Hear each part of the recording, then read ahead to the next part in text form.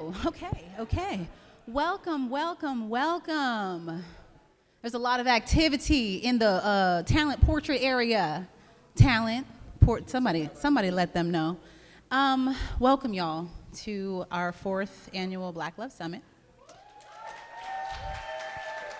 We are very excited to be able to welcome you all to this space, as well as our virtual audience. We have a live stream all over the country, or maybe the world, I don't know where people are, that is thankfully presented by our friends at Target, who have just been such great partners. And so we're just thrilled to have a live stream audience. We're beyond thrilled to have y'all in the room. I see so many faces that I know and love. Who are we, by the way? Why are we here? Why are we even? Black Love. Okay, we are Black Love. You know who else is Black Love? All right, tell me more. Y'all know he don't like to be the one talking, so I gotta ask him questions. It's a panel. What's your name? I am Mrs. Cody Elaine Oliver. Mr. Cody Elaine Oliver. I'll take it. We're Tommy and Cody Oliver. I'm Tommy. He's Tommy. We created the Black Love docuseries. And do you want to say more about that? Like what? I don't know. Look, y'all know. If you know anything about Tommy, he does what he wants. So I'm just, here to play along. But really, we're here to welcome you guys. And to I wanted to say a little bit about why we do this, why we created the Black Love docuseries, which was to highlight us in happy, loving relationships, because the media and entertainment will do everything they can to tell us it's not possible. So it's really about us being loved on, whenever, wherever we can be, and building healthy, happy, strong families. This is what he does, and it's okay. It's been a journey. Still gets mad about it. It's been a journey, which is why at the end of today we have this conversation called Behind the Scenes, because we started doing this when we were dating. When we were engaged. We started doing these interviews, and we've had to learn each other, because we barely knew each other when we got engaged. And in addition to loving me, she's had to learn to just let me be me. Yes, I have.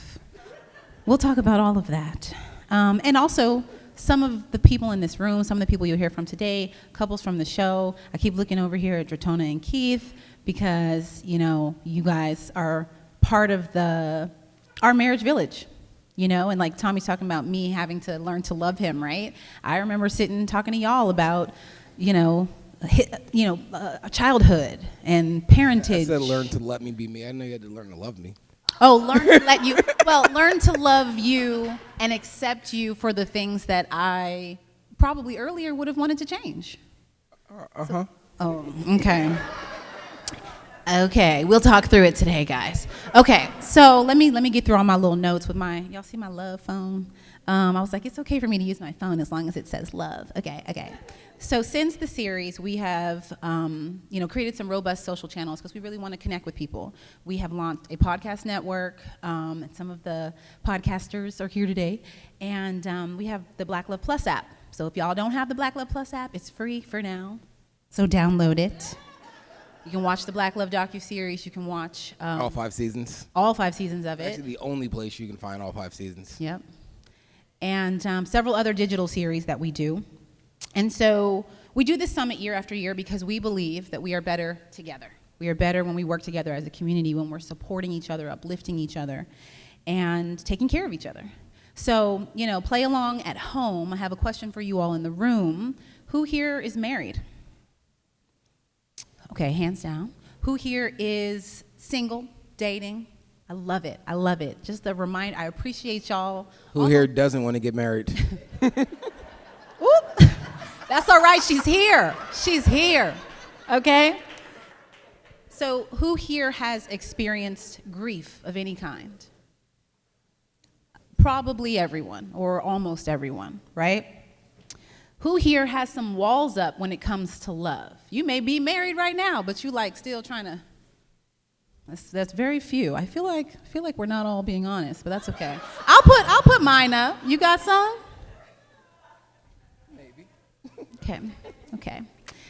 I think that the reason I bring all of this up is that we've all been through things. And in some cases, very heavy, overwhelming things. And in other cases, oh, hi, mama. I got mamas up in here. And in some cases, you know, it might be small but debilitating when it comes to relationships if we don't address whatever we're dealing with. And the hardest part, I think, is when you feel like you're alone in it. So we created this space and the conversations that we have here with the series and with this event to create community around all the stuff that happens to us and how we can thrive through it and just be on the journey together. It reminds me of something that you always say, and her mask reminded me of it as well, the idea of hurt people hurt people. Mm-hmm. My mama says that. My mama's late, but she says that. And understanding that some of the best things that we can do is work on ourselves and bring the best version of ourselves to any partnership. And her mask says empowered women empower women, which is just awesome. I would go so far as to say empowered men empower men as well. For sure. That sounds like a Corriga Bailey line. I can't wait for him to be here. But yeah, that's why we do this, y'all. And we just appreciate those of you that are in the room. We appreciate those of you that are at home streaming, thanks to Target. And we do it through the lens of partnership because we think that partnership is a pretty, universal goal. And it's also that space where you have someone else staring at you who's like, oh, you thought that was okay? He'd be looking at me like that all the time. He was looking at me like that behind this curtain, okay? So all of that said. What'd I do? I mean, yeah, you always trying to check me. But I need to be checked. We all need a partner. I'm sorry, what? I thought I was talking to them. No, I thought you were taking a picture. You know what I'm saying? It's helpful to have a partner. It's helpful to have soulmates, and sometimes those come in the form of friends that tell us about ourselves, right? And help us become the best versions of ourselves. And today in this room, we should all be that to each other, okay? We are the community. So that said, we're gonna start our first conversation about the Benjamins, about money, money, money. And we have two couples who actually both are entrepreneurs, but like both couples are entrepreneurs who are here to talk about their journey in figuring out like how to communicate around money, how to, talk when things are really good for one and really bad for the other. And a good friend of mine, Dr. Allison Powell Hicks, we asked to come to chat with them. Rather than a finance expert, we wanted to talk about like the communication aspect of money issues in relationships. Like, how do we get through it? So, and one of the couples is a surprise couple, by the way. So without further ado, if we can get a little bit of Benjamins, will we still hear me over a good tune? Because y'all know I get hyped with some music, What you got, Christina? What you got? Okay. So I don't know what order they're gonna walk out here, but we have Dr. Allison Powell Hicks. Yes.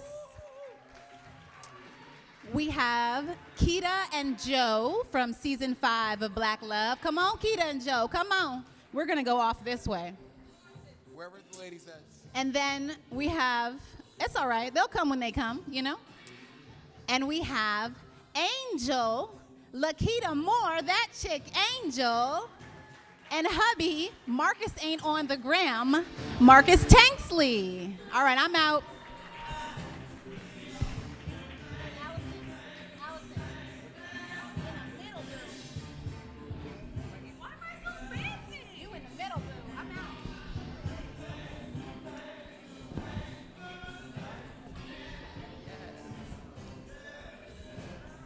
Yes.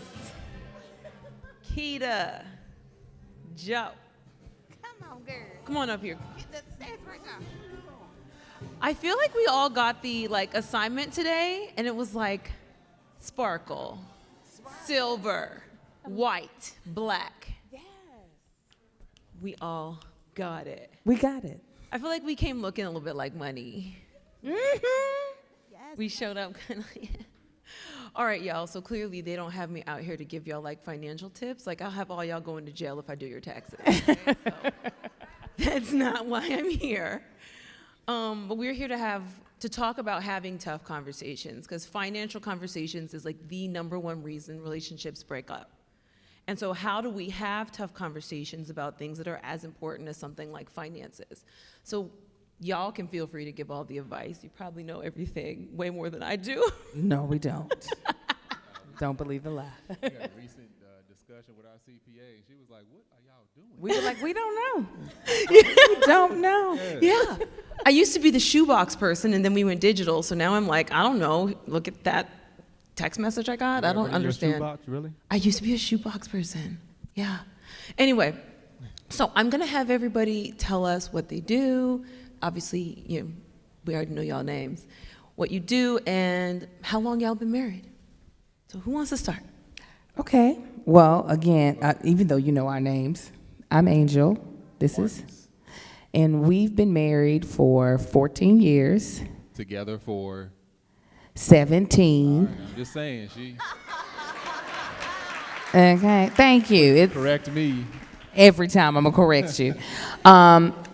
We are both content creators and hosts. We just actually started our business together in June, so that definitely changed. Yes, Yeah. it changed our conversation around money drastically now that we're business partners. Right. But I'm an actress, a host, and a stand-up comedian by trade. I am now a social media influencer. Look at you. As of what, May? As of May. Yes. But I mean, I was stepping into the whole realm with Angel, and then we started going over the numbers. I was like, I'm actually losing money going to work. There you go. Yeah. So did an early retirement from the 9 to 5, and now I'm doing this, and lost again after 20 years of experience of knowing what I was doing. Oh, you lost. You're Oh confused. yeah, I'm still lost. Clearly we lost. We talked to the CPA.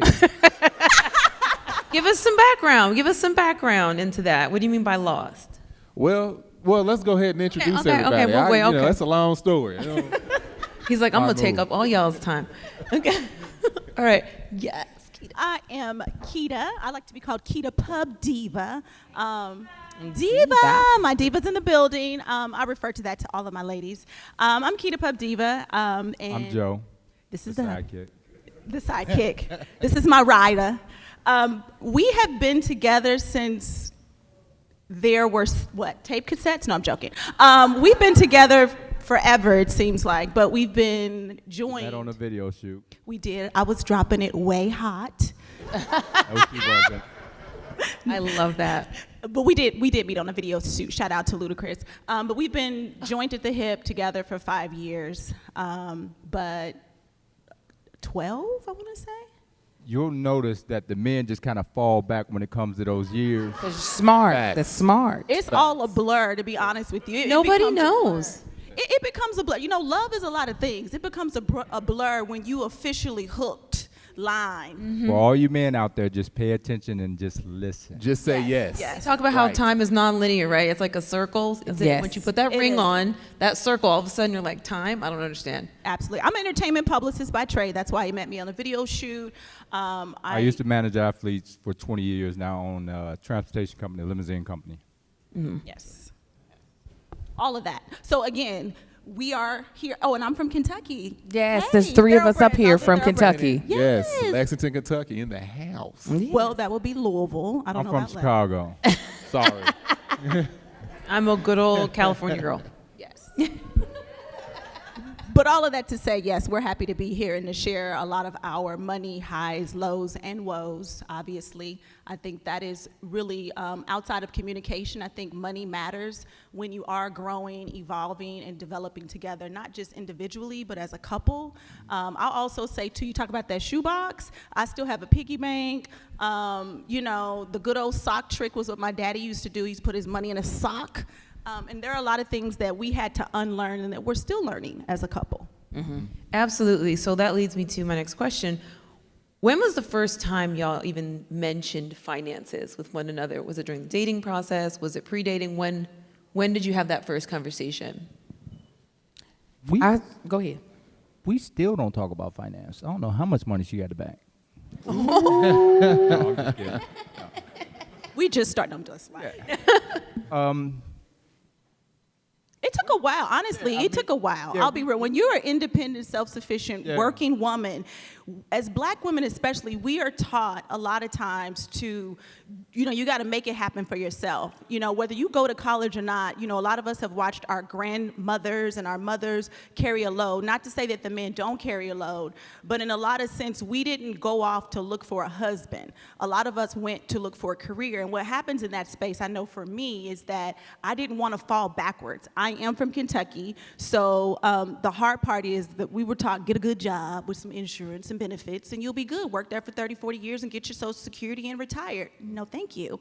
So in the grand scheme of things, how do you do something that you never had a blueprint for? Money is something that you really don't have a blueprint for. A lot of us who are first-time legacies, and we're creating our legacy, so we're kind of doing it in our village.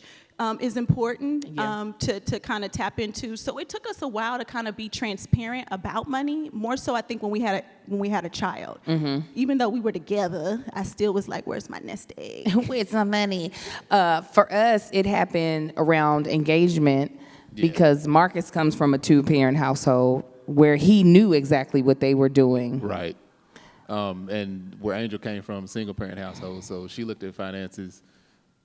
We just looked at everything different from each other. For instance, like she said, being from Kentucky, a lot of times growing up in church, the concept is there's one bank account.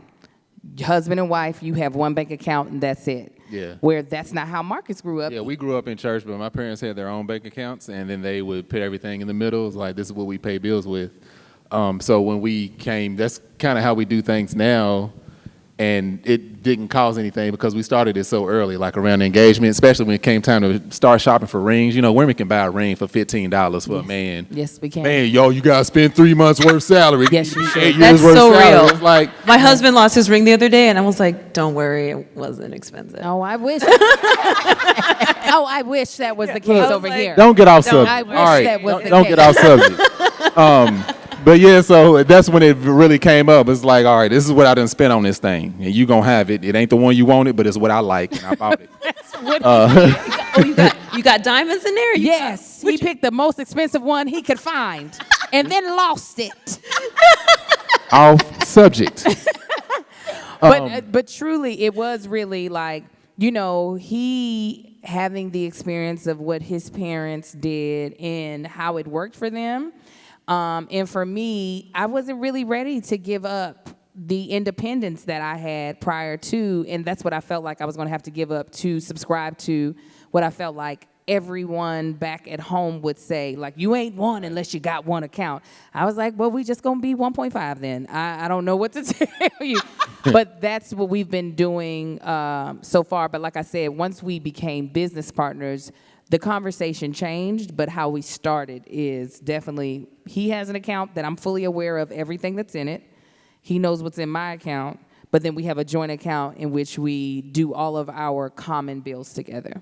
Absolutely. And it gets me thinking about, I'm always looking for the pattern underneath the pattern. And when it comes to finance, the reason why it's important to talking about finances is because for a lot of us, finances actually represent safety.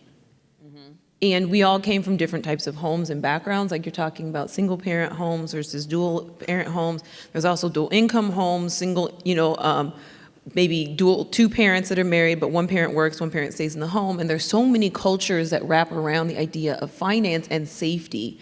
And so when we have these conversations, it can be really difficult because you're literally challenging your partner's concept of what is safe. Because it's what they grew up with. And so that's why these conversations about money can become so particularly vitriolic, because it's like, you're telling me that I got to be out here unprotected, alone, so you can do this, you can do that. Like, I came from a 2-parent home. My parents both made money, and so in our family, we talked about money a lot, but like, they definitely did their own things. And so me and my partner actually do something similar to that. We have our own bank accounts, and nobody really worries about what's in the other one. All the bills get paid, and we cool. Yeah. But maybe we need to have some conversations. I'm going to start and say this. First of all, like, individually, things are going to be ups and downs. You know what I'm saying? So finances, you know what I mean? It's great to have a conversation, but the most important thing is the bond that you have with your insignificant other, because there are going to be highs and lows. You know, there are going to be times that, you know, things are great, and there are going to be times where it's like, yo, you got a couple dollars? Yeah. So, but, you know, most relationships, you know, people are compatible, you know, strengths and weaknesses. I know you give her $20, I can see her in 2 weeks, and she probably got $19.50. I sure do. I probably spent $10 at the restaurant and tipped $5 and lost the other $4 and Just fell out your pocket. Just gone. Now, I feel that's. Oh, go for it. No, I feel that's important, though, knowing each other's strengths and weaknesses and knowing who should take the lead on specific things. Because, like, that whole head of household thing, it's like you have a head of household, but it's like she always sees me as the head of the household. However, I know when to seek Angel when there's a strength that she has that I don't. And that's part of being, like, a good partner. This is like knowing when to let that person take the lead. Like, hey, you handle that. Yeah. Because it's like what I started off saying at the very beginning, that's a safety thing. I had safety in my career because I've been doing it for 20 years.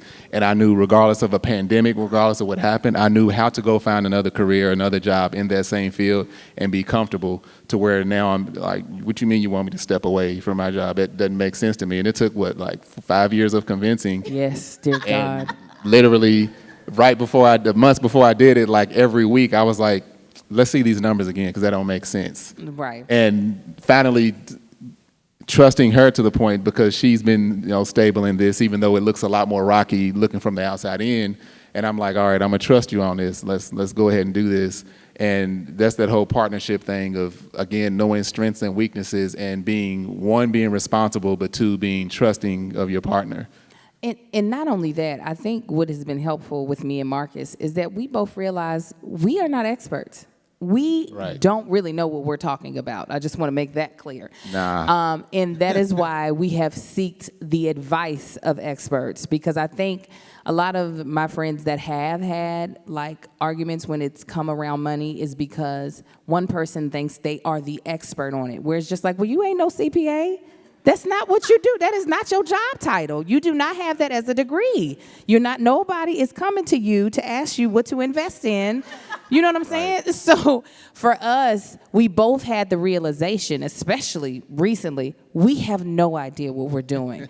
And when we both come in without the ego of my way is the best way, my way will get us to the goal that we have in mind, once we both put that over in the trash, and we're like, well, let's find people that we can trust, that we can say that their opinion is valid, and then we can decide as a couple, how do we move with the right advice in mind? It keeps us from having our ego squashed, feeling like somebody is trying to take advantage. We trust each other, but you never want to feel like you're being taken advantage of in the relationship, is because we have both fully admitted we don't know what we're doing.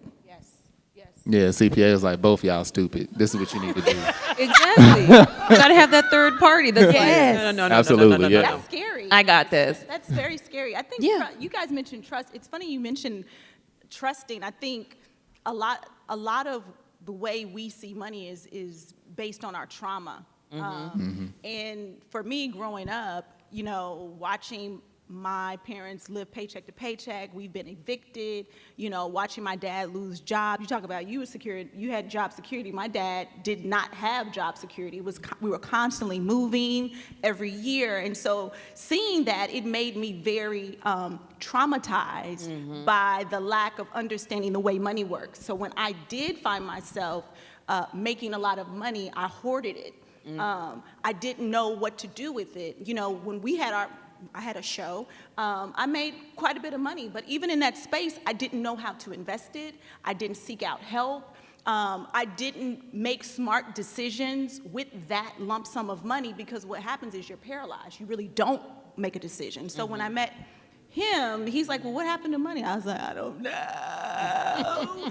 And luckily, when you think about your trauma and you think about how you look at money, that's how you come into your relationship in the love language. I say the financial love language really is based on your trauma growing up, and trauma isn't always bad. You could be in a house where your family is doing extremely well and they don't necessarily look at the dollar as a struggle. So you're quick to just, kind of do whatever you want to do with it. So when I got into this relationship with him, I didn't trust his leadership because my father's leadership, I realized in the money lane, didn't lead us to a space of security.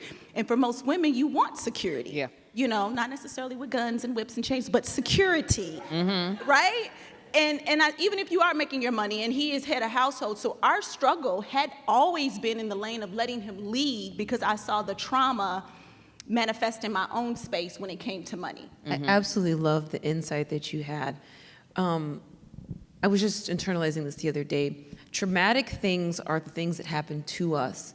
Trauma is what happens inside of us. Yes. And just so you know, that trauma, we're getting therapy for. That's the other key. You talk about getting an accountant, we got a therapist. And that also is important. Yeah. Very important. Because it's that pattern that doesn't just impact the way we communicate. It doesn't just impact our finances. It impacts the way that we see the world.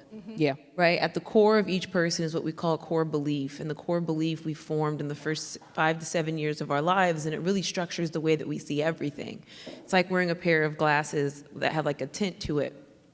The world isn't necessarily pink or blue, but the tint with which you see it is changed based on the way that you see who you are, and that impacts everything. Yeah.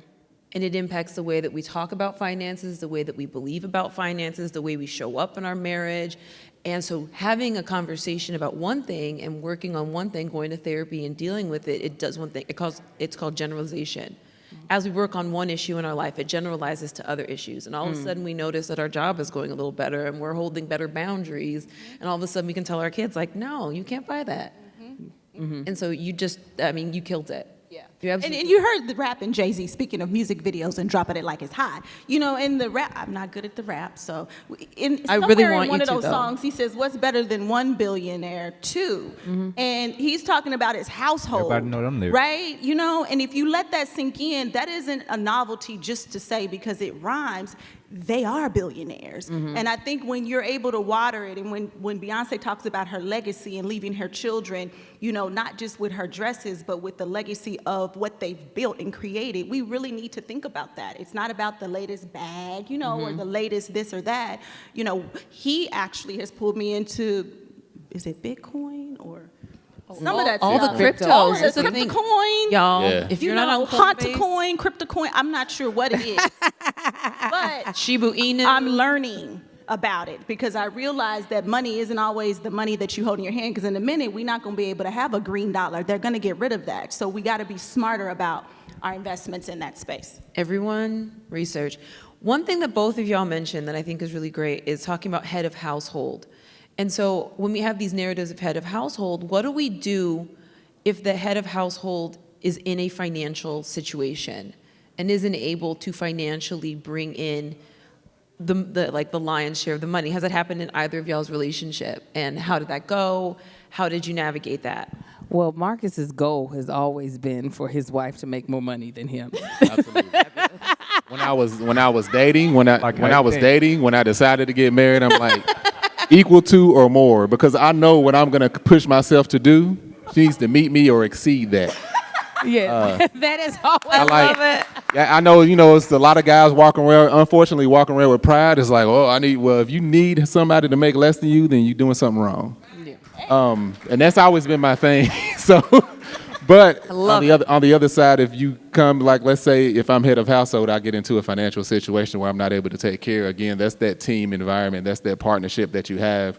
The leader is not always going to be the strongest.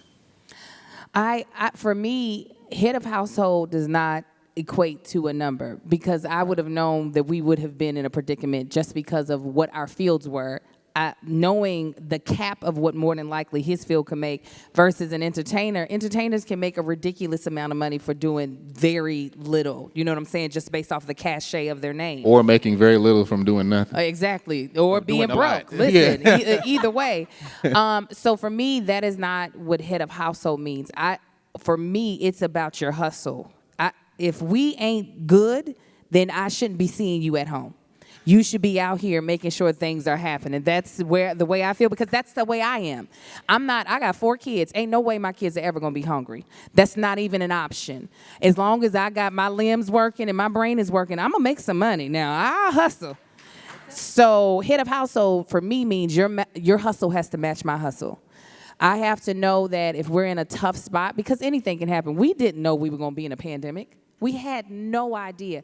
We be thinking about stuff like, okay, if I have a flat tire, make sure I have money for that. If the car needs to be working. Right. We don't think, what if the world ends? What are you going to do for money, right? Yeah. You have no. Oh, my God. And we have no control over that. So for me to put the responsibility of, you have to make sure that your job never does something that causes you to be butt out, to not cuss, but to end up in a bad situation, I think is unfair. But I do need to know that when it comes to this family, you're going to do everything in your power to make sure we're in as good of a situation as you possibly can, and I'm not going to leave you out there to do it by yourself. Exactly. Yeah. Well, the pandemic, you talk about the pandemic, it really was a wake up. It was a shift in all areas, mental, spiritual, financial. It shifted a lot of things in our relationship because we are the bosses. He's the boss of me. Not the boss of her. Don't even be front. Good answer. Impossible. Good answer. He's the boss of me in certain areas. But the crazy part is that when things, I'm telling you, honey, it makes a difference. But the crazy part is, during the pandemic, I think most of us thought it was just going to be for a quick second, because we live in such a microwave mentality where things come and they go, and you're like, oh, okay, yeah, well, things shut down. We're going to put this little mask on. I got to put sanitizer, a little glove. We're good. June 12th, I'm going to Cancun. No, you're not. So in the shift of it all, I know that working in entertainment, I'm pretty sure you guys know it too, everything dried up. My clients was like, yeah, it's great. Okay, so May we'll do this. By July, they were like, so that retainer won't be coming until further notice. Excuse me, what? So I lost all my clients literally within 30 days. And that's called, as you said, that's called destitute. You're like, what am I going to do? What's next? Because you didn't know when the world was going to open up. And I'm pretty sure everybody else had their situations as well. He works in the transportation, works with athletes. There were no games. Wasn't nobody catching no Ubers. Where was we going?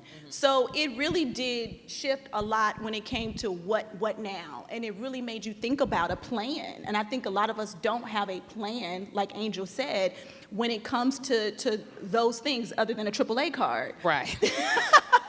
Like, imagine the days when that's all we had to think about. Yeah, go ahead. Well, I'll say this,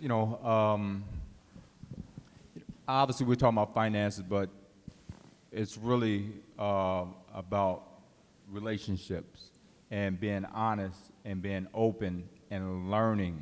I don't know if it's true for you all, but a lot of us learn from mistakes. You know what I'm saying? Unfortunately, I worked with professional athletes for 20 years. My first NBA client was like my best friend. Now he's making millions, so I'm privy to the conversations with his tax accountant and investment, but I've never sat in those rooms and asked questions, which I didn't realize this until later on in life. Like, I was really amongst a lot of information that I could have learned that would have helped me from the bumps and bruises that I experienced in life from experience. So I guess the key is, at the end of the day, knowing each other's strengths and weaknesses, being respectful. Ladies, men, it's just innate in us to have ego. So when it comes to finances, a lot of times we don't feel like the man that we are when our finances aren't right, because we have been told since we were kids, when you grow up, you get married, you take care of your family. You know what I mean? And you see situations nowadays, unfortunately, where families break apart and the kid doesn't have contact with the father, and a lot of times because of financial, you know what I'm saying? And finances come and go, but the most important thing is the connection with the kids. So, but you know, I mean, it becomes like the bill collector syndrome. You know what I'm saying? For that man, if he's not, you know, earning and he can't provide financially, then he kind of shrinks and disappears. So women need to understand that about men in terms of ego. So if your guy's going through some things financially, he may not ask you. You know what I mean? You may have to, you know, stoop around and figure out, because, you know, I went through it when I transitioned from sports to the car service business. There was a period of time there was no income. You know what I'm saying? So I went from having a very successful business for 15 years to, as she called it, a foundation.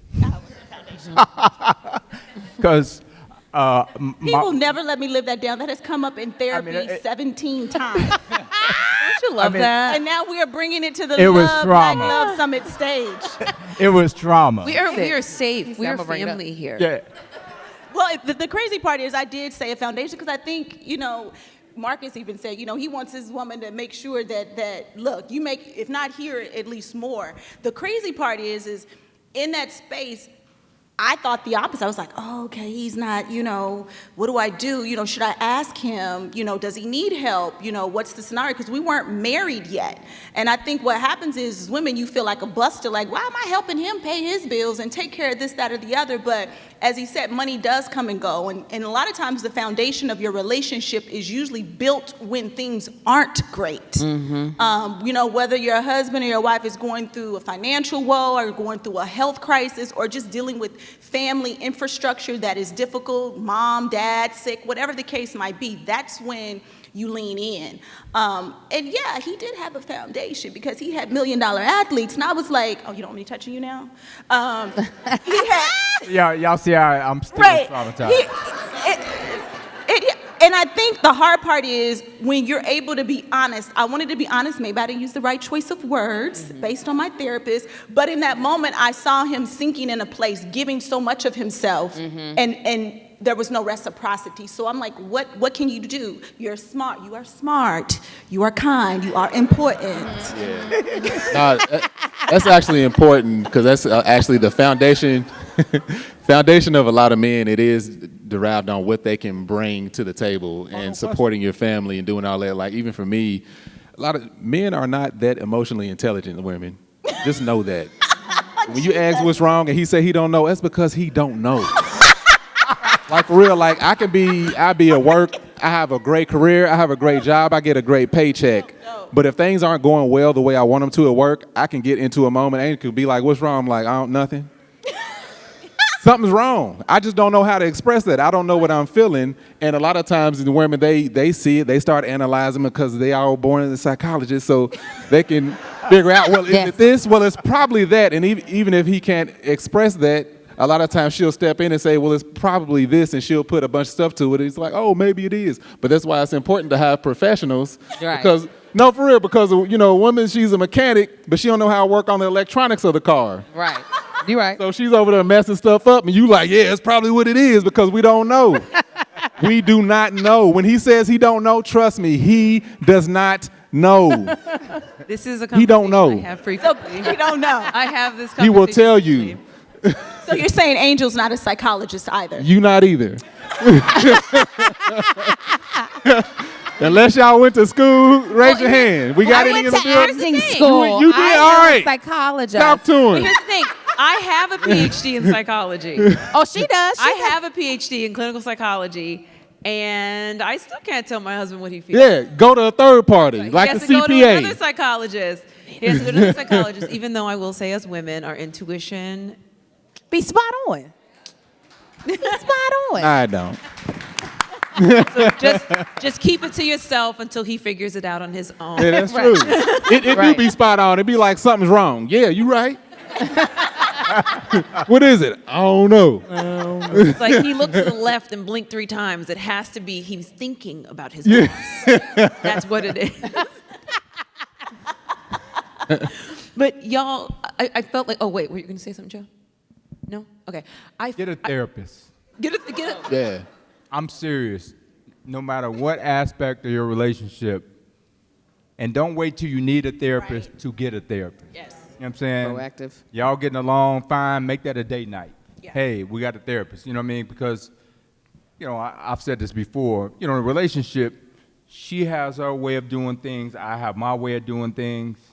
And you need an official in the middle that can kind of help you better understand your partner and so forth. So a therapist is probably the best investment I've made into this relationship as a whole. And that can be in any aspect, whether it's finances or, you leaving the toilet seat down. And honestly, therapy is, I always say, it's our threesome. I mean, I would never do it that way, but that's the only way I'm going to have someone else in my relationship. Yeah. That's the only threesome that I'm going to approve in that space. But it'll help you understand the foundation, because when you meet, y'all talk about everything. I grew up this way, I grew up that way.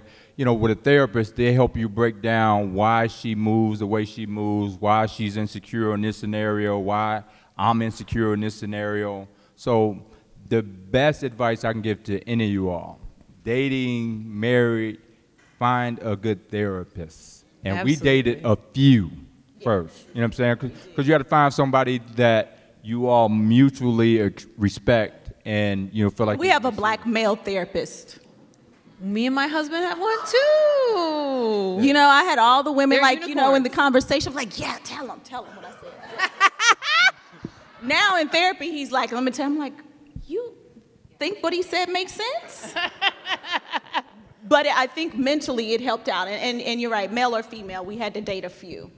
But I think that's so important, because one thing that we find in treatment is that I talked about that first 7 years. So we learn 75% of the things we're ever going to know by the time we're 7. We learn everything about relationships. We absorb it from the people around us. We learn about emotions by absorbing the way people around us deal with emotions, problem solving, coping, language, unconscious, like nonverbal language. We learn all of these things just by absorbing it from the people around us. And that's when we form our core beliefs, and we carry that into our relationships. And so if we have unresolved issues with a caregiver, mom, dad, uncle, aunt, foster parent, group home, whatever, we turn our partner into our caregiver. That's our new mom, that's our new dad, that's our new grandma, that's our new auntie. And so if we have an unresolved issue with that person, it gets projected onto our partner. And so we have to learn to resolve these issues, and money is no different. Yeah, Money is one of those things. Okay, so y'all, go, because I have one question. Just a caveat. So for her dad, You saw me leave back, I was like, okay, wait, what? he would, like most men, have a wad of money, and he would leave his wad of money around, wherever it was. I had that same habit.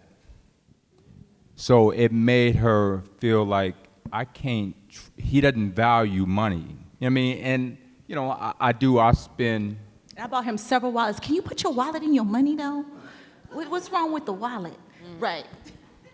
No. My money didn't fit in my wallet. The new money does. Yes, Back Big then, the Daddy. money Damn. didn't. Yes! Yeah. So, but it gets me thinking about, so everyone up here has kids, right? The next generation. Yep. How do we, y'all, talk about money in your household? Do you talk about money in your household? Do your kids know about money? Like, how does this kind of like trickle down to the next generation? So a big thing that we're going to tackle before the end of the year is our family trust, because that's something that neither one of us had passed down from our parents.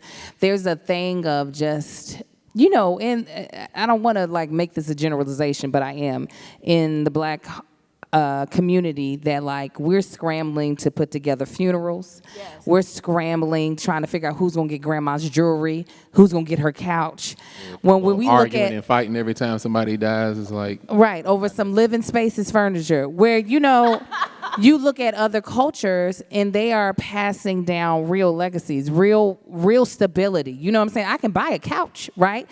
But it cannot pass down like so that my children don't have a huge debt burden when they go to school. What are those things? So for us, we're trying to get our literacy together so that if one of us or both of us were to leave this earth, especially sooner than what we hope, that our children are set up in a way that, one, they can't mess their finances up.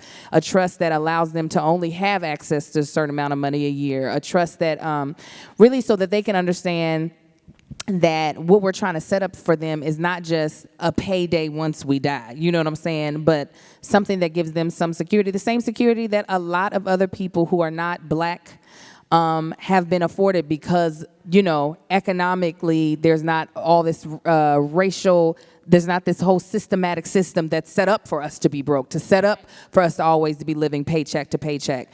So while our conversations, our kids are kind of young, they have piggy banks. My oldest has a bank account. The youngest, he don't care about nothing. How old is everyone? He's two. He's two. We call him the little awful. Republican. He's a,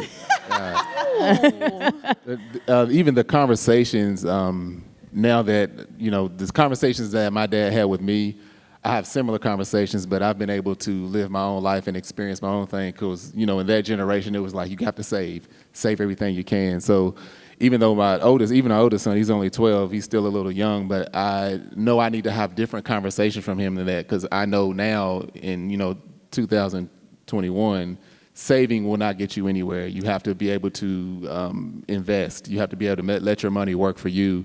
And that'll look different when he's my age. Yeah, it'll look different. Now I know I have to open up my thought process to, hey, make sure you can do what's best for your money.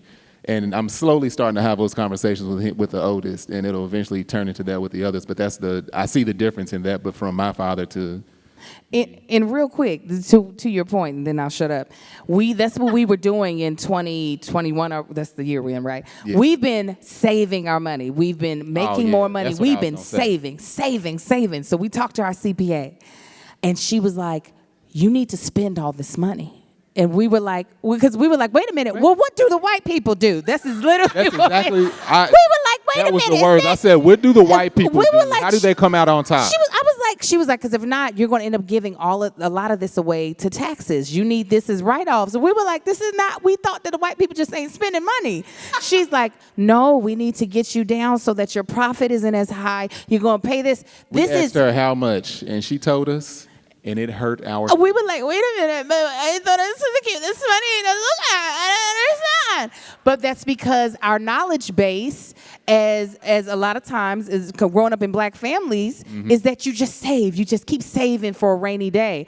Where once you start to really reap the work that you've been doing and you're making more money, that is not the solution anymore. You actually have to spend some of that money, or you're just giving it off to the government.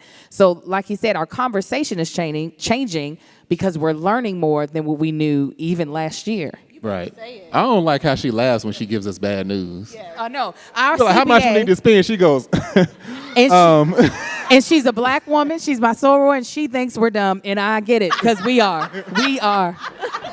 But you know, I think the crazy part is we're dumb to the we're not dumb, but we're dumbfounded. I would say ignorant because ignorant is not knowing. You know what I mean? So and. However you want to color it, we know we don't know is what we say. And that's the therapist's word. Most of us never learned about investing and things like that because if you come from a household like mine, I mean, we didn't have money. You know what I'm saying? It was pay the bills. I mean, there were ups and downs where, you know, we did things, but there was never a conversation about money in our household. So yeah, he actually. We have a 6-year-old. And we haven't messed him up yet because you said by the time he's 7. Yeah, so we still got time. We got time. Got a few we months. got a little We got time not to mess our baby up, okay? No. We got No about, hope for y'all, he just turned 6, so we got about 342 days. Go ahead, sweetie. But out of the 30 plus years I've been working, I've been self-employed maybe about 28. I've resigned from every job I ever had. Didn't mean it was always ups and, always great. But that being said, I'm still learning. What I'm doing different is I'm having these conversations now with my son. She be looking at me like I'm crazy. I'll be like, yo, son, so this is your profit margin. She'll be like, he don't understand none of that. But I'm having these conversations now because I want him to be familiar with the terminology. You know what I mean? So we have an investment account on my phone that, I talked to him about stocks. We take money, we invest it. I told him that every company that's successful has an IPA. He's like, what is that? I was like, well, you like Disney movies, right? I was like, well, that's a company. You want to buy some Disney? So I let him actually purchase Disney, and I'll go through the app, and I'll say, okay, so we made money today, so I'm having a conversation, and that's the key, learning so you can teach the youngins, and they're never too young to start hearing about, finances. And how many people in here, show of hands, remember, well, I don't know, maybe I'm speaking for Brothers, myself. let me say one thing. Oh, go ahead. Men. Well, first of all, we're talking about culturally. We don't use insurance policies the right way. We buy an insurance policy for $10,000 to pay for the funeral. Well, other people, they create generational wealth through life insurance policies. You know what I mean? So while we out here buying bags, buying shoes, cars, rims, all that that don't mean nothing, that depreciates, please learn and educate. And I say learn and educate because my mom bought insurance policy. My grandmother's bought insurance policy. It was a $10,000 insurance policy. They had paid 20-something. Yeah, they outlived the policy. So it's important to know what kind of policy you're buying. You know what I mean? But, my advice is learn, listen, find somebody who doesn't know. There's somebody in your circle that can teach you. If not, Google. I tell my son all the time, Daddy ain't the smartest, Google is. Yeah. Let's Google it.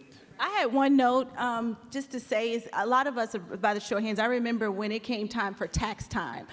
It was an exciting time to get those W-2s, My mom was like, oh, I'm going to go file my taxes. I'm going to get my refund check and blah, blah, blah. When you reach a certain bracket, there's no such thing. No. It does not exist. They're not. You have people that get extensions because you're trying to figure out how not to pay money to Uncle Sam. And you wonder why the president, former, didn't want to show his taxes, because the more money you make, the more money you're going to have to pay. But if you're smart about it and have a financial person to help walk you through it, those things can change. For the first time ever, when I realized that he had to write a check more than the salary that my mom made every year that she worked her entire life, I was like, you got to write a check for how, what? Mm-hmm. Are you sure about that? My first MBA client called me and said, what the hell are you doing? I was like, huh? He's like, dog, I ain't never paid that much. He had to write six-figure. It's information. I didn't know. You know what I mean? Because I didn't have tax shelters set up. Yeah. So to be transparent, it was a six-figure amount that he had to pay. He had to pay six figures to Uncle Sam. Which is ridiculous. My dad's never made six figures a year. So when you quantify that and look at it, it really is important, because your goal is not just to be rich, but to be wealthy in knowledge, to be wealthy in understanding what it is that you need to do, to be wealthy in being able to share. Don't hoard it. Don't keep it to yourself. Be able to give that to the people around you. Yeah. So cut down on Instagram hours and do some research. Listen. You know what I mean? Having these conversations, building these patterns is how we start to change the future. I've always believed that as we learn and change self, we're able to then change those around us. And as we all start to do that, we begin to change everything. Right? And so just by having these conversations, by opening ourselves up to working on our own patterns, we will begin to change the way that we relate to ourselves, the way that we relate to our own finances, the fear that we may have, the hesitation we may have to really looking in our bank accounts and like being honest with ourselves and what all of this means, getting the help that we need so that we can pass it down to the next generation. Absolutely. So I absolutely want to thank every last one of you for being up here. I think I've gotten the sign that we have had our time. Yeah. You got the light. Thank Whatever you y'all so learn, much. make sure you invest. That's the number one thing. And get a therapist. Yeah, And Coinbase. get a therapist. Coinbase, y'all, Coinbase. Okay, we're going to do our little social. So yeah, Cody's coming up here. I don't know what I do. May the Lord watch between me and thee. Oh. While we are absent While one we're from absent one from another. another. Thank you, ladies and gentlemen. Thank you. Wait, guys.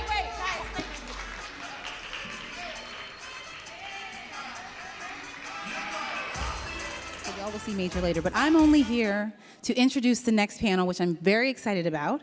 So as we discussed, there are married folks, there are single folks, all of us in the Black Love community, and we're also a community. We're here to support each other, to help each other. And so one of the ways this summit that I had hoped to really talk about dating, but also make sure it's for all of us, was to include a matchmaker.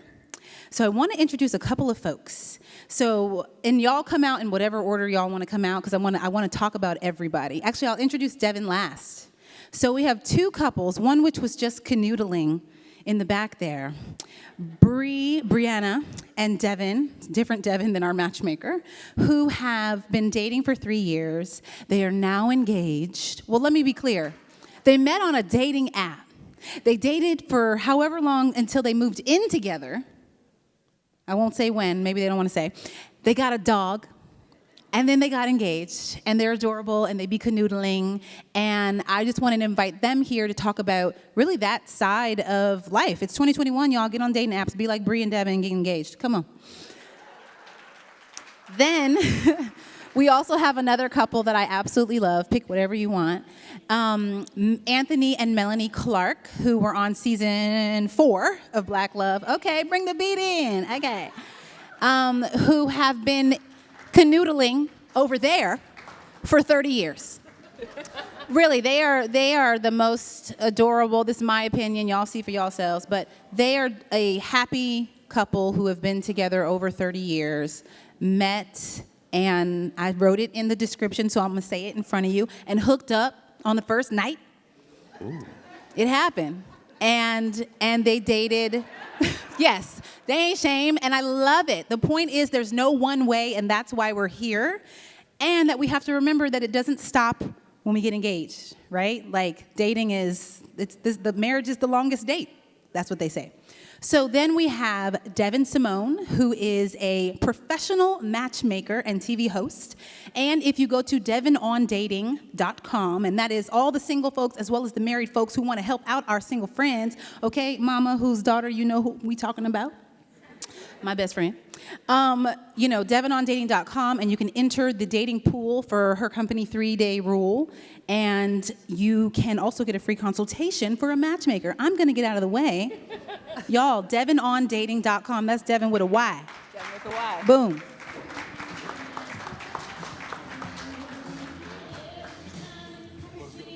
Hello, everyone. Hello. So nice to meet and see you all. I'm so excited to be here with these fabulous couples. I can't wait to get into you guys' stories. And then we'll do a little Q&A. So if you guys have questions that you want to know, I want to give you guys a chance to answer them. The purpose, I think, of this meeting is to see how two beautiful couples have come together.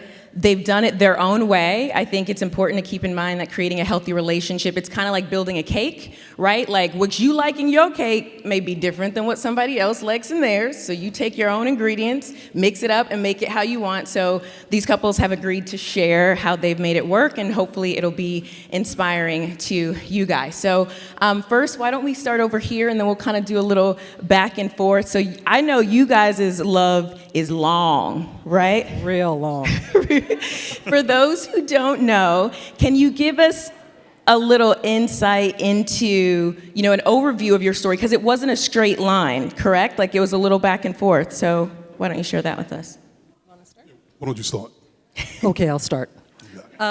Yes, we started out, we had amazing chemistry, which is what everybody always talks about, which is why we hooked up on the first night. But I want to say we were grown.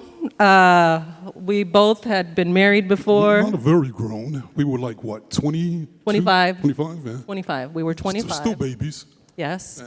Yeah. And we just were really attracted to each other. And honestly, the attraction wasn't just physical. It was the conversation that we had. I can't speak for Anthony, but I fell in love because of that conversation. It was just about spirituality and energy, and it was fire. And so that just really is the foundation that we started on, and honestly, that's the foundation that's kept us together the last 30 years, so. Do you feel that conversation, because you mentioned this piece, chemistry, which is something that I hear all the time clients saying, I want in a match, I want chemistry, but it's something you guys kind of create together. Yes. Do you feel like that conversation, or can you share some insight into that conversation that created that chemistry that you felt was unlike anything else? Absolutely. Do you want to take that? Sure. Well, first, let me start by saying that we had both got married really young to other people. And in that relationship, we did everything, quote unquote, the traditional way. And like most people, it didn't work. So after that marriage ended, we both left that marriage feeling like, you know what, I want to find love again, but I don't want to settle. I don't just want a partner, I want a soulmate. I don't just want a relationship, I want bliss. And if I can't have that, I'd rather be single and happy by myself. So when we met, we both had that perspective. So we didn't have time to play games. I knew what I wanted. And because I was a match to what I wanted, and I put a lot of work into me being the best me possible, so that when I ran across that person, I could immediately identify her.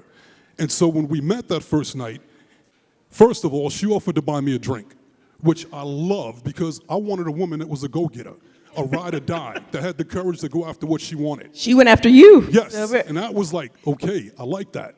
Then when we sat down and we talked all night long, this is 30 years ago, we talked about spirituality.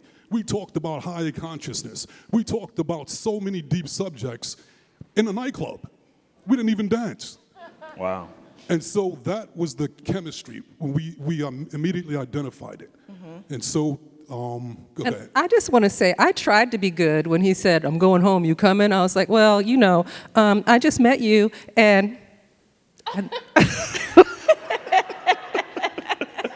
mean, you tried. I tried. But even that was beautiful, because when you're dating, my perspective was you have to be true to you. Mm-hmm. I'm not everybody else, but I'm me, and I'm going to be true to me. So I knew I wanted a woman that was, first of all, when it came to sex, that she thought like me, that she was on my frequency. Because if there's no sexual connection for me, then it ain't going to work. I need it all. I wanted bliss. Mm-hmm. And so when she went home with me that night, the chemistry was amazing. So maybe in other cases, some people might look and go, I'm going to judge her for that. But I looked at that and was like, chemistry, conversation, all the elements were there. So that, for me, spiritually helped me to know that this very likely was the person for me. Mm-hmm. And let's talk to you two over here. Now, I don't know how many of you guys have seen, it's on Black Love's Instagram page, but the conversation that these two had on a dating app is hilarious, but also quite good. Can you guys tell us a little bit about how, Deb, we can start with you since you initiated that quote, and tell them a little bit about that conversation. I'm trying to remember the quote. I can pull it up if necessary. Don't. We can you want to pull it up? Am I allowed? Yeah. Am I allowed? Okay. I don't remember what I said. Y'all have to hear this because it's too cute. So they met on a dating app, and Devin slid over into Bree, and he said, quote, "Good girls are found on every corner of the earth, but unfortunately the earth is round." End quote, Martin Luther King Jr. Okay. I thought he said that. And Bree, oh, you said, I mean, mm-hmm. Bree, do you remember what your response was? I know when I first off, I wasn't on that app that often, and so I arrived and I was like, hey, you guys are on apps. I know some of y'all are on apps, and it's just like, hey, hi. And then all of a sudden it's like, good girls are found on every corner of the earth. And it's like, shoot, well, did Martin Luther King really say that? Just. That's what she actually said back, by the way, is, did MLK really say that? And then she said, cold-blooded. And then Devin's response was, yes, history books don't teach that. I learned it in the streets. In the streets. I learned in the streets. That's exactly where I learned it.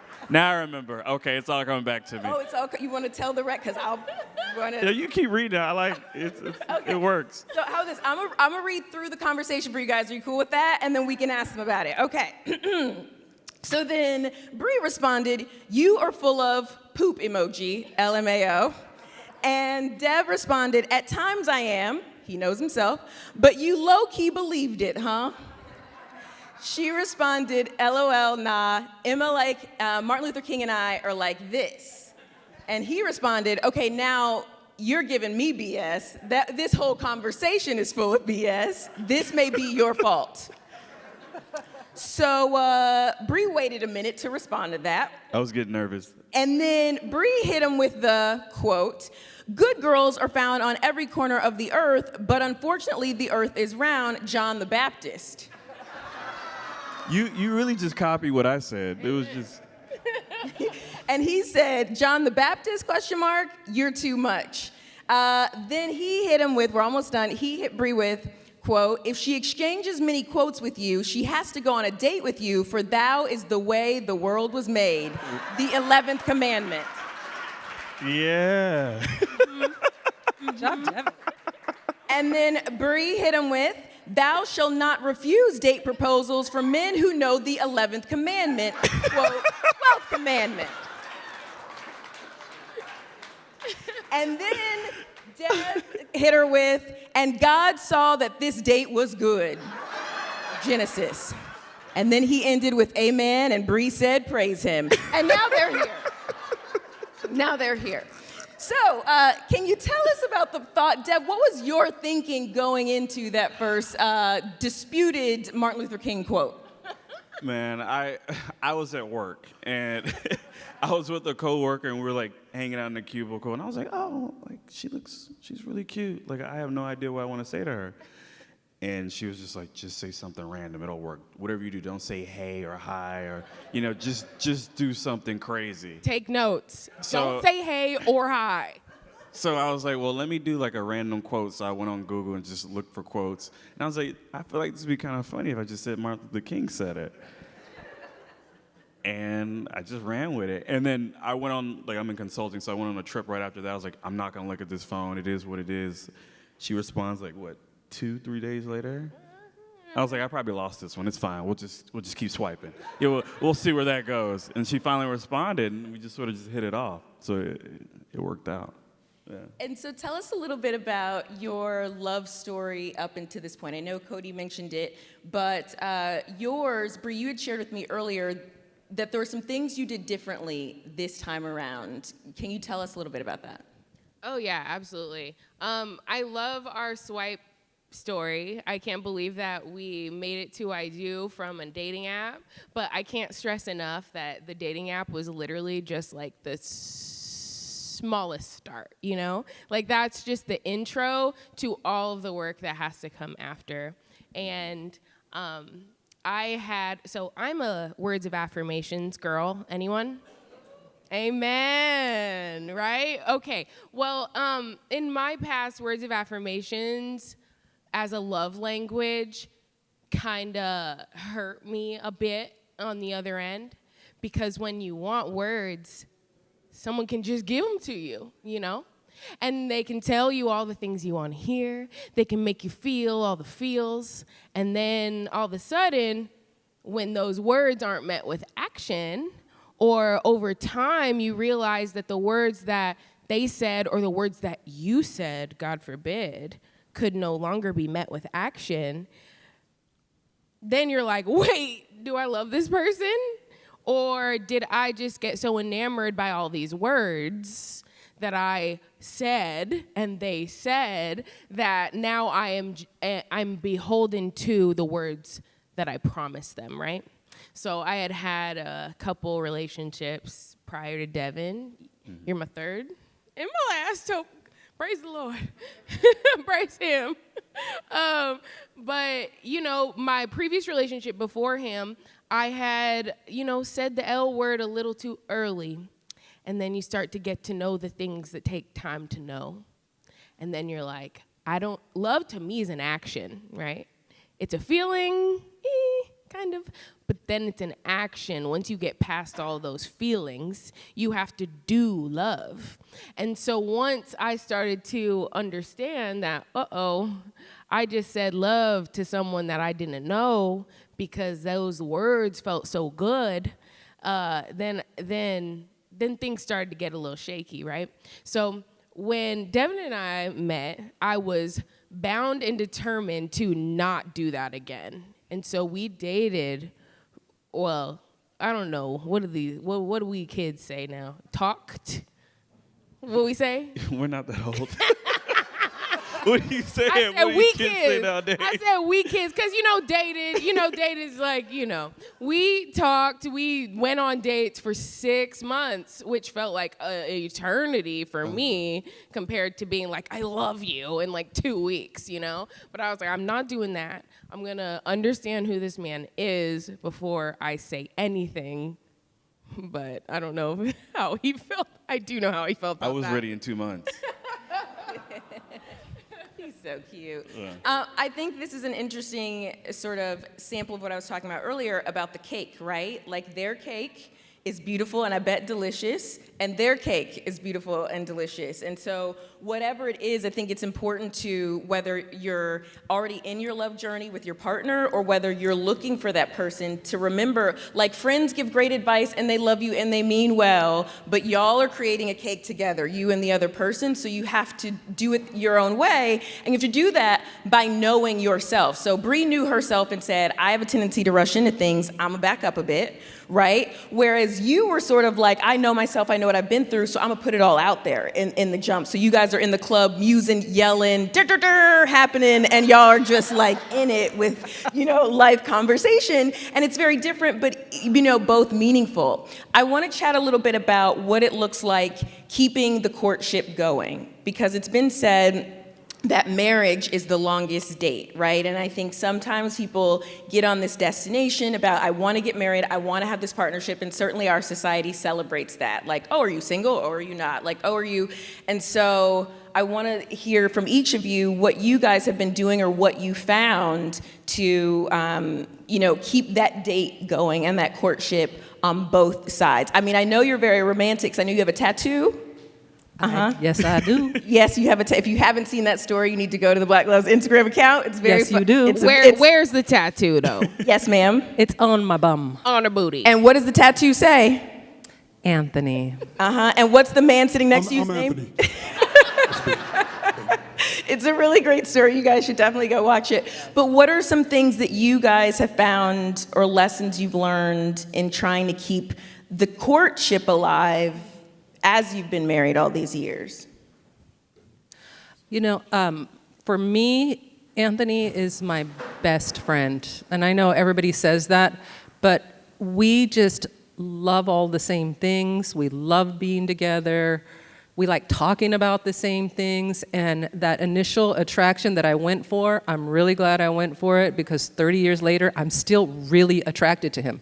He can make me so mad, and then I'll be like, God, you're so cute. Man, all right. But when I say he's my best friend, so this is about dating with intention, right? Mm-hmm. So like Anthony said, we had both been married to other people before we met each other. And what we found in those relationships was we didn't feel loved and adored.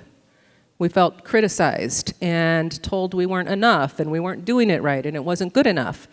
And so we went into dating with our intention was to find someone that we could adore and that would adore us back. And we both had that intention. And that is what we have. I adore Anthony. I mean, I could cry. I've been with him for 30 years and I adore him. I agree. And when we, like I said earlier, when we met, we weren't trying to settle. We wanted bliss. But we knew that we had to create a roadmap to that. It's not going to just come to us. We had to create it. And so what we realized is that, first of all, as much as we are in love, and literally still passionately in love, I'm still madly in love with this woman. We grow closer and more in love over time, where most couples grow apart over time. And one of the keys to our success is that even though we love each other, she does not complete me, nor do I complete her. It's not my job to complete her, nor is it possible. Same thing with her. It's my job to come in a relationship being self-fulfilled, to be the best me, constantly growing, constantly expanding, constantly, loving myself. And then it's her job to do that over there. So when you get two people together that are self-fulfilled, it's easy to build a great relationship on top of that. And so once you're self-fulfilled like that now, from there, we want to hang out with each other. We want to do things together. We're always growing together. We're always, let's go explore this. Let's have this adventure. And so it keeps the relationship interesting. because we're interested, keeps ourselves interested in ourselves.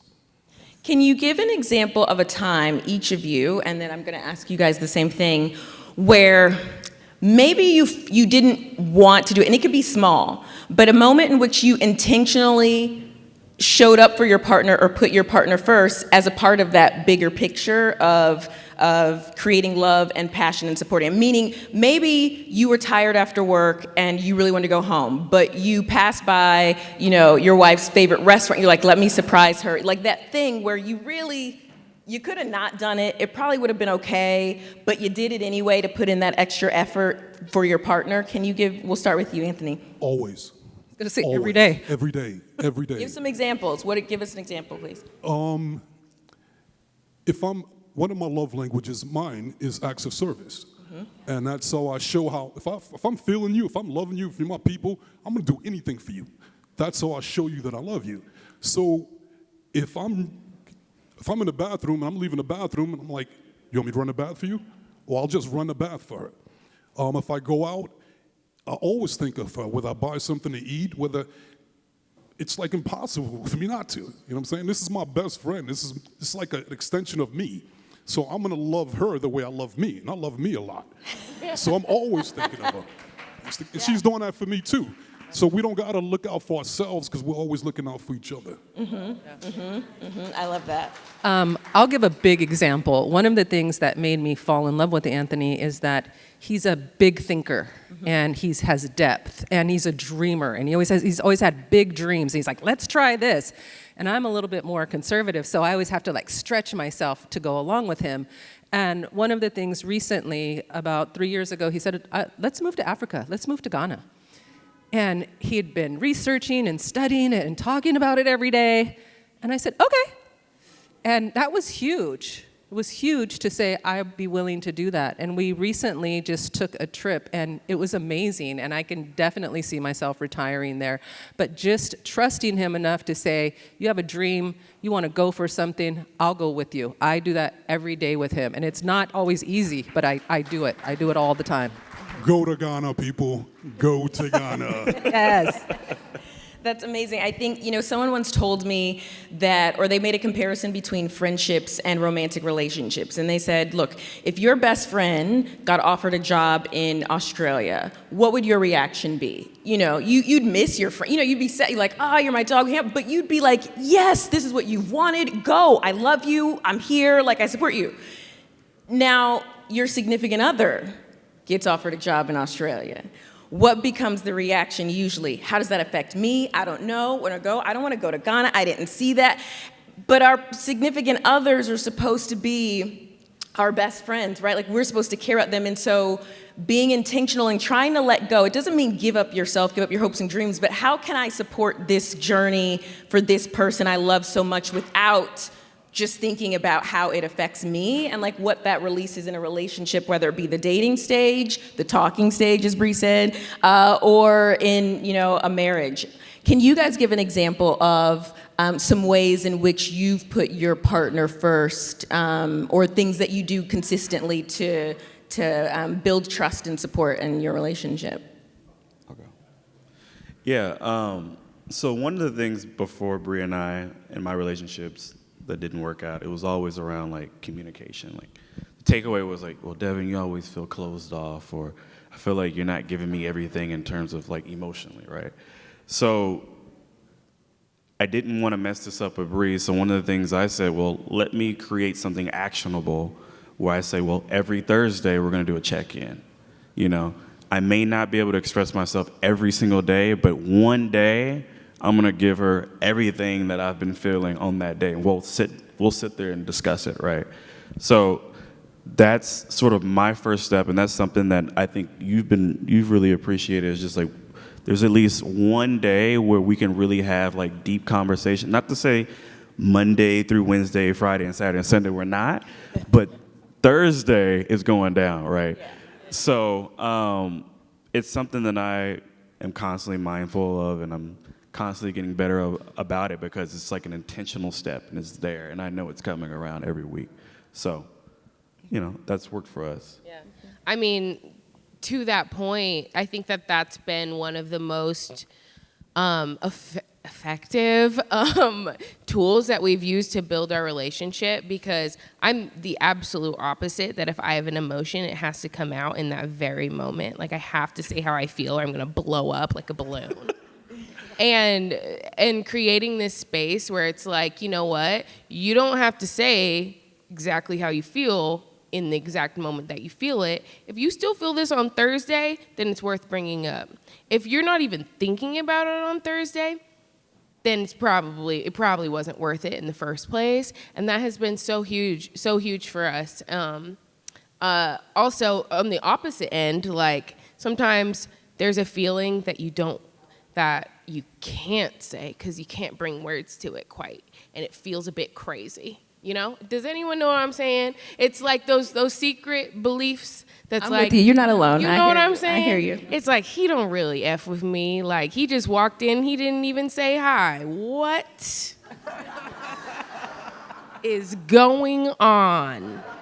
You know? And it's like, you have those secret thoughts that are like, how can I bring that up? I'm gonna sound like a crazy person, you know? And so Thursdays are that day where it's like, how we doing? And it's like, I just don't know if you like me. You know, which is like, it sounds, when you say it, it sounds like, oh, well, let's talk about this, you know? So Thursdays have been huge. I know that wasn't your question, but I just wanted to speak to that. It's been huge for us. Thank you, Bree. We wanted to know the inner workings of your thoughts. And we like you. Everyone up here, I think, just so you know, you can leave this. We very much not alone. Yeah, you know You what? were loved, you appreciated.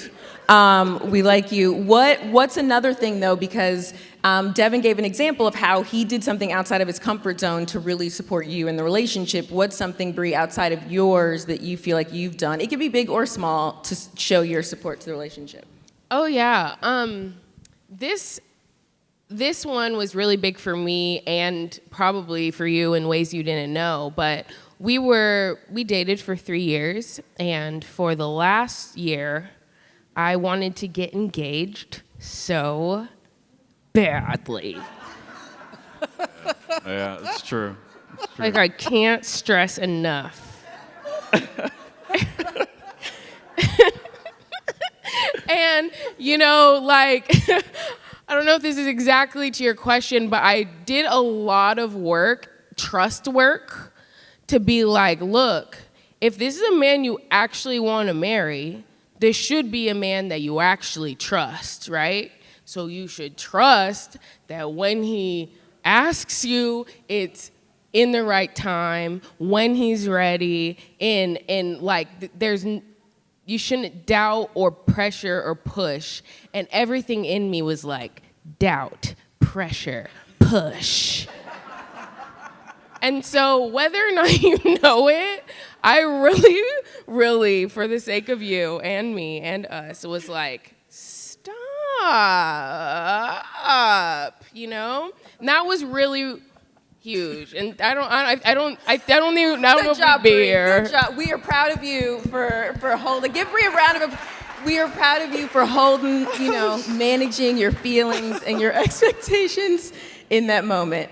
Look at Dev's face. I feel like his face just says it all. It's both love and both, what did I get myself into? I feel like that's a mix of what we're seeing there. So before I open it up to questions, you know, again, just pointing out the similarities of these two beautiful couples and the differences. The similarity is that their story and their origin stories are both very different, and that they didn't follow sort of what we've been sold as a society, as a culture of like how it has to be. I can't tell you how many singles I see. I've interviewed over 2,000 singles at this point. You know, the matchmaking company I'm with, we've been around for 11 years. And how many people stay single because they're beholden to what they think the perfect idea is, whether it be that person on paper, whether it be how you meet him. I can't go up to him first and offer him a drink. I can't meet someone on a dating app. I can't use a matchmaker. I can't do whatever because of this idea they think they have, and that's actually what's keeping them single. And I had a conversation with a friend of mine. I don't know if you guys ever watched a show back in the day called What Not to Wear. And so there were two hosts on it, Clinton Kelly, he's a dear friend of mine, and we were having a conversation one day, and he was like, look, you know, so he's a gay man, and he was saying this as he's like, I feel really bad actually for a lot of my straight friends. He's like, particularly the women, because there is this idea of what we have to follow. We have to get married and want to get married. We have to have kids. This is how we have to meet them. This is in the time we have to do it. And we get like so stuck, and he's like, look, as a gay man, I blew all that up, so I get to write my own story. And he's like, take the book and throw it away. Light it on fire. You don't have to have your whole story planned out. You can write each page every single day. And even though it's something we all know consciously, like that conversation was so meaningful and so powerful. And it applies whether you're single or in a relationship. It goes back to that sort of cake analogy of like, when you are together as a couple, if you guys want to date for a long time and get married, if you never want to get married, if you want to have kids, if you don't want to have kids, if you want a kid before you get married, whatever it is, today, like, release the idea of how somebody thought you should do it and do it in the way that works for both of you. Now, you can't do it for just one, but in the way that works for both of you. And if you're not on the same page in how it works for both of you, then maybe it's time to reevaluate some things. But I think you guys have shown, go ahead, Anthony. Right. You're absolutely right. And so we look at it like, it's like your fingerprint. Nobody's ever had your fingerprint. Nobody ever will. Your fingerprint's unique. Likewise, your purpose and your way of doing things, if you're being authentic, is going to be unique. So we're not here to fit in. We're here to stand out if we're doing it the right way. So you have to have the courage to follow your own path. But you have to get to know yourself first. And if you do that, a lot of people are afraid that, okay, if I do that, then I'm going to scare this person off. But if you scare that person off by being who you really are, you're doing both of you a favor. Because for one, that person's not the match for you. There's someone better for them. And two, that person for you, you will attract them as long as you stay consistent in that energy. Right. So it'll work out at the end. And I just want to add to that, we're coaches, so we see relationship as a luxury. You don't have to have it. You can live your life and be happy and be single and have children. You can do whatever you want. But a relationship, a marriage is a luxury, and we treat our luxuries very, very well. They're precious to us. And if you look at relationship as a luxury, first of all, it'll take away that feeling that so many single people have of what's wrong with me, I'm not doing it right, something's wrong. There's nothing wrong. Our world has changed, and women, we work, we make our own money, so we're different, which means men have to be different. So it's a luxury. Get excited about it, feel good about it, and don't beat yourself up because it doesn't come as quickly as you think it should or in the package that you think that it should, because it's gonna come. It's gonna come. It's gonna come, and you just have to know that. That night when I met Anthony, the reason I offered to buy him a drink, I had seen him out a couple of times. And he was tall, and I'm tall. I'm 6'1", and he's 6'5", and I was like, that's the tallest man I've seen in the club. I need to go and get him. Like, all these girls could sit here and flip their hair all they want. I'm like, hi. What does a guy do? And I had been told in dating, listen to this, I had been dating other people. So many men told me, you're like a guy. You're too aggressive. You're too outgoing. You're too this. You're too that. So I just decided, well, if I'm like a guy, then I'm a date like a guy. So I was like, hey, can I buy you a drink? And it worked. I just embraced it instead of saying there's something wrong with me. Maybe I just have really powerful energy. Maybe I have a lot of masculine energy. Okay, I love me. Mm-hmm. So I'm going to find a man that loves me, and look what he said. He loved that part of me. And what if she would have changed in order to front? Yeah. Then she would have blew that opportunity. We would have blew that opportunity. Yeah. Mm-hmm. Mm-hmm. Being authentic, and I think being intentional, right? Like that, it comes back to that. But also, again, you guys, I want to emphasize, you both have done and are doing the work. Because sometimes people will say, well, this is just how I am. But it's not, this is just how I am, I'm working to be the best version of me. It's, this is just how I am, I don't want to do any work, I'm lazy, and you should take me in that way. And that's not what you guys are saying. That's a different, that's a very different piece. What do you got, before we get to questions, do you guys have any, Bree, any last thoughts you want to share? In regards to authenticity, I think it's worth talking about our first date. Ooh, let's hear. Okay, so we went to Tequila in Hollywood, and he came up, he works in healthcare, but our text messages were silly, funny, and he walks up like, skirt. I was intimidated. Very intimidated. But Even aggressive. we went to tequila, so of course we indulged a bit. And I remember very specifically, after tequila, we went over to Davy Wayne's, which is a secret bar. If you haven't been, you go through a refrigerator, and it's a bar. It's pretty cool. So we go there. He also hadn't been there, so I felt very cool. I'm like, look at this refrigerator. Look what's inside. Oh my God, am I cool? Yeah, I was trying really hard. But I'll never forget, he dared me to go into the middle of this dance circle. Mistake. That was a mistake. It was a That was a mistake. mistake. Because he didn't know I'd have no qualms about being in the middle of a dance circle. And so, of course, I was like, okay, it's your turn. And he will not let me hear the end of it. It was apparently one of the worst moments of his life when he had to be in the middle of that dance circle. But I will never forget just like pulling out what had to be authentic in our first date. It's like so important to just be you. And I had spent a lot of time just being like, how can I be like a different, cooler version of me? No, just dig in. And the person that like will actually like you, love you forever is gonna love that authentic version of you up front. So Dance circle or no dance circle. Dance circle or They're no gonna dance love circle. you. The person who is meant for you is fireproof. So when you are authentically doing yourself, it's fireproof. It's not gonna go anywhere. You can't scare them away. If you can scare them away, you know, if anyone's making you feel like you're too much, then they probably weren't enough. Questions. Does anyone have any questions for our lovely couples? I mean, go ahead. You right there. Do we have another mic, or maybe Anthony? Can you share your mics? I don't know if we have another one. Thank you. Hi. My name's Asa. I have a quick question for you guys. So I'm currently being courted. I met a guy a few months ago. We're long distance. He's in New York. I'm here. And my question for you guys are, sometimes we like allow our trauma from our previous relationships to, affect our behavior.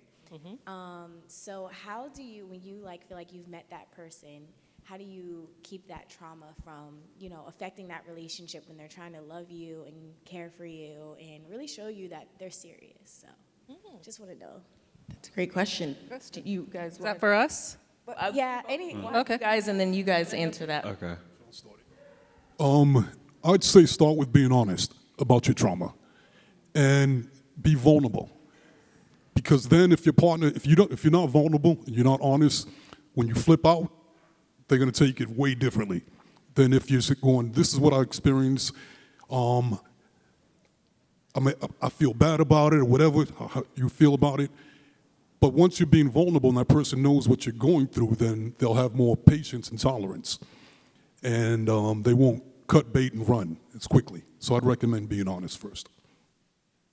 And I would add to that, start your self-work. If you know you've had trauma, see a therapist, get a coach, and start working on it. It's your responsibility to clear up that trauma. You want to communicate it and be vulnerable, but it's your job to work on it. That's the self-fulfillment part Anthony was talking about. Like, we can't expect other people to come and heal us. It's our job to heal ourselves and show up healed in our relationships. And by healing yourself, by doing that work, we always say your success is in your mess. That thing that you feel so bad about, that's so horrible, that you want to run away from, you want to hide, by facing that, by embracing that, on the other side of it, you're going to come out better. Yes. And so don't run from it, embrace it. And good luck. Yeah. And what about you guys? Do you have any? No, I agree with Anthony. Like, being honest and just being brave. Like, I know in prior relationships, one of the things was me just being closed off. So I was just like, breathe. This is kind of who I am. And I'm working to correct that. Can you work with me on this, right? So just being forward, putting yourself out there, and like you said, being vulnerable. Yeah. Thank you for that question, and good luck, by the way. Anyone else have any questions? We have one over here. She'll bring you the mic. There you go. Hi, I just want to ask, how do you mature in your sexual relationship, and is there any taboos that you've explored? What was the last one? With details. What was the what's the And wait, with detail. I don't know how many details there, but what's the question? Can we have it? They wanted to know the question clearly. How do you know what in the sexual relationship? Like what exactly are How you? do you mature? How have you matured in your sexual relationship? And is there any taboos that you've explored? Oh, wow. You guys are welcome to share whatever. I mean, this just got hot real quick. All right. Who wants to take it first, Bree? I let Bree take it first. My mom might be watching this stream. My daughter's She in is the watching room. it. She asked is. me what the link was. We're going to our house I next week. actually do have something. Right. We'll see her on Thursday. It's her birthday. Oh, I Jesus. know. Praise him. All right. And no, there is actually something that I have felt that was powerful recently. So, I grew up in church, very faithful family. I have absolutely negative zero words to say about their faith, but I don't subscribe to it any longer. But what I noticed after we got engaged is that our sexual relationship changed drastically because I had been holding a lot of shame towards sex because of my upbringing. I'm seeing nods. Perhaps maybe some of you understand. It's not, I was raised that I needed to be a virgin for my husband, and if I wasn't, then I was wrong for my husband, or I was damaged, or I was, didn't mean to get emotional, but you're saving yourself for the one, And so once that was out the window, I was like, okay, well, whoever I end up marrying is not going to love me like a virgin should be loved, So it was actually really powerful after we got engaged to feel this freedom and this what's the opposite of shame? I don't know, freedom. But it was this dark shame had been lifted because I didn't have to worry about ruining anything. So I don't know if taboo is quite the answer to your question, but from a sexual standpoint, it just felt good to it still feels good in a lot of ways.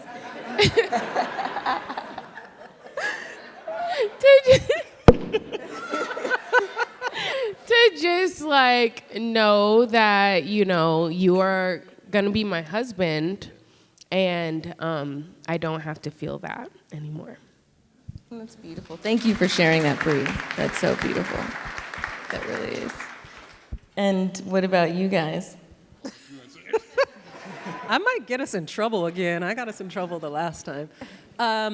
Let's see, how has our sex life changed? Well, we've been together 30 years. So what I've noticed, and I did not know this before I was in this long of a relationship, your sexuality, the way you feel about yourself changes. And what you derive pleasure from changes. So you have to constantly have conversation about that don't do it for me anymore. I need this now. But you have to know yourself really well to be able to have those conversations, because it's really easy in a relationship to just say, you're not doing it for me. But how can they do it for you if you don't know what it is? So with that being said, that's one thing that I really noticed. And Anthony and I are great at communicating. We could talk about anything. He's seen me have a baby. So he's been and seen and done everything with me. We take care of each other. And then when it comes to taboo stuff, yeah, sure, but my daughter's in the room, so we're not going to get really into a lot of that. You're welcome. But I will just say this.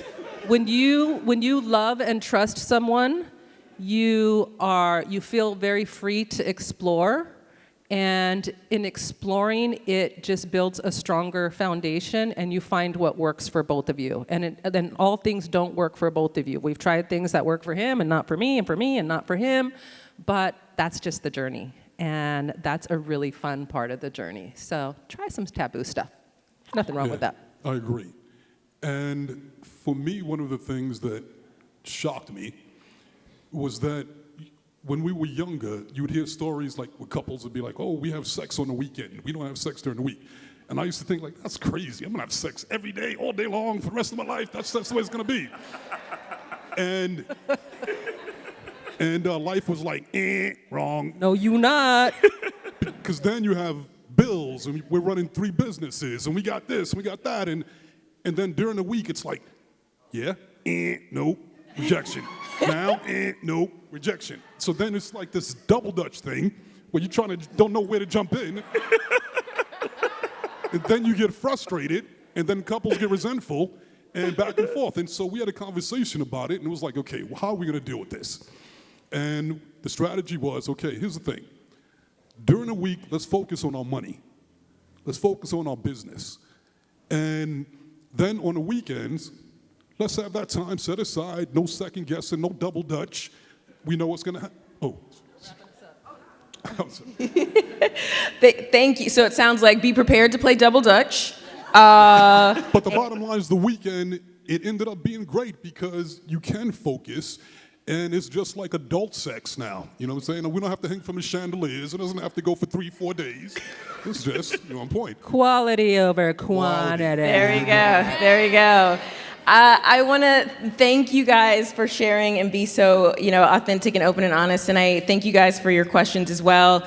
And I think if there's nothing you can take away, just remember the couple points, which is like, they do their own thing that works for them, and they continually do that, and it doesn't look the same. You add a little bit more ingredients to the cake. You bake it, you put it back in the oven, and you're going to keep doing that to keep your relationship working. So whether you're single, whether you are in the courtship phase, keep that in mind. And for your single friends, for those of you who are in relationships, the best gift that you can give them is encouraging them to make a cake that's authentic to them. Not, oh girl, I don't know if you guys watched Insecure, but Molly was showing Issa a photo of the dude, and Issa was like, his daddy's cute, show me him, and Molly's like, but this is him, and Issa's like, don't play, his daddy's cute. So, but again, it was a funny bit, but being authentic to you, I think that part is so key. Thinking outside of the box. They met at a bar. She met on an app. Matchmaking is a thing that I think that our culture, other cultures have been using it as a secret sauce for a long time. It's certainly something that we deserve to get the value from. And I've seen many beautiful Black couples and marriages and babies come as a result of utilizing a matchmaker. But utilize whatever tool may work for you, and if you're already in that relationship, certainly continue to build your own cake and nurture your own cake. So thank you guys again. Go to Devin on Dating, devinwithany.com. If you're single, you can be in our free matchmaking pool, and we'll certainly be around if you have questions afterwards, but I think it's good. Thank you. Thank you.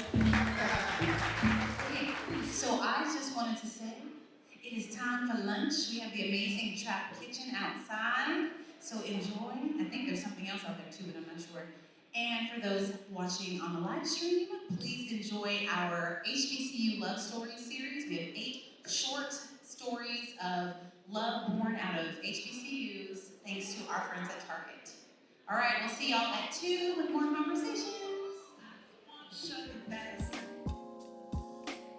How do you throw a party in space? You plan You it. plan it. I am Cody. I'm Sean. And we went to Howard University and we graduated in 2005. So we've been friends for almost 20 years.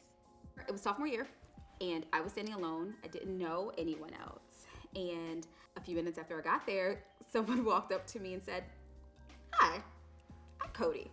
We should be friends." We graduated college. You went to New York. And shortly thereafter, I went to LA. I used to get up every day in LA at 6 a.m. just so I could be anywhere close to on the same time zone. No, I did not know that. Are you serious? We have had a long distance relationship for like 15 years, but we were making decisions that were right for our lives, that created growth for us as individuals, but it never changed our relationship. And Howard gave me my best friends. They gave me my family. I spent my whole life in predominantly white high schools, and so Howard was a place for me where I did not have to be the only. And so to come to Howard and to meet my best friend, my lifelong friend, my sister, I feel like that wouldn't have been nurtured the same way at a predominantly white institution. I might have a knock knock. Okay, knock knock. Knock knock. No, you're supposed to say who's there. Oh. Okay, do it again. Hi, I'm Anita, And I'm Demetria Sanders, and we're from Southern University, Baton Rouge, Louisiana. class of 89 and 90. I'm 89. He's 90. I'm 90, yeah. We've been friends for 35 years and married for 31 years. 32. 32, okay. This picture here really is pictures of my friends. That was the crew there. These two are the reason why we're together. Yeah. They were determined that I got up to have breakfast with them in, what was it, Mayberry? Mayberry Hall. Mayberry Hall. My second year, I ran out of resources. She says, no, we're gonna figure out a way to keep you here. And she actually got a credit card and paid for me to stay in school. I knew right then, I said, well, you know what, this here is a keeper. The character and the heart of what I saw and the compassion as it relates to making sure that I was successful. That's when I knew, okay, this is my soulmate. Oh, yeah.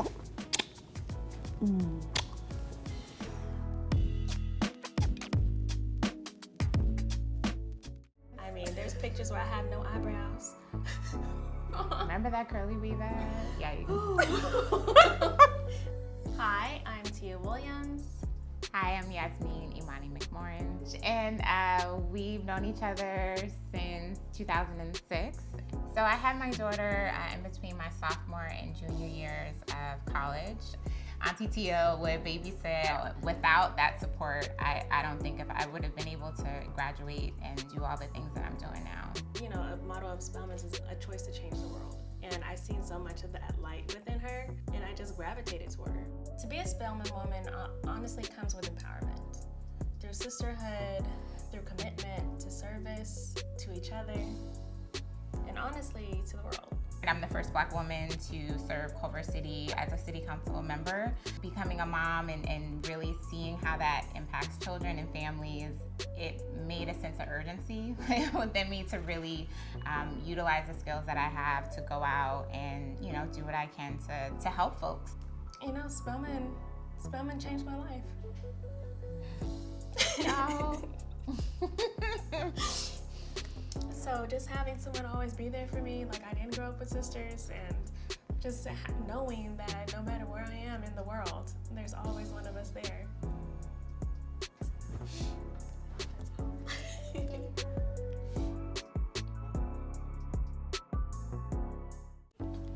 I want to kiss. She's bad. My name is Leticia Owens, My name is Joe Jesse Owens III. and we are proud graduates of the illustrious Tuskegee University. We've been together for about 6 years and married for exactly 4 months. I am a member of Delta Sigma Theta Sorority Incorporated, and he is a member of Omega Psi Phi. Fraternity Incorporated. There you go. There would not be an us if there was no Tuskegee University. We met at a house party, and he tricked me into giving me his phone number. She means I did a loop around my house to see who was at my party. We took a Q Delta picture. I said, you need this picture? I need your number. Let's do it. Fast forward 2 years later, I was in the military at the time. He called me one night and it was like, all right, I booked a flight to Houston and we're gonna have our first date and I'll see you. And it was just like a really fun date, and we're like, all right, let's see where this goes. We realized at a young age that we gotta, you know, dance to the beat of our own drum. You know, people looking to be in relationships, like you don't have to do what everybody else says, like do what feels good to you. I'm very blessed to have her in my life, and you know, it makes life worth living. It's like, hey man, this is what life's about right here, man. Like, honestly, she bad. Black love to us, black love to, you know, Mother Tuskegee, and what she did for us, it's priceless.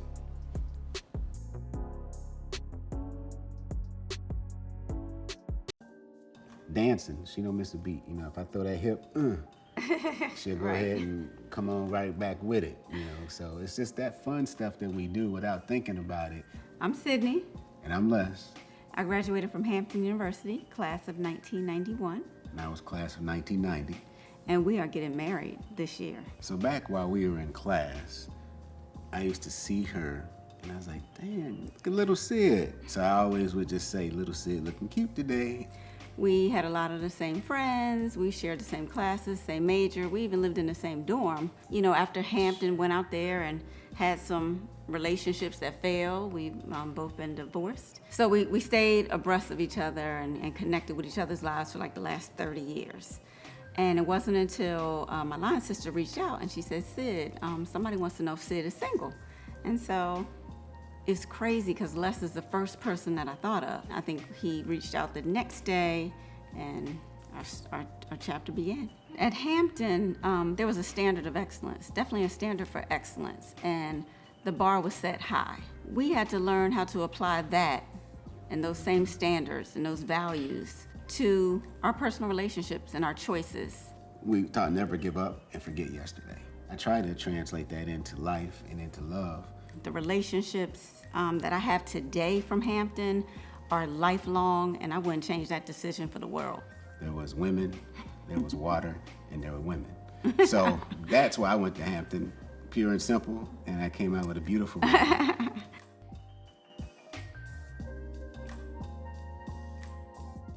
Literally from the other side of campus. If I saw her I was like, ooh, that might be LaShawn. It'd be like, Shawnee, yeah. You did it every time.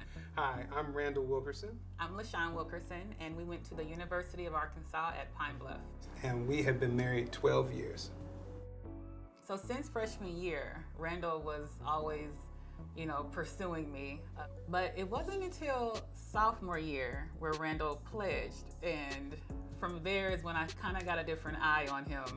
Fast forward to senior year, at the beginning of senior year, I had to take a bit of a break. When she came back to school, like that January, that's officially when I made her my girlfriend. My priority was to graduate. My priority was to catch up. And same with Randall, he's at a new school. He's in grad school. When it came time for me to have about a semester or so left with graduation, we decided to go ahead and get married. In the 13 years, we went through being in a long distance relationship twice, across time zones, to living in Virginia, and then moving to Chicago, and then being in Chicago, and then moving to California. I don't believe there's anybody else I could have done it with besides Shawnee. I appreciate that we have laid a foundation. We have years and years more to go.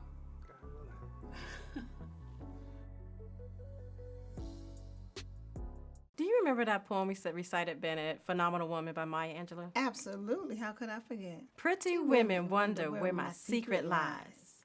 I'm not cute or built to suit a fashion model size. But when I tell them, they think I'm telling lies. Okay, you still got it, Bennett Bell. I'm Tawana. And I'm Erica. We're sisters. And we're Bennett Bells.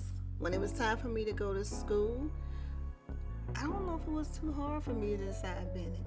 I don't think so. Because Mom would always talk about Aunt Anne Marie and being the first generation to go to college, and just the stories that she told me about her. Anne Marie was such a proper lady and wore her white gloves and her pearls, and that's what Bennett was known for. She set that legacy in motion right there. She was such a woman of stature in our lives at that time. And then here we come going together to Bennett and continuing that legacy, although we had a gap, but now we're like gonna pass that torch on to my daughters. I did love having you on campus. That was very important. I can show you, and by the time you came down, I was driving. I had my own car.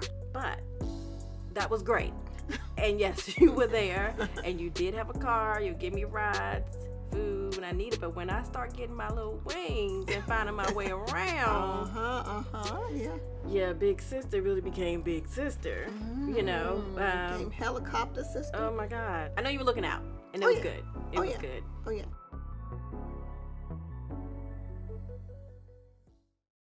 And I'll never forget getting out the car, walking up on campus, and it was near graduation, so that welcome home sign was up. And I felt it. It felt an almost spiritual feeling you have when you walk up there the first time and you know it's a place for you. We have been friends for 19 years and married for 12 and a half. I am Jennifer Henry. I'm Jeff Henry, Howard class of 2005. Howard class of 2006. Being friends was important. It was like I genuinely enjoyed hanging out with you. I genuinely enjoyed going places with you, talking to you. I remember we were riding in your cousin's hoopty. Hoopty, no offense. Smoke came out the back. Smoke came out the bag. But we were listening to the radio and I was singing. And like, I know I cannot sing, but I was singing and like didn't mind that I was singing in front of you. Normally like the Southern Belle in me would have been like, don't do that, you know, don't do. You said you were serenading me. That's what you said. Did I really? Yeah. You really did. Like once I stepped on the campus, it kind of put reality to everything I thought I already knew, which was it's a place for me, it's where I want to be. I would literally say Howard set us up. It set us up to have a beautiful family, to have a legacy that will live on beyond us. Howard is a solid foundation for our family. Howard gave me that. It gave me my love. It gave me the opportunity to build a love without dealing with a lot of other things that maybe we would have dealt with in other places.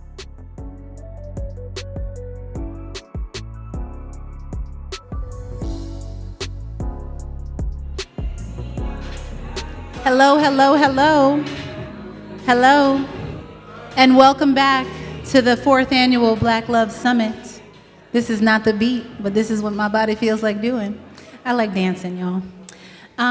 So welcome back, those at home. So grateful that you've joined us via the live stream presented by Target. This mic feels different than before. I'm like echoing. I am Cody Lane Oliver, one of the creators of Black Love, wife to Tommy, the other creator.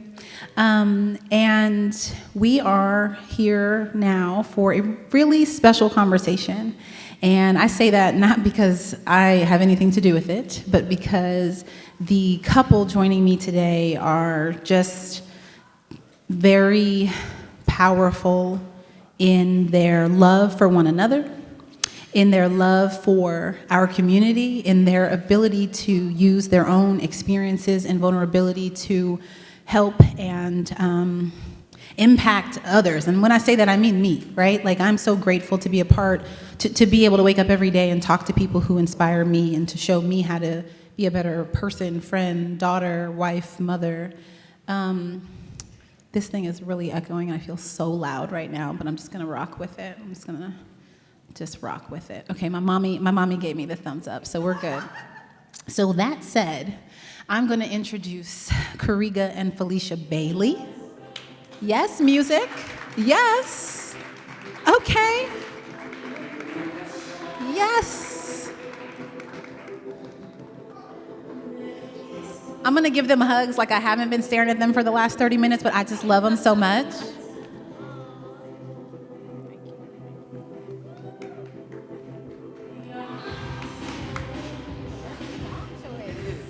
Thank you, DJ Ola, with the song, okay?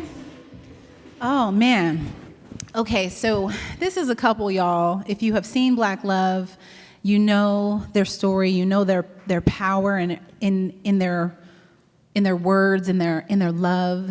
A couple who has been together 18 years since high school, and married 9 years. I know it's 9 because if it was 10, we would have had a whole big party, and I would be there. Y'all would be. That's what we would be doing today. And then went to Howard together after Hampton. They went to Hampton. I gotta give them a hard time. They went to Hampton and Howard, the HBCU lovers in the building.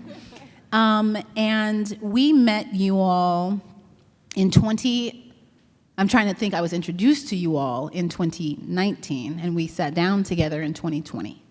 And we sat down together for an interview for Black Love after I learned and observed Kariga in particular on Instagram share a lot of insights and vulnerability that's unique to social media around the transition of your first daughter, Kamayu Soul Bailey.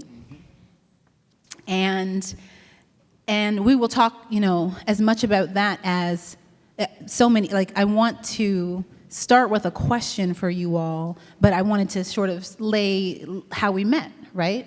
And so much of Kamayu is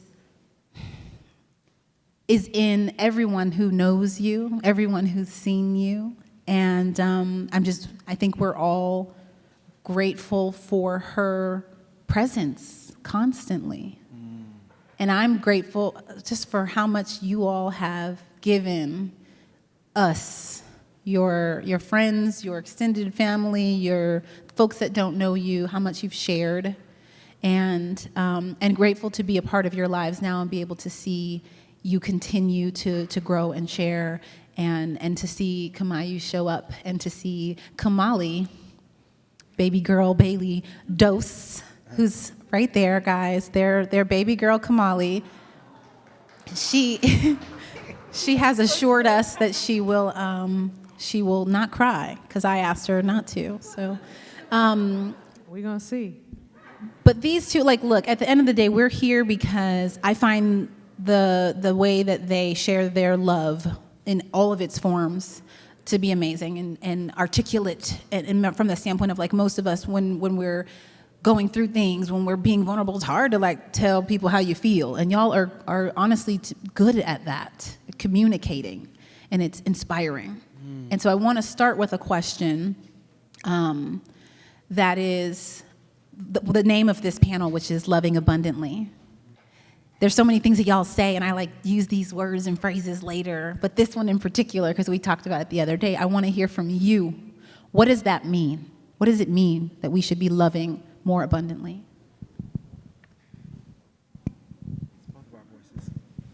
I'm here with you. Okay, great. I love how she looks.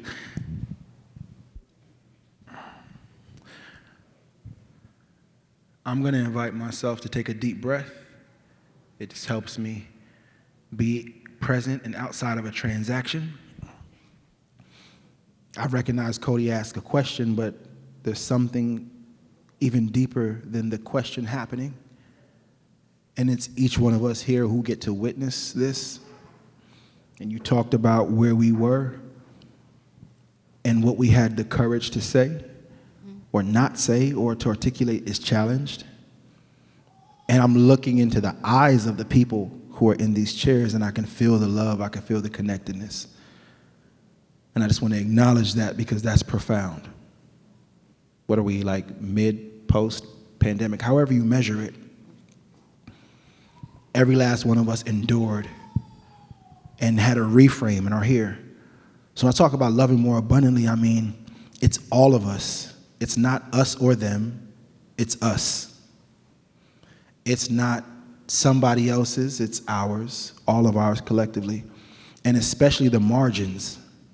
I think I've heard folks say they didn't know what the show had to offer, and totally, because they had an idea that love would only be romance. And romance is such a hard thing to participate in and or sell. So many folks did not see it until later. And love is so much more than romance, right? It is this purpose force. But I believe that people who are fortunate enough to experience love together should be bountiful in the giving of their love. You should sow seeds in margins that aren't as loved as the relationship or the home. You should look to include other people outside your neighborhood, outside your zip code, right? In that love, in that experience of seeing what love builds like. So when we talk about loving more abundantly, we're talking about the least of us, the left out, and the looked over. We're working from the margins up. And I just think that whenever you are blessed to find someone to practice love with, Y'all should be sowing seeds in your family and your children, but across town too. And I allowed Kariga to open it up for us because I know that he can set the context for the question. And when he talks about loving the least of us, the left out and the looked over, this is work that we've been able to practice for the last several years. Prior to you all maybe being familiar with my story, Kariga and I have done work with mothers who have lost children to gun violence. And in fact, when I found out I was pregnant with Kamayu, we were doing a healing circle for those mothers. And I remember being in that space and not exactly knowing how I could even offer anything for a mother who has lost a child in that way. Kariga's work has been rooted in serving these mothers, but not insofar as it's training, but in experience. He has lost his brother to gun violence in 2014 and has had to support his family. Sorry, I'm present. I'm just the noise. I mean, how many motorcycles could it be? I'm glad you know what it is, because I'm like, is that the air conditioner? What's going on? Go ahead, sorry. Yeah, but he has had to. He's had firsthand experience with working with his mother, who lost their son, brother, uncle, father, and in that experience, there was a narrative that was trying to lead on behalf of the passing of our brother that almost suggested like he deserved what happened to him. And I think that happens so often within our communities, especially around gun violence. We start to rationalize in our heads that, oh, it could have been this, or he shouldn't have been there, or you shouldn't have been doing this. You know, your mama tells you not to do this, don't go here. When in fact, our brother was a teacher, and he was supporting someone who needed help, and he was in the wrong place at what appears to be the wrong time. But how quickly the media will try and create a narrative otherwise. Mm-hmm. And we had to step in and say no, right? Mm-hmm. And I provide all of this information, one, again, to set even more context, but it's all about how we see one another. We all have our individual cognitive pathways and experiences that are informed by our lived experiences. And when something doesn't look like that, I think we quickly can offer a judgment. But loving more abundantly requires us to understand that differences are not deficits. And I think that is where this comes from, our understanding. Yeah? That sounds, it's like a big concept, right? It is, Question, yeah. But those are some of the nuances that we talk about loving more abundantly. Just being able to see within the margins, being able to see within the context, right? When we are judging, we are incapable of practicing love. Like the cognitive process of judgment interrupts the ability to love. So you cannot judge and love at the same time. Mm. And we have to train ourselves to undo the judging that we are used to so we can love more abundantly. The brain will do what the brain does, but that doesn't mean the heart isn't capable of so much more. And if we silence some of the judgments that we've been, the perception, it enables us to love deeper. And I just, because I want to hold on to that. I want to remember every word of it, because that's why we're here in every way. And I think that's why we all, and I say all representing Tommy, like fell in love when we sat down and talked to each other, because, you know, Tommy and I do the work that we do with couples, featuring couples. And we promise each other and our couples, you know, we don't judge, right? We just want to hear stories from people that are making it work for them, right? And to your point, you know, when we're judging, we're not loving. And I used to say, and I feel like I got this from my mom, there are only like two emotions, right? There's love and fear. And a lot of times that judgment and fear are interchangeable. And to what Kariga is saying, that judgment, that can be us judging ourselves, That can be us judging others in our community. That can be us judging others' relationships, right? Which is, again, why Tommy and I started doing what we're doing, because we are real quick to be like, oh, why they together? Or why, or even when we're dating, like, why is this person like this? And it's like, when you take it a step further and offer love, that don't mean you gotta love everybody you date. That don't mean, but when you look through the lens of love, then we can connect better. And we can find that space of, what am I supposed to be learning here? Which I feel like you two have done so beautifully and have articulated so beautifully. And so first, I don't think I've ever asked you this, is like, where did that come from? That is, I don't want to say it's not normal, but it's hard, right? We out here judging, it happens. But these two over here like, no, wait. let's find the love. Like, where did that start for you both? I wish Karika's mom was here. If my mom was here, there's some people who know it. There's so much of it begins there. But I also must say that I don't think anybody in this room has seen me offended. And I'm not the same person when I'm offended. None of us.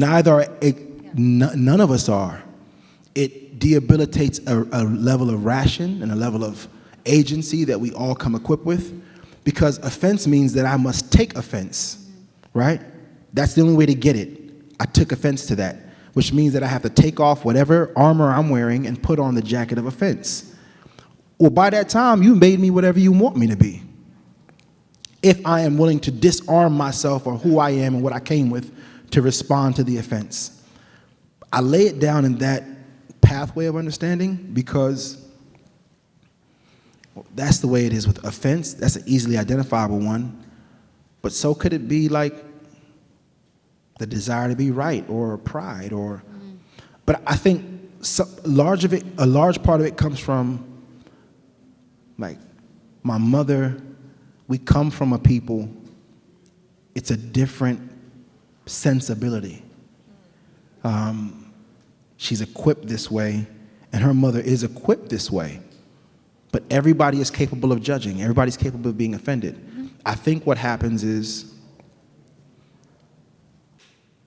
a large part of my experiences in love is also shaped by teaching in Southeast DC. So my background is in special education. And this was a time where I saw who was populating special education classes, and I saw how the circumstances alter cases, and I saw what happens when that young person challenges the system and how quickly they're otherized. And they deserve the love. And I would hear the way adults would talk about, this is one of my favorite things, the way adults talk about other people's parenting as if it serves some pathway for you to finally understand the way things are. It's only a glimpse you get. But schools so often discredit families that don't get to show up the way we want them to show up. And if I call home because you cutting up in school and nobody answers, and that happens repeatedly, or I can't get in contact with you, I am now discrediting your love for your child because it isn't presenting the way I think love is supposed to present. When, in actuality, when measured against the stressors of what life creates, that adult is doing the best they can by that child, and evidence of that child being 9, 10, 15, 16, or 18, somebody has been caring that long. My baby is just in the beginning phases of life, and it requires so much of me to love her. So I think about like, somebody fed you, changed that diaper over and over again, regardless of what that life presents, like somebody cared for it. So my students really challenged how I love, who I thought deserved love. They like us to be a sanitized version of ourselves before we get the love. And so many people won't ever present that way, and they're not getting the love that actually changes the way they present. It's love that changes people, not judgment. Can we say that again? It's love that changes people, not judgment. What about you? If I were to add anything to how clearly Karika articulated that, it would be, I remember, so this process of loving more abundantly for me has been something that is ongoing. And I remember being on the side of judgment and observing Karika's students in DC. And I couldn't quite make sense of how is it that they smoking cigarettes before school? And how is it that they're allowed to have all of these RIP tattoos on their bodies? And how is it that the mother isn't showing up for this and this? And I really made sense in my mind based on my lived experience with my mom and the opportunities that I was afforded and how she raised me to say, his mama don't love him. And I remember saying that to Riga and meant it. And he had to help me reframe, if you will, what love looks like in that context for that mother and that son. And that has been an ongoing process for me to be able to not use my lived experiences as evidence of what love is, right? And it's so easy to do that, but I feel like it's lazy too, you know? Yeah. So one of the things that we talked about recently, and you can tell the story or not, or maybe not say names if you don't want to, but like how love is also showing up for others, right? It's showing up for, as you mentioned, like marginalized communities, and frankly, that represents us, right? Like we are here as a marginalized community that's like, all right, if they, white America, the media, entertainment are going to keep telling us that like we can't do this, we can't have happy, loving relationships and successful partnerships and families, then we're going to create a space that celebrates that we know we can and showing us what that looks like. But we have work to do, right? To show up better for each other, for Black people, Black lives, Black love. Yeah. And you shared a story with me recently, just an example of that, that if you don't mind, you remember? In the showing up or the not showing up? Well, you can choose, but showing up for friends. Yeah. You know, basically, I'm speaking to the fact that, you know, the judgment, right? Tommy and I made a conscious effort to show Black people finding love whenever and wherever we find it, because we are very often, I say it's hard enough to find the person you want to spend the rest of your life with. Why are we always looking at somebody else like, oh, why he choose her? Why she choose him? We do that. Yeah. Yes, thank you, right? Yes. Honesty. Yes. But also, too, real quick, no, I'll let you finish and then I'll say. Well, I mean, and the same is true. It's the reason that Tommy and I ultimately decided to include interracial couples in Black love. We wanted to show Black people being loved on, period.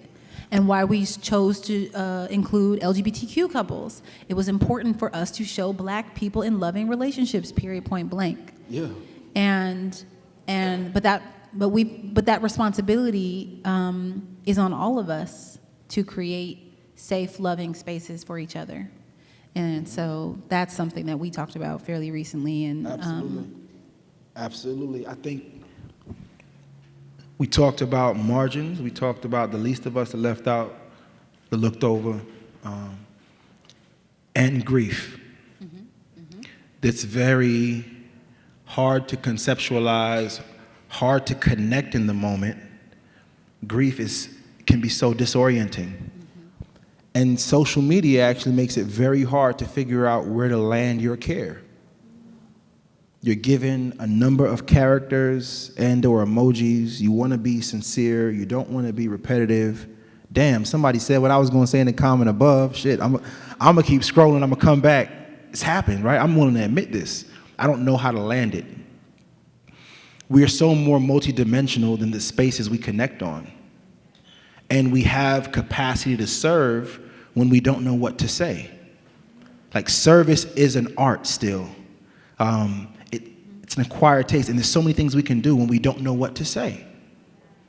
But so many of our spaces are about propelling the importance of voice, which I agree, But so much of that conversation is happening within. And you got to ask yourself, like, how do I show up for that person, right? And one of my favorite things, I learned this just really,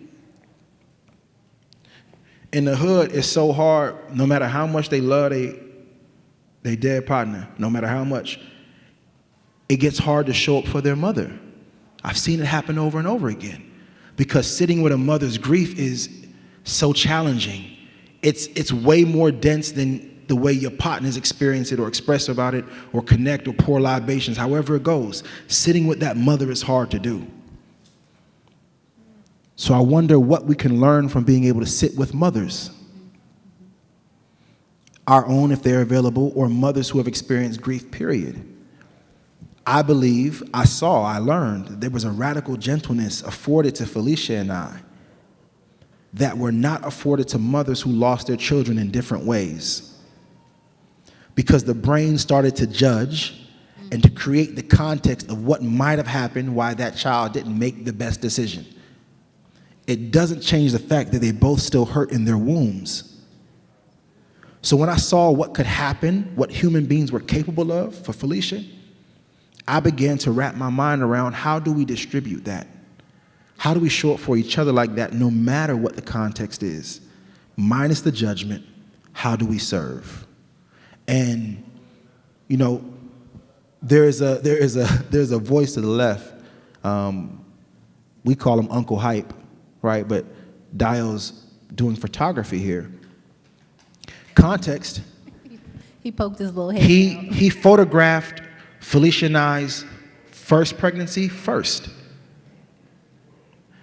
And he would always talk about, I just want to show up however I can. And he was like, no, bro, love makes itself known. That is important. And it's not about recognition. It's not about positionality. It's literally about serving. We have to become servants again. Anybody who's seeking romance or seeking partnership long term, you will become a servant again. You have to know how to serve.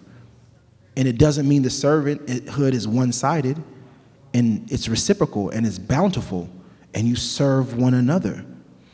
And if you happen to live long enough to see the quality of life change, you take your ego aside and recognize, yo, one day we will all be servants.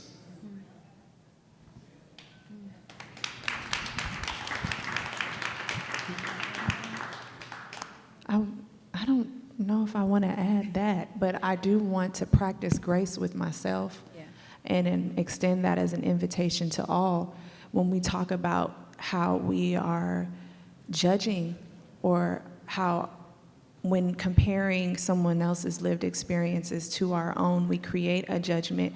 I want to also humanize that and say it is actually the most natural thing that we can do. It is a cognitive experience that we are all having, and that practicing recognizing that someone else's differences are not deficits, that is the work. That is love in practice, whether it's with our communities, our friendships, our parents, our children, and with our partners. It's funny, and it's nice to hear you, reference parents even, because, part of having you all here, it's like everything that you say epitomizes what Tommy and I hoped to create and communicate with our community. And one of those things is, we are often the product of our childhoods. Right? And I guess I shouldn't say often, it's probably like hands down, like we are the product of that. And we don't always realize it, and sometimes it's like, oh, everything was good, and but I think it's important, like when we say 360 degrees of Black love, people know the show for romantic love, but it really is looking at your life and the people in your life and recognizing how we show up for them, how we release them of what they did not know better. And so I appreciate you bringing parenthood into that, because this conversation for me is Black love. right? It's not just like how to be married and stay, it is how do we love each other better. And I feel like we're all trying to figure that out, right? Yes. Like there's not an expert. Right. Right. We're all doing it for the very first time. And it's changing and ongoing. Having grace with ourselves and acknowledging that. It's critically important. And you hear me talk about the margin so much is because that's where I come from. I come from a place that it didn't look like this. These conversations weren't happening. I didn't know that I was going to feel the way I felt about Felicia because I didn't know what that feeling was. I didn't understand this type of love. This type of love grew out of being willing, right? But I didn't have this childhood dream of romance and meeting my wife in high school. I damn sure didn't plan on meeting my wife in high school. Nah, you didn't plan it. Right?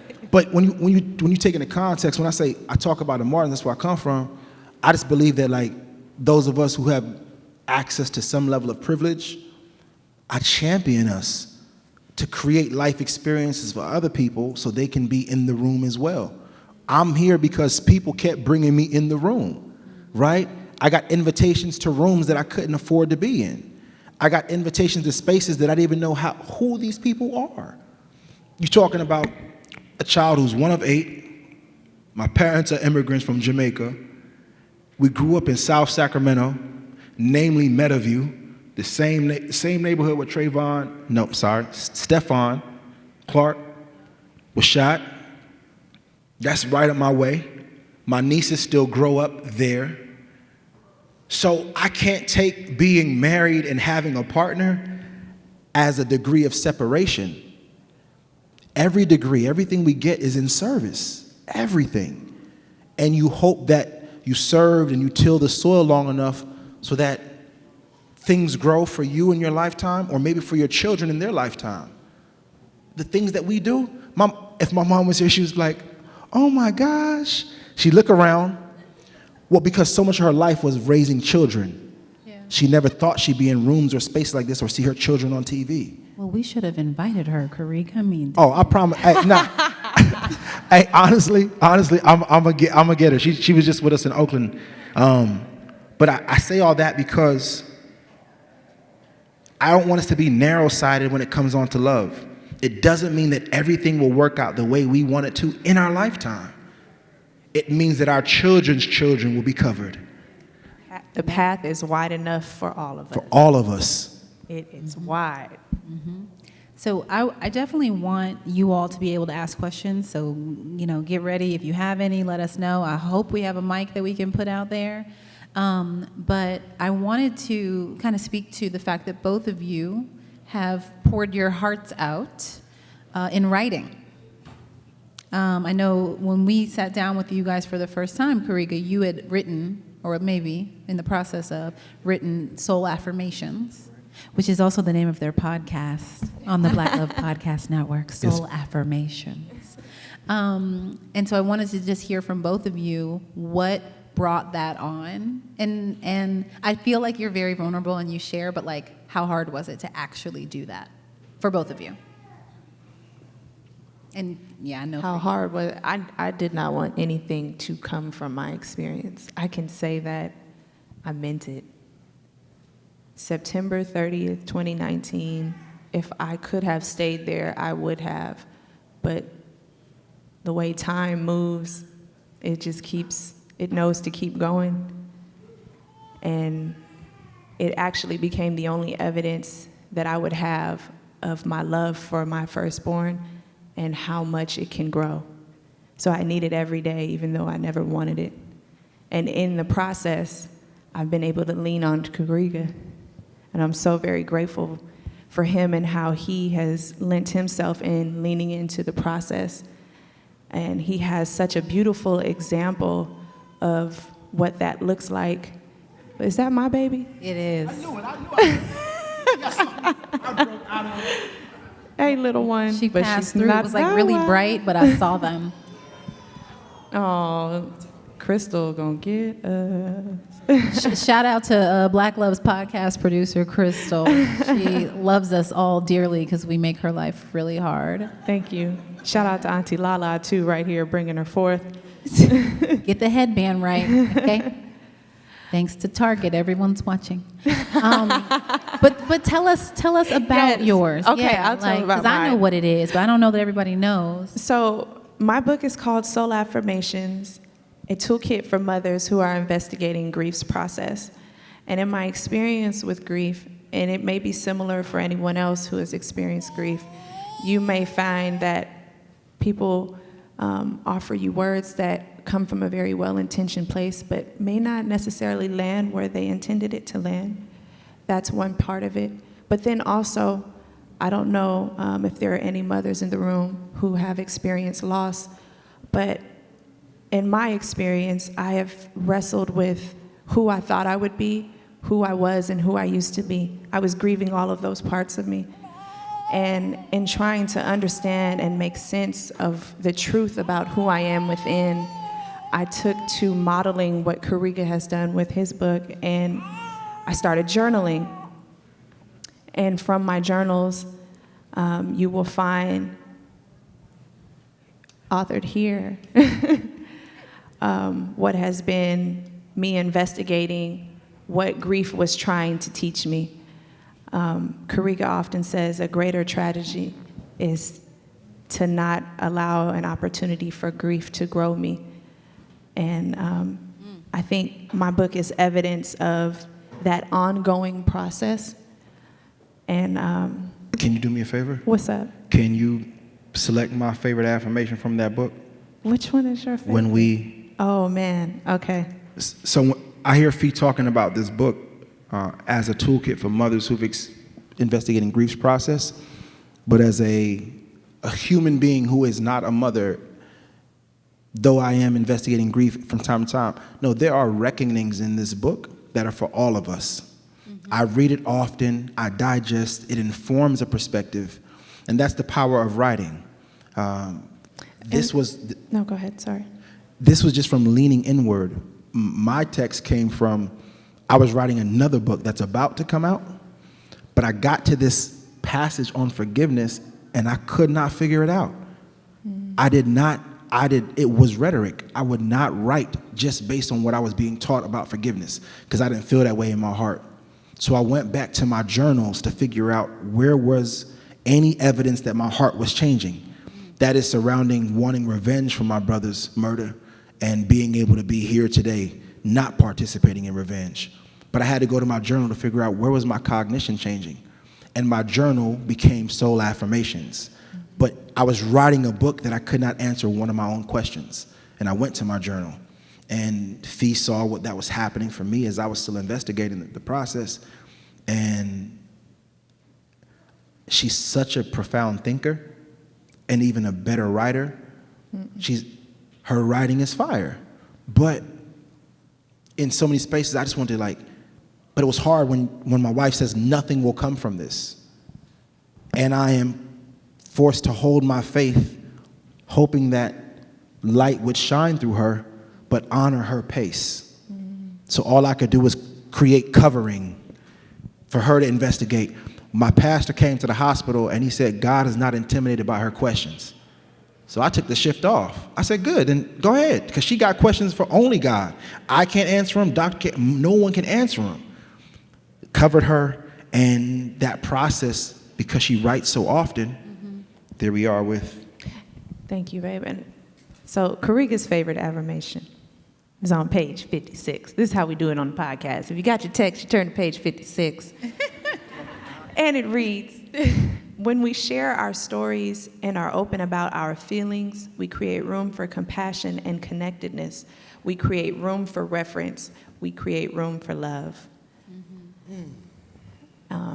And that has been an ongoing lesson for me. But I have found in sharing my story that I'm here to share it with you all. And I also want to acknowledge the privilege that I've had to be able to take the opportunity to lean into the process. I know that that may not be the case for many mothers, whether they have older children or other responsibilities in the home. And so that's actually why I even have this written. And I have these affirmations, and with each affirmation, there's a space for writing so that you can take that time to fully investigate what it is that you're feeling within, because there's wisdom there. And something that we talked about earlier was so many people in this room raised their hands when I asked, have you ever experienced grief? Right? Like, this is something that you wrote from your experience, and it, you know, the title is for mothers who've experienced loss. Investigating grief. Yes. Investigating grief. But investigating grief is a worthwhile effort for all of us, and can be done through this book. I sound like a salesman now. I'm not. I just, obviously, y'all see why I adore them. And definitely want, so who's got questions? We've got the mic out there. And we love y'all for real though. Like, minus all the the order of operations. It's big love on the table. I love all my Instagram cousins. I'm gonna just say it. Straight up. Will you tell us your name? My name is Michael Wright. Me and my wife are here from Baltimore, Maryland. Hey, what up, y'all? Thank you for coming. Yeah. So my question, you just talked about the importance of sharing your story. So me and my wife are kind of in the process over the last 3 years. We've been on a kind of a health and fitness journey where we've lost a combined total weight of over 500 pounds between the two of us. Wow. So the importance of sharing your, and me and my wife are both kind of introverts, so we don't get out there a lot, but as we kind of in the process of sharing our story on social media and seeing how important that is, and people are kind of gravitating to us and kind of going along on this journey with us, we're starting to see the importance of it. But how long did it take you guys to get to that point where you were super comfortable sharing your story with the world, pretty much? Man, let me tell you, before Cody and Tommy got to the house, I was so nervous. That was not easy for me. But I will say that they have a gentleness about them that really made room for me to be able to do that. And as Cody was saying, they don't come into the space with judgment. They come in to learn, they make room, they serve, right? And even right before it aired, I remember calling my best friend Dominica. I say her name this time because I said it on the show. My best friend at the time. No, my best friend Dominica. And I had a moment of fear. I guess some people might label it as anxiety, but it was fear. Fear of what other people might think. Fear of how other people would make sense of what happened to me. I was afraid of people's brains, right? And I allowed myself to have those tears. And my friend, she asked me, Fee, why are you doing this? And I said, I'm doing it for reference. Because like you said, Cody, we all experience grief. There is connectedness. We find the connectedness when we share our story. Yeah, and I hope I answered your question. You said, another question, you said Michael, right? So I think embedded in our storytelling is, I lost students, right? And I had to like kind of reconcile that. And I taught in Baltimore too, but like you get the context, right? Of like what I was experiencing on the South Side. I learned how important it was for me to tell my brother's story because the media was incapable of humanizing a black man who lost his life to gun violence. We have a condition that says it's not a human experience, right? It's their problem. And my brother was too noble and too loving and too enduring to be done like that, right? By especially a local media station. No disrespect to anybody, but like, you're supposed to be a member of my community. But there's an agenda that tells you to tell the story this way. So, been an MC, music has always been a part of how we tell the story. In fact, Dear Beloved, right? Dear Beloved, I'm just saying this, I work with our organization, Be Imaginative. We do healing circles for mothers who lost children in gun violence, and our music group, that's why Lauren's holding the baby, but she's the other one, the artist in soul development. We won an Emmy for doing what I guess in my mind is like, that's what the mothers deserve. They deserve to tell their own stories. They deserve a space like a Black Love Summit with a nice couch. No, some real shit though. With a nice couch and some hospitality and a hospitality suite. Like that's how our mothers should be regarded. I'm not interested in hearing anything else. But we always give them a bit and a piece and what's left over. So prioritize our mothers and we will evolve as people. I just share that because sharing the story just became that important. So many people had their stories disappeared, silenced, invisibilized. That's a tragedy because we don't get to learn what folk. When somebody's married in a church for hella long and they just say, we've been through some things, will you please tell us what those things are so we can figure out if we can make it too? Tommy and I have been trying to get right? that thing. Yeah, tell me the things because I want to know if we can make it too. And when you finally. We got two good church members right Man, here. come on. Told us all about them things. Sometimes we don't find out about those things to the funeral when all the family shows up. Yeah. But by that time, like the love is the honor. You can't take it away. So when we open up about our stories, we create room for connectedness, room for belongingness, room for other people to find themselves in a sliver of that story and then stand in their truth and then tell their story. We have a great deal of invisibilizing folks. And I just think by telling our stories, we create so much more visibility. Okay, y'all, we're going to take one more question. I saw a hand right here. Okay, perfect. Because they are telling me. Hi, I'm Connie. I'm here from New Jersey. Something that Felicia said when you were speaking about the loss of your first daughter was mourning who you thought you were. And I, in trying to better myself, I try to do that, of course, out of the context of grief. Can you talk more about that? Because sometimes when I share this with people that, you know, who I'm trying to explain how I'm working on myself, it seems self-absorbed, mourning who you thought you were, or mourning the person that you wanted to be. I just wanted to hear more about that from you. Yeah, thank you for bringing that up because I feel like that is such a connecting point for so many people, especially with 2020. We all experienced this pandemic, correct? And things did not look the way that we thought they would look. I remember all of the little memes and hashtags about 2020 was about to give us all of this sight and we were about to be doing it, and then it shut us down. And all of the plans that we may have thought that we were gonna have, now we have to learn how to pivot.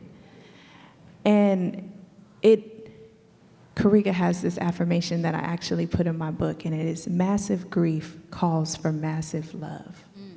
That represents us in 2020.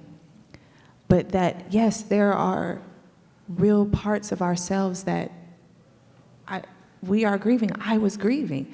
I had the full expectation to have my daughter in my arms and change her diaper and hear her cries and be tired at 3, 4 in the morning. And it didn't look like that. And now I'm trying to figure out, okay, well, how do I experience her now? How do I mother her now? And it was not who I thought I would be.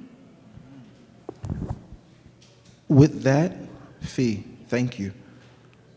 When you brought up the 2020 for all of us, I was talking to a friend who missed a lot of tours. And those missed tours created a hiccup in how their world works. But for so long, sorry about that, but for so long, no one was able to hear that nuance. We were sitting in the studio, we was actually at John's studio, and I said, that sounds like grief. Grief? Yeah, when you can mourn parts of what you thought would be, when you did all the work to get to the place, to take the deep breath, and you find out you got to take more deep breaths because there's more work to do and you did not get to relax, that is hard to reconcile. That's very hard to reconcile. But it's not because your grief is invalid, it's because that we are mostly a grief illiterate society. And we only really know how to recognize big losses, but life and death are not the only circumstances surrounding grief. And that conflict of resolution in oneself of where I am, how do I find my gratitude? Because it's far from me right now. I feel real overlooked, forgotten about. I kind of feel like you got me in the desert. You know what I'm saying? How many, 40? How many? You know what I'm saying? Like, it feels like that. Because what happened to the plans? What happened to my prayers when you used to answer them? And these ones seem like, but every conflict is an opportunity for us to evolve into a new version of ourselves. And I think that who's here today, this is why I felt so good when I came here, because I'm not looking at you who you were in 2019. I'm looking at an evolved version of you, somebody who has had to come to knowing some things, and we carry those deep knowings with us, and we impart them with one another. It's not just about being in the building. That's an old currency. The shirt says love is currency. That's an old model. It's about the roads we took to get here. It's not about just who's here. It's recognizing that everybody took a sacrifice. Yeah, Jersey, Baltimore. Come on, Cody, y'all rocking. My mama came from Fort Worth, Texas. Hey, Mom. So we, definitely have to wrap up. But I wanna touch on what you all have said, because this conversation was so important. When did we get the baby toys? Oh, both we of her got teachers? the whole diaper bag and a chair. But basically, I'm grateful to you all I'm grateful that I know you. We're grateful for you, Cody. Whenever And we're together, Tommy. y'all, it's like this love fest where they're like, really oh, I'm is. so grateful to you. I'm like, no, I'm so grateful to you. Like, It's a love fest. It's crazy. But Love you too, Tommy. I'm thrilled that you're here to have this greater conversation, because, and I want to try to say everything, wrap it all up, because Black love is us truly loving each other with abundance, loving each other fully for all of who we are, practicing less judgment. It's a practice, right? Like, nobody, my mom's laughing. She's like, yeah, I be judging. Practicing, we got to work on it. But less judgment of one another and truly giving of love, serving. Because something else that Kariga says that I repeat all the time is Black love is Black liberation. And free. Hey, look, we gotta be free. Drops mic. That's how you do it. He dropped the mic, y'all. That's how you do it. Nah, he did it. No, I didn't. I never had it. But that's what I want. Yeah. Not just the homes and yes, the marriages, yes. But until we all free, we ain't free. That's what I'm really talking about. Our babies can grow up knowing something different, right? Oh my gosh. The reason why I love Brooks, I know we're closing, but Brooks represents for me a possibility that I never cognitively imagined and never physically saw. And when I saw Brooks existing in the world with his neighbor, I looked at Felicia with such the deepest look of love and reverence in my eye. We have to tell them. But I told y'all where I'm really come and where I taught. So I wanted to see children that love. Yeah. That's what I want. Yeah, we are so wrapping up, I swear. But Brooks is Tommy and I's oldest son, and when they came to our house, the second time we met, Brooks and our neighbor, Mr. Calvin, were talking through the bushes. And it's like, hey, Mr. Brooks. Hey, Mr. Calvin. And he had to be 3 at the time, maybe 4 at best. But to your point, that's why we're here, right? Another thing we say is trauma-free Blackness. We are here to love each other. We are here to pour into our babies, right? Our babies that are babies and our babies that are grown, and so that our babies can experience trauma-free Blackness, full love, abundantly. Now we drop it. Y'all know I'm not a husband, so I am here to introduce the men's. This is a conversation. Yes, give them some love. Give them some love. This is a conversation that we've been doing since the first Black Love Summit in 2018, the husband's panel. It's like a fly on the wall situation. Tommy don't tell me nothing. He just kind of, well, he don't tell me nothing anyway, but he just kind of does what he wants to do. So all of that said, and I have no idea how they're about to walk out, I will first introduce, actually, Tommy will be last. So I actually did a funny Instagram post the other day highlighting these men, and I entertained myself with these little captions. So I'm gonna give them the same titles I gave them on social media. So the OG husband on the panel, Warren Campbell. I can't tell you the number of years married, but it's over 20. Then we have the OG married out of high school, Neil Brown Jr. Easily, what, are they at 20 years now? I think so. With his young self, y'all see Neil looking 20, but been married 20 years. Then we have, as I said, the one who never thought he'd get married again. That's Michael Jai White. And then the newlywed, Major. I was gonna say with the taco meat, but he's not letting it out today. So Major with the cute vest. They laughing at it. Come on out, y'all, come on out. And my husband, Tommy Oliver.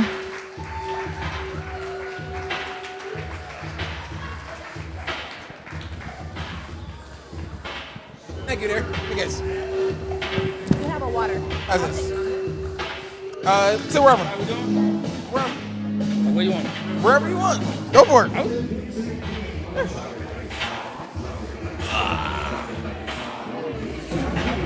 That's a lot.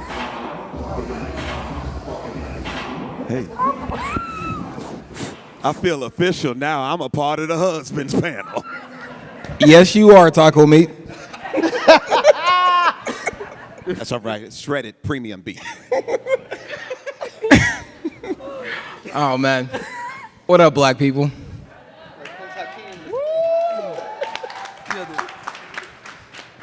How y'all doing? What is that? He's like trying to get comfortable. He's sitting I don't back know how in to the get seat. comfortable. in He's this. sitting back in the seat. He says, "Feet swinging." I don't want to be. Sit all the way back or up? Yeah. You sit at the edge of glory. Yeah. Like my wife said, we've been doing this thing since the beginning, and it's really just going way back. One of the things that was really cool about shooting Black Love in the beginning was that I didn't come from a. It's fly. I'm sorry. It was a fly. Bruh, I'm from Philly. Always doing It's karate. like you can't just. It was a fly. It was good. It's good. It's gone. This is a ninja. I told you that's what you get when you bring a ninja to your show. He's always doing karate. Chop. He will get you. Don't get too close. I didn't see a lot of married couples. I didn't know married couples growing up, and I didn't really understand how to be a husband. But I knew that I wanted to be a good husband. I knew that I wanted to try to understand from people who had done it before. And I'm a research junkie. I'm an information junkie. And so the idea of being around people who had gone through it, and it ain't easy. Like, I know that, but I didn't really understand. And so I remember shooting season 1. Those two were, like, we shot them way back when they were both season 1, and they had been married for a long time. And just hearing from them the things that they went through, the mistakes that they made, the things that they were just trying to understand, it was the beginning of kind of creating a marriage village. And so it's not that we talk about marriage all the time or that we need to talk about marriage all the time, but it's somebody that I can call if I need to talk about something, like anything, or even if it's just we see each other somewhere and it's just like, you know, how's the wife? How's the marriage? How's, like, whatever it is. And it's really valuable for me to have that and to hear from people, and not in the platitudes, not in the, you know, here's what, you know, a bunch of other crap. It's the real. And because without the real, it doesn't actually help anybody. You know, it's just talking for the sake of hearing yourself. Yeah. And so that was what it was for me. And everybody up here, I mean, you've not been on the show yet. But you use my music. We've had his music. We've had your music as a part of the show, and it's been in every trailer since season 2. And we love it, and you are part of the family. And now Mr. Why I Love You is actually married. And so it's pretty awesome.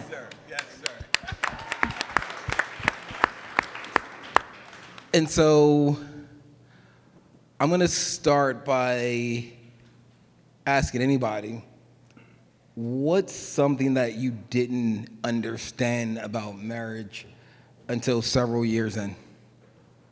You know how long that list is? All of it. Anything. That's a loaded question. I mean, It is.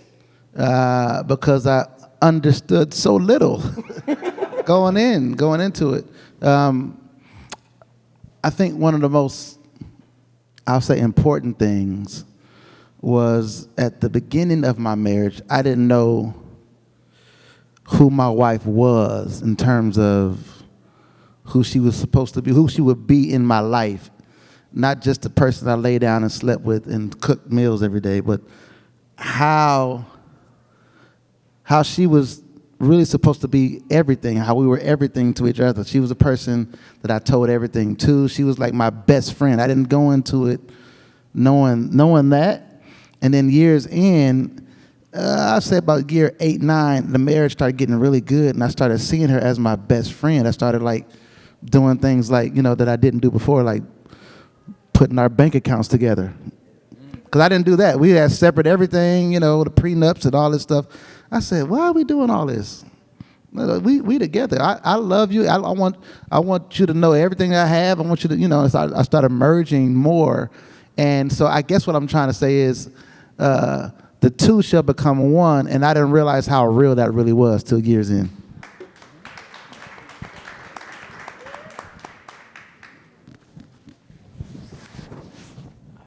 I was like 18 years old, man. I ain't know nothing.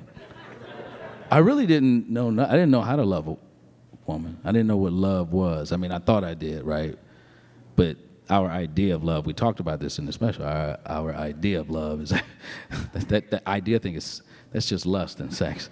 Love is you don't know how much you love a person until they piss you off for real, and your capacity to want to still be there and to work through it and to learn and to evolve and to grow. That's love. Love is work. It's hard work, a lot of laughs in between, and a lot of compromise. And I didn't know how to do any of those things. My wife, I credit her with teaching me all that. I credit the children with teaching me more patience than anything, but I didn't know that I wasn't I thought I was the boss. I thought by virtue of me being the man, and it was, I'm loving the Lord and I'm the boss. I do this Father, Son, I'm right here. And then they come to you. No, but she's the partner. She's the Holy Spirit. She's just that part of that Trinity, right, between us. So I had to learn that. I'm still learning it, don't get me wrong. I'm still getting it, but it takes a long time. And the journey is awesome. Yeah. But I know so little, man. I still don't know nothing. I'm still learning. But that was a big shock. I guess the real, shock early on was, I wasn't the boss just because I was the husband in the marriage. Does that make sense? It does. And it reminds me of one of the biggest lessons that I learned through shooting the show, which is the idea of uncommunicated expectations. Yeah. And so you go into something, you go into marriage, and you have these ideas of what a marriage is, or what your role is, or what somebody else's role is, but you don't actually say it. You don't say this thing that's so foundational.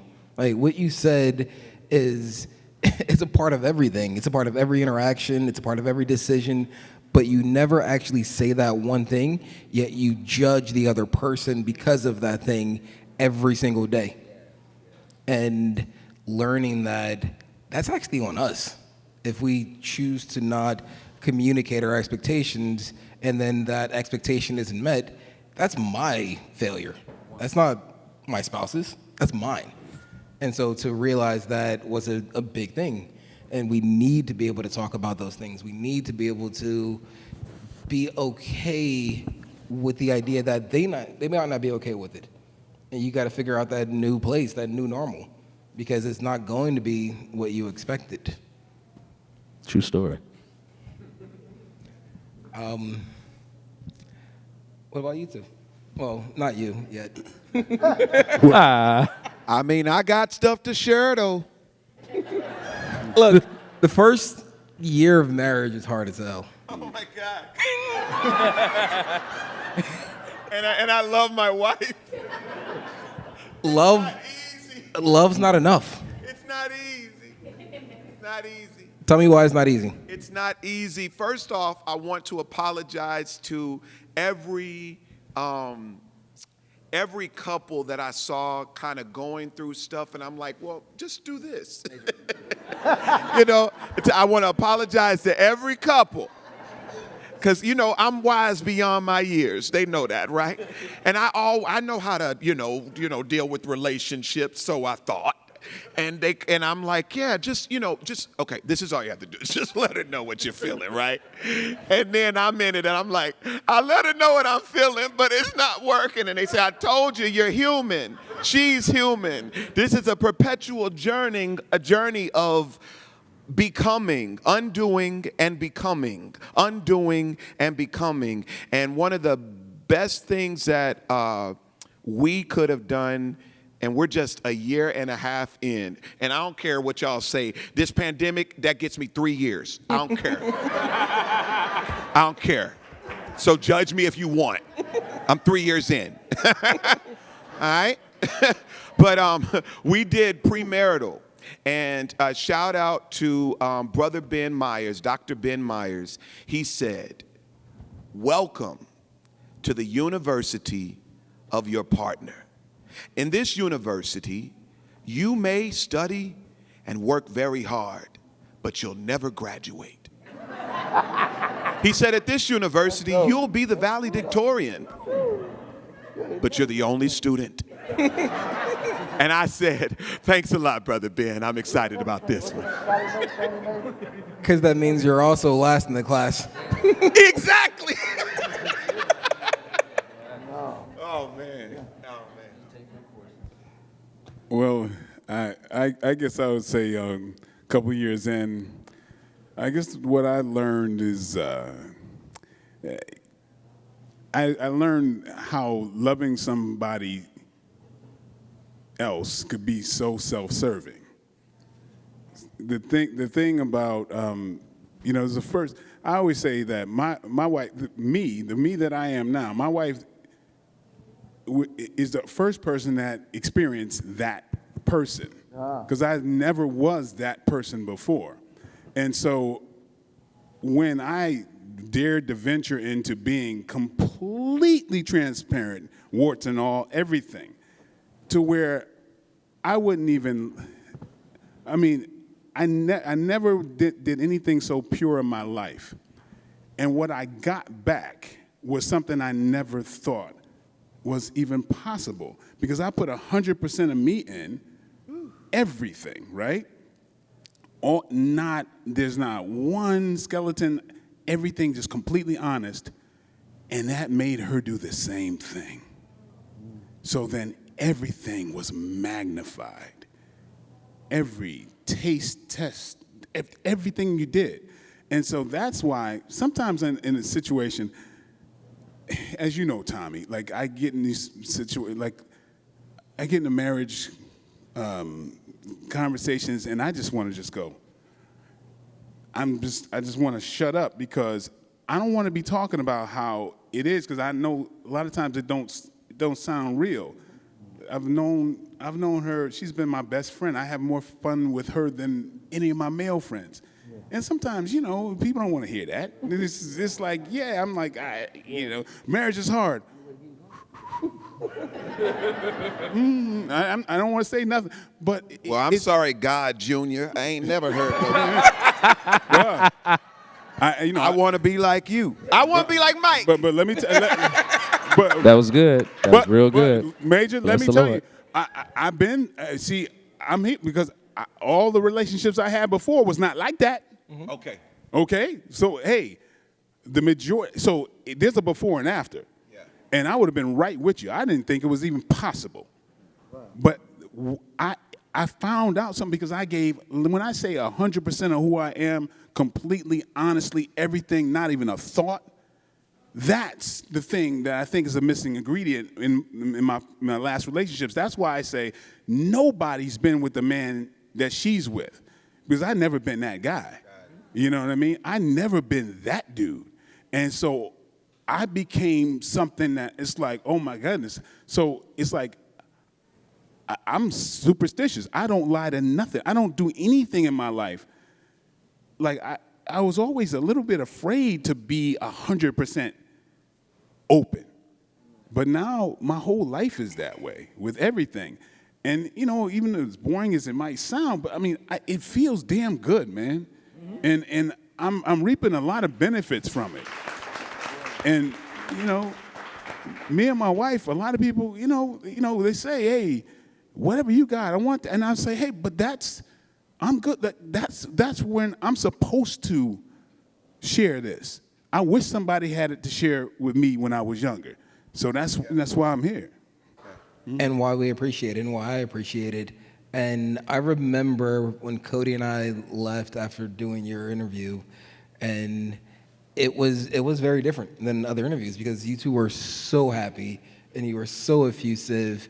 And honestly, I didn't understand it as much at that point as I do now, because in the same way you had to go through bad relationships to get there, Cody and I, in many ways, we've been in several relationships with each other, and we've had harder times that we've had to work through and now we're as good as we've ever been, or better than we've ever been, and it's incredible.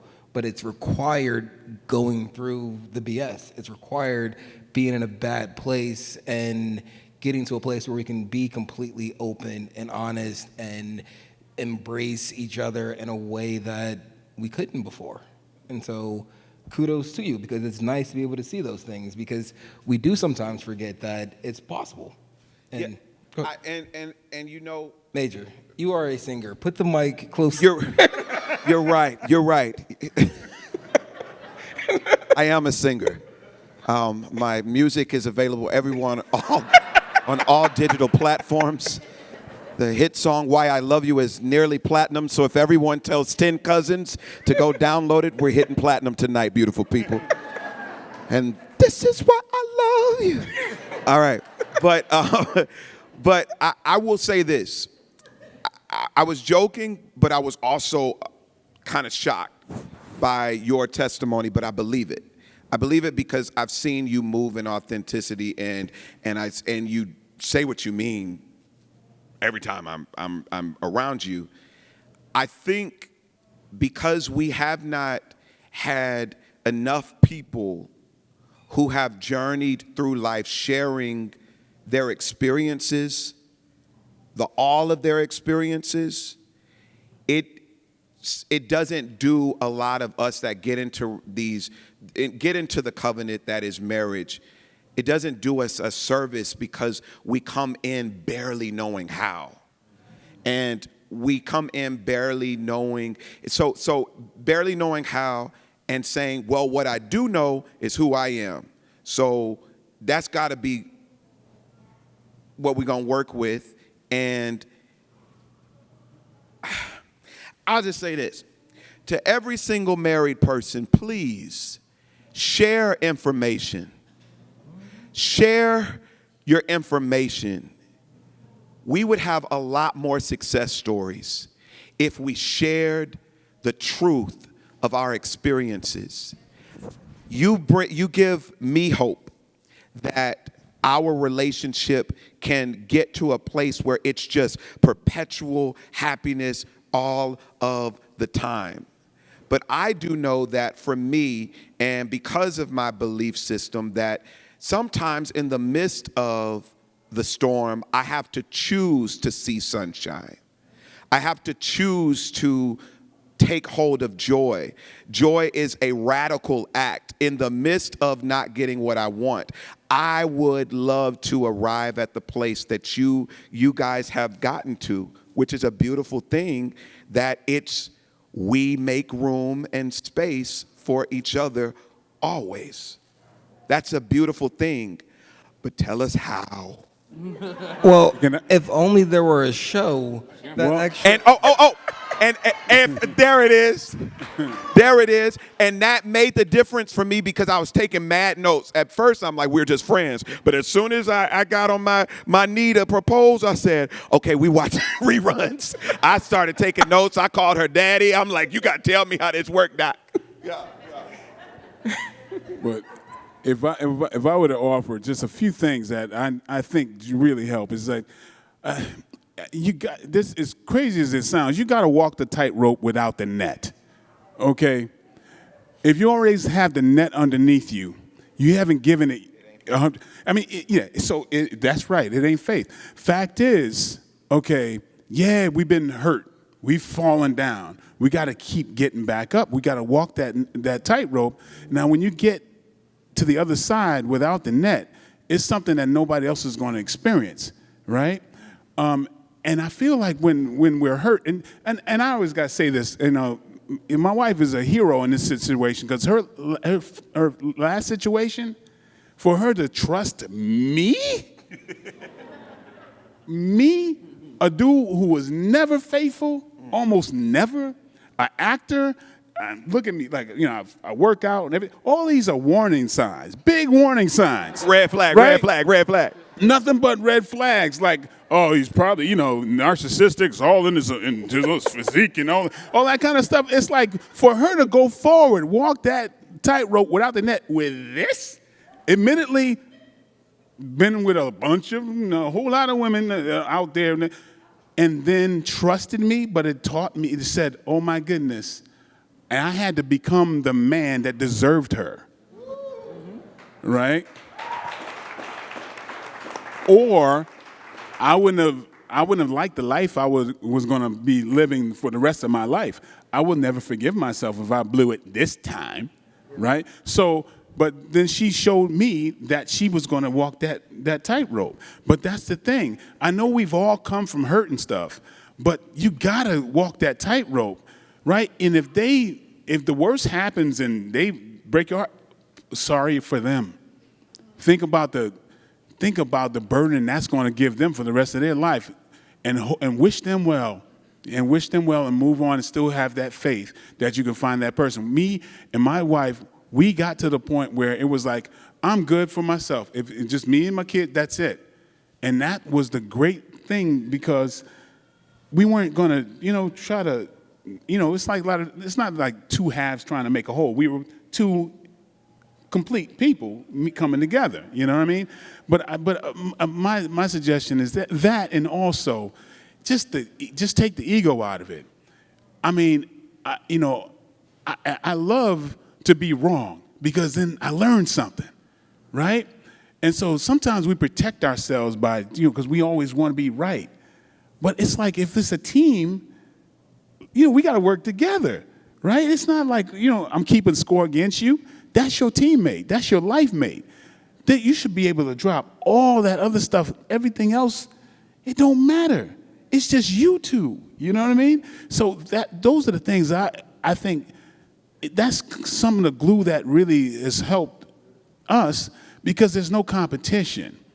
And I've had that competition in my past relationships. And it's so much of a waste of time if that's the person you're supposed to be with, And I was really surprised that, oh my goodness, I've never had even inkling of like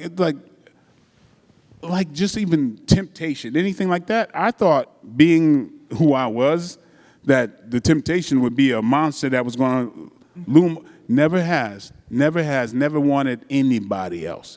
Not even for a half a moment. And I didn't think that was possible. I mean, a lot of brothers, we come from, and I know I came from, even girlfriends' fathers used to pull me aside and we talk get about, it, Mike. We get it. No, you don't know what I'm about to say. But it was like, yo, my girlfriend's fathers used to say, yo, keep your side pieces where they supposed to be, and this is how you love my daughter. Like, basically, like, damn, really? It's like that? Like, accepting? Don't be those dads. Mike. You know what I mean? But like, you know, I grew up with a good man keeps his side pieces in check. That's the way I grew up, thinking like that.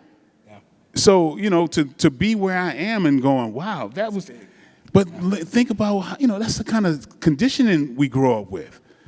And you know what I mean? So, you know, shedding that and finding the truth of who you are and you finding your best friend, just, you know, and then lastly, don't hide your flaws. Your flaws are what makes you you. And if you hide your flaws, you deny the other person of loving who you are. That's it. That's true. Sure. We are more of our flaws than we are our attributes. Don't hide that. The thing that hiding it often results in is resentment, because you're not able to actually be yourself, and then it festers and it creates all sorts of problems. And so what I found both in conversations with people and in my own relationship is that it's so much easier to just be who you are, and it may be uncomfortable, but talk about it, and if you've chosen the right partner, you can get through it. It'll take time, but you can. And so, before we continue, anybody got a question? What? No. I was just going to say, piggyback on what you just said. That's really important, especially if you have kids. Because the generations coming behind you, if we expect the generation coming behind us to be better, then we got to feed them from the table of transparency. That's it. Yep. You know? So very true. They got to know where you went wrong and then where you went right. You know what I'm saying? How you fix things. If, you know, I grew up not knowing, I knew my father's, like mistakes he made in his life because he told me. My mom, not so much. She was more like, you know, I don't want you to know that about me. Until I got older, then she would, now I'm 46, my mom is 65. She's just now telling me stuff like, you know, I'm like, Mama, you know I know you're human, right? You're not perfect. You're not perfect, you know. You know you had me, you got pregnant with me, you wasn't married yet. You know what I mean? You got married in March, I was born in August. You know I can. But, you know, you gotta open that up for these kids if you want them to be better and learn from your mistakes. Yeah. Yeah. Thank you, baby. It's so very true. And going back to season 1, that was something that you both talked about in different ways. And you both lived it. Yeah. The transparency and how you were operating, owning your mistakes, owning your crap, and moving forward in that honesty, no matter how uncomfortable it was. Very uncomfortable. Yeah. You know, I don't know, when we were answering, talking about before, in the first year of my marriage, my wife left me. That first year. And we've been together. I've been with my wife 20. She left or loved? She left. Oh. It's over. It's a wrap. If you come around here again, I'm going to call the police on you. Don't come around here no more. Like she was done. And I've been with my wife almost 28 years now. So in that, you know, and we were together 4 or 5 years before we got married. But we were so young. And she wasn't having it. I would always able, through the makeups and the breakups and the ups and downs, I would always be able to get myself back in there and be like, babe, come on, you know I was tripping. You know, I'm just learning to be a man. I got to do it. And then, but this time she was like done, and it like ripped everything. It just ripped me apart. But I thought that's what I wanted. You know what? I ain't even made for this anyway. We not meant to, whatever. And a dream woke me up. I had a dream about her, and it woke me up in the middle of the night. And she wouldn't answer my call. She wouldn't talk to me. It had been months. And then this dream said, call her. I called her. She answered. And then I said, hey, can we talk? And then she said, yeah. We talked for 4 hours. I bought a plane ticket right then and there, got in the plane, left LA, went back to Florida. And we've been back together ever since. But something was speaking to her that night too. That was God, right? And then I was like, I didn't want that life without her. I realized that was my help me. That was my other piece. And that I needed to do whatever I needed to do to learn how to be deserving of her love and deserving of the relationship that we were in. So it's rocky. But like to your point, our faults, right? That stuff, that's who we are. And when you can get beyond that stuff, because you want to, not because you're taking a bunch of mess from the other person or something, but because you both know this is a human experience, we're both having it, and we both want the same things, and we're both on this road, and we just need to make sure that they're running parallel, and we have to make them connect, you know what I'm saying, like, and go in the right direction, and need to be observant of, like, if somebody's going off in the wrong direction a little bit, so we can help check them or let them know, hey, baby, that's not the way we said we was gonna go. And so that's what we, you know, once we realized, like, all those ups and downs, that's why we did your thing, because we really wanted to let other people know it's not a fairy tale. It can be if you do it later in life, and, like, you both are at a certain place in your life, and you know these things when you get together, both of you, right? Much to Michael's point. Yeah, that's what's got to be clear. Yeah. You know, because I mean, you look great for your age, but it's not like you in your 20s doing this and having perfection in your marriage. You know. But you had some experiences that informed you on how to do it better so that you can experience the better perpetually. It's the earned fairy tale. Yes. That's what it is. That's Yeah. what you did in your relationship.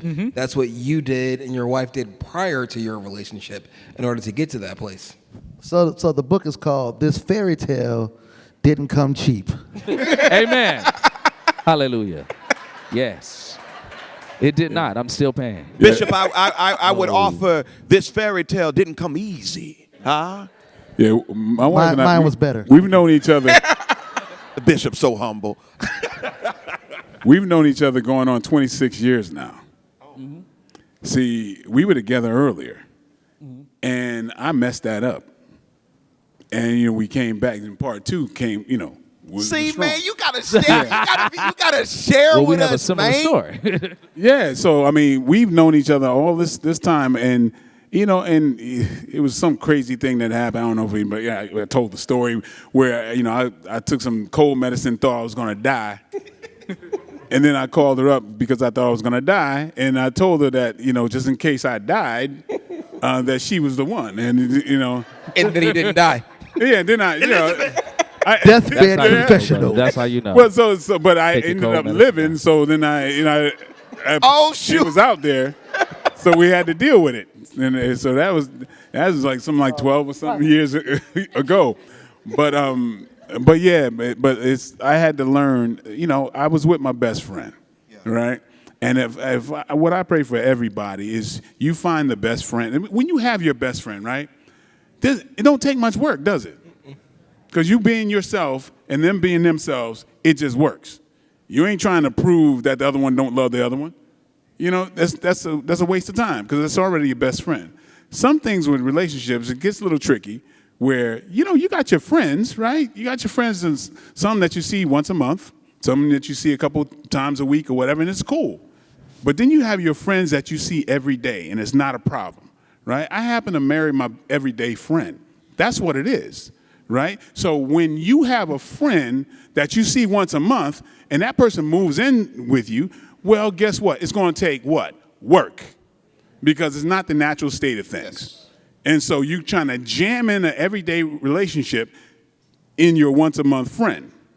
So that's sometimes with, you know, maybe some couples or whatever, they may have a natural, you know, the kind of thing where you see each other once a week or whatever, and you're jamming it in, you're trying to make it every day, but you got to have your girls' trips and you got to hang out with the guys before it comes to that, you know, that everyday thing.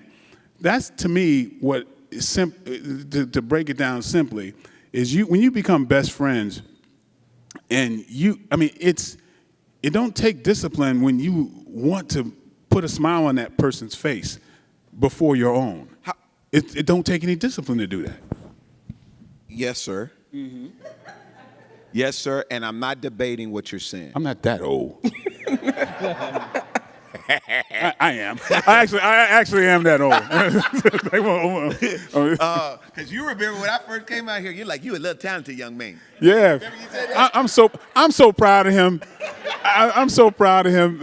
Anyway, crazy. yeah. Long story, Yeah. right? Full circle. We'll talk about it after. Yeah. Was there a question there, Major? I did. Let me get to it. Let me get to it. Okay, so I think sometimes when we hear marry your best friend, we think that we're going to experience that dynamic of relationship with our covenant partner, our ultimate marriage partner, the same way that we experience it with best friends. The difference is that I am learning 3 pandemic years in, or 1 year, is that most of my friendships, if we get upset with each other, we can go separate ways and come back when we're good. When you're in marriage, this ring to me symbolizes the ring of life, and you can go to your corners, but you ain't getting out, because the moment you step out, you're outside of the thing that you committed to. And so I think I think it would be helpful if when we say marry your best friend, and that's your best friend, that we speak to what also comes with it. It's your best friend, but you can't ever have you can't escape dealing with the challenges that come up when you meet yourself.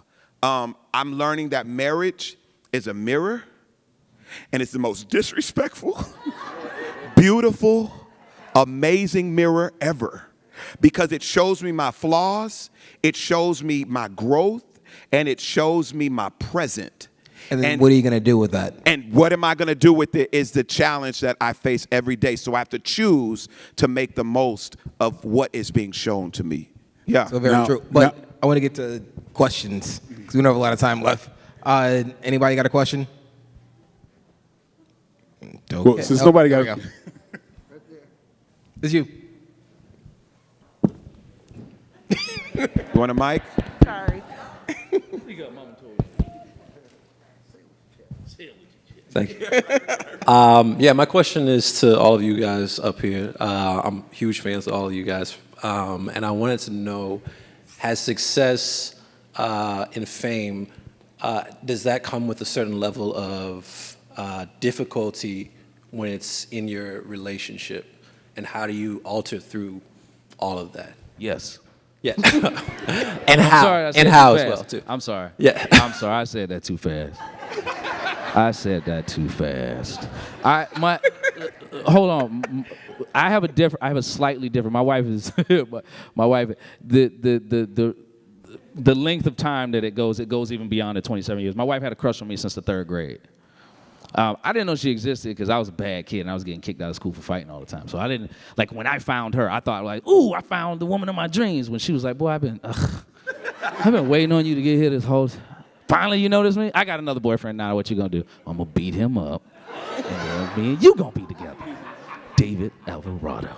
But so we had a different. So she kind of grew up. We grew up together. We grew up together. We've been together since we were 14. So we grew up together, and she watched me have this dream, and she had all the sacrifices. It's like being in the military. It's like all my sacrifices are also her sacrifices and stuff. And so she's the one reading lines with me, and she's the one seeing how much it's killing me not to get the part, and she's the one seeing me beating my body up, to try to attain something that sometimes she knows I'm gonna get, but she thinks that I'm putting an arbitrary timeline on it and trying to push it harder than I need to push myself, and not, too busy trying to make a living as opposed to living a life. You know what I mean?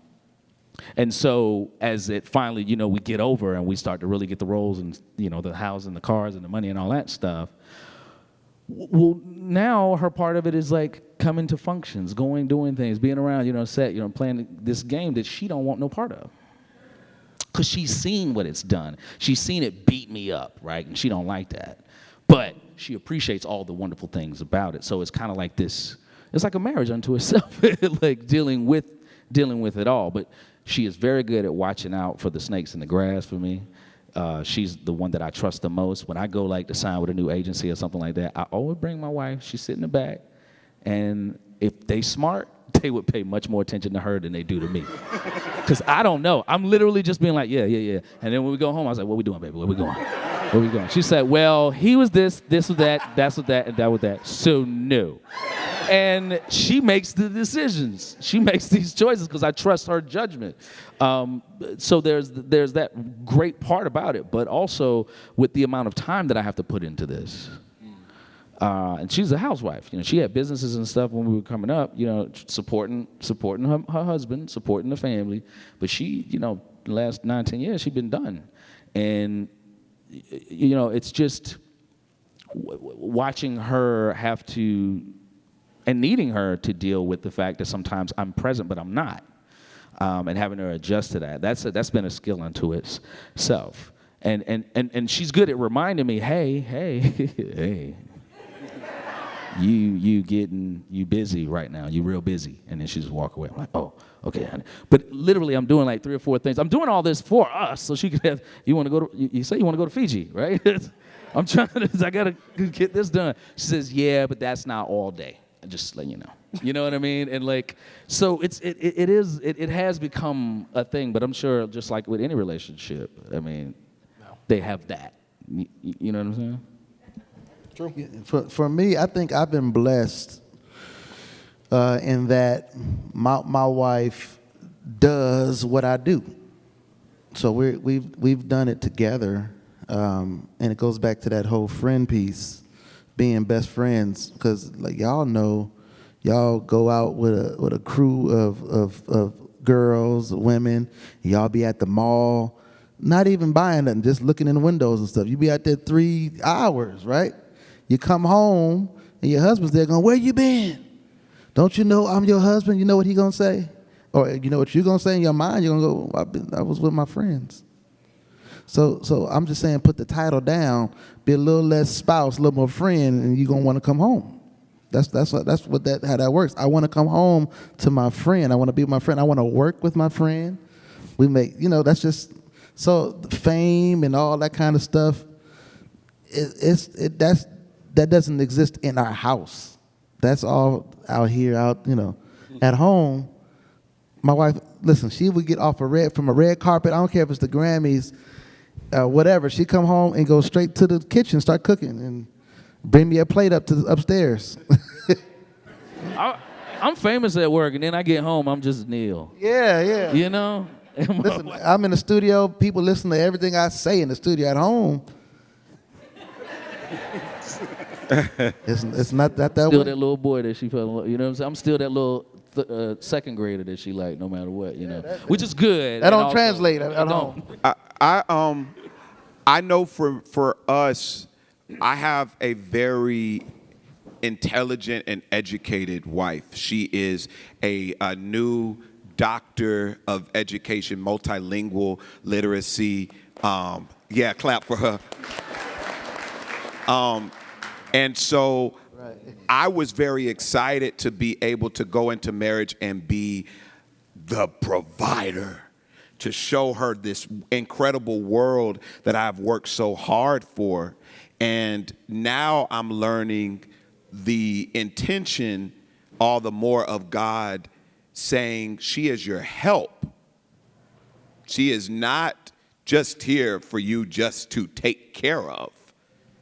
Let her reciprocate in showing you she can partner with you in this thing called life. And I didn't realize that in my ambition to rewrite the narrative of what I didn't necessarily always see consistently, that I was possibly imposing a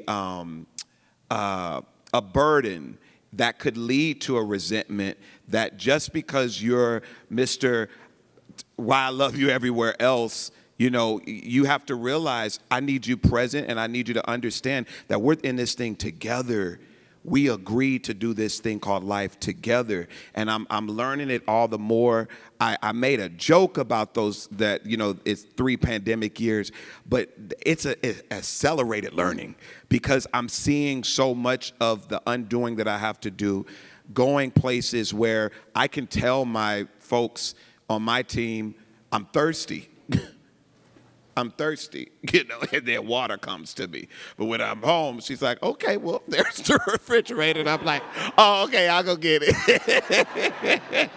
So I love the groundedness that my marriage has blessed me with. Amen. I know. My wife still brings me breakfast in bed. I think success only matters insofar as much as you allow it to matter in your relationship. And there are things that'll happen, but if you don't give them any fuel, then it doesn't matter. But if you choose to lean into it or respond to the DMs or you go out to clubs solo or you do all those other things, then sure. But that's your choice. And so not once in the 7 years of marriage with Cody and I have I given an ounce to anything. And so I love my wife, and that's all there is. And I don't care who you are, I don't care what you look like, I don't care what it is. You are not my wife, and you cannot compete with her. And so, but it's really just that simple. And so it's really up to us. And so it's my job to make sure my wife has nothing to worry about. It's my job to make sure she has nothing to be jealous about. And so when you do that, then it's perfectly fine. But if what you want via success or fame or money is the attention of somebody else or the attention of the random or whatever, then you'll get that. But that's your choice. And so I think we are, can we do one more question? We're going to do one more question. It's my company. Yeah, it's your company, man. Put your foot down. Me and my wife, but you know. Boom. We'll do one more question. What we got? All right, right there. Hello.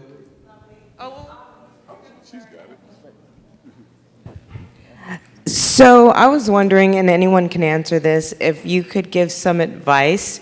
If there's some advice that you would give that you didn't know before you were married to women about what they should, I don't even want to say should, things that they should really consider, I guess, when specifically looking for a guy that's ready. Because I don't know if you guys had to get ready or if you were ready or that kind of thing, so. It's a great question, and so I'm going to say, huh? Ask questions. Yes, but so we should all answer 30 seconds so we can be done. So, 30 seconds.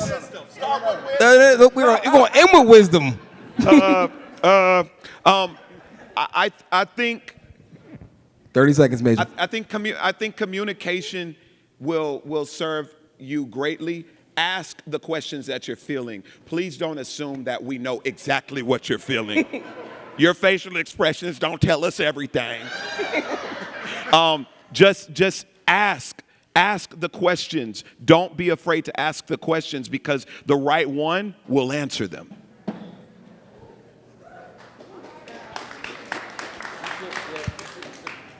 You got to think of something else? Go ahead. He literally stole, I said it, and then he... Oh, that's what you were going to say? No, I said it. They heard me. I said, ask questions. He said, I know, but okay, hold on. And then they gave it to you. Said, ask questions. Bless the Lord. I said, ask questions. And I was like, oh, that sounds like something I heard it before. I just went with it. The Lord said. Just hit me. I would suggest to find the right man, you should listen a great deal. Sometimes men are motivated by a lot of other things, and sometimes you provide the root to the fruit, and so if this man, we got to watch out for our desires, both sides, right? This man's going to desire you. You don't know if it's for conquest, all these things that it can be mistaken for love. That man may not even know what his own motivation is. You got to really listen. You got to really listen clear without necessarily providing your entire roadmap for him to just follow because he's motivated by something else. Okay, so you really got to listen And again, that whole warts and all thing, don't hide your flaws, because again, you're gonna make sure he's not gonna be able to love you for who you are. So let's not don't play any games, and that'll encourage him not to play any as well.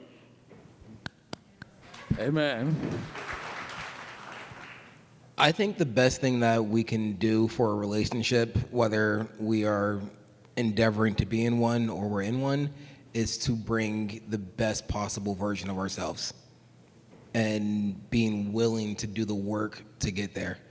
And the more we can do that, sort of like how you said earlier, it's 100% from each person, and it's really bringing all that you can and you being the best you that you can. And you've worked on your trauma, you've gone to therapy, you've done the stuff so that the next person that you're with isn't paying for the sins of somebody else, where you start off and it has as much potential as possible. But also to the other points from earlier, asking questions. Like, one of the best things that Cody and I did in the very beginning, it's so true, but letting somebody know where you are, like by asking and understanding where they are as well, but being very clear about what you want and not being afraid of if it may push them away. Well, if it does, it's probably a good thing. So do it in the beginning. I don't know. What was I thinking? You are perfect just the way you are, but you're not perfect. Know that. We forget that a lot, and we come, well, he should love me exactly as I am.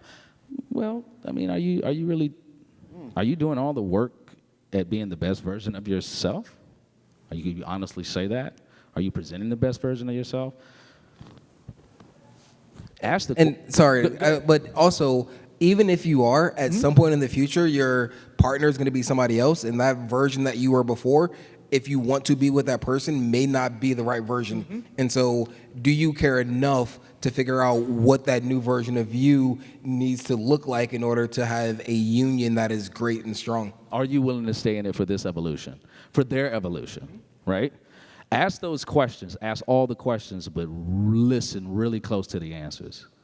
See, like you said, ask the questions, but listen real close to the answers, because sometimes you're just like, oh, yeah, that's cool, but you're not hearing what's behind that answer. That answer may mean I hate my mama.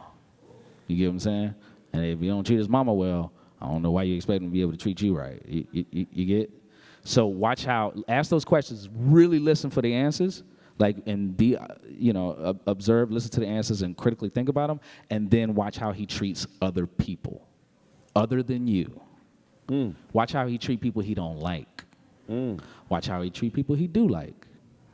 And that'll tell you a lot about all of that. Like how he's going to treat you later, no matter what he say. Because you know what I'm saying, you might just be all pretty to him right now, and then he acting right. 6 months, 3 months, some people got real, especially with the pandemic, they can hold on for a while now, until they show that real ugly side. But pay attention to how they treat people. Pay attention to how they treat people on the street, on the side of the street when they walk past. It's so true. Watch how they treat people who they have nothing to gain from. Nothing to gain from, bro. Bam. Yes. You know what I'm saying? And listen, I'm telling you, listen for those answers. Listen very close, because they give you gems. I tell this to my sons. My sons are 23, and 22. And I taught them, I was like, ask questions. And now by doing, and they were like, yeah, Dad, whatever, I don't care, blah, blah, blah. But now that they've done that, they brought home two lovely. I'd be happy to have daughter-in-laws. These are fantastic. You know what I'm saying? So, but by asking questions, and I listen to them talk. They talk. They're not even paying attention to the TV. They like, so what do you think about this? And like opinions and stuff like that, right? Because you may think somebody's cool and you love them and all that stuff like that, and then you find out they say that one opinion, and you're like, wait a minute, what? Yeah, I don't do the vaccines things. I don't. I'm just not into everything ain't perfect. But they're like, yeah, the vaccine is tracking you. You know that? Damn. And then it's your decision to be like, I can deal with this or not. But just know later on, that same thing that's got them going like that is going to present itself later in their evolution as something that you may not be able to deal with. Praise God. Very true. Mr. Campbell, bring it home. I would say always be aware that he does not think like you think. He doesn't communicate how you communicate. I'll say it this way. Men, we communicate and we think in little boxes. Like, in every box in our brain has a subject in it. And when we pull out that one box, careful, don't touch the other boxes. We're going to deal with what's in that box. And then when we're done talking about what's in that box, we're going to put the box away, and then we can deal with other things. Women are like, their brains are like wires connected. Everything's connected to everything. And if I'm saying something right now, it doesn't mean, it means, I used to tell my wife all the time, I mean exactly what I said. That's it. I don't mean nothing else.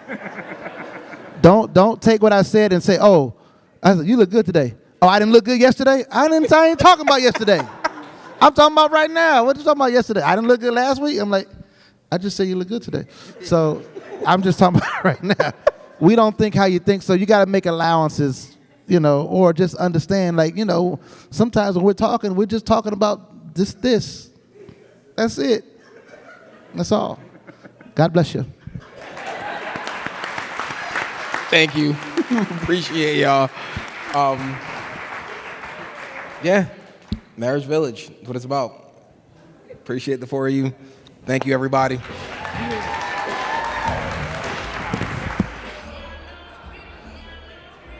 I'm here for, okay, hi. I just up here talking to myself, doing my thing. Those were the men taking pictures and being loud. Tommy and the gentlemen, your voices are loud. Thanks, babe. So, welcome back. Well, I say welcome back. I was not around. The men were doing their thing, and I heard some laughs, so that's good. My husband, he does whatever he wants. He was like, yo, we're just gonna take 15 minutes from these wives. That's what they do. They take our time. It's all good, babe. It's all good. So that said, we're gonna get into it with the ladies, and I will be introducing Erica Campbell, married 20 some odd years. I can't keep track. They're gonna come out when they come out, okay? Gillian White, wife to Michael, who y'all heard, is obsessed with her, rightfully so. They're adorable. Okay, yes. And Queen Shireen Kirkendall, wherever you want to be. Woo, oh my goodness. Listen. That was the same reaction to Shireen on Black Love season 5, okay? Okay, clearly there's a fan club here, but like in the world, okay, she has been dubbed Queen Shireen. Thank you, I appreciate it. And I love it. So, okay, I know one of the things that's heavy on my mind right now, but yes, so let's get into it, right? I've been married 6.5 years, and we have five kids. We have 3 kids. I was like, you got something to tell us?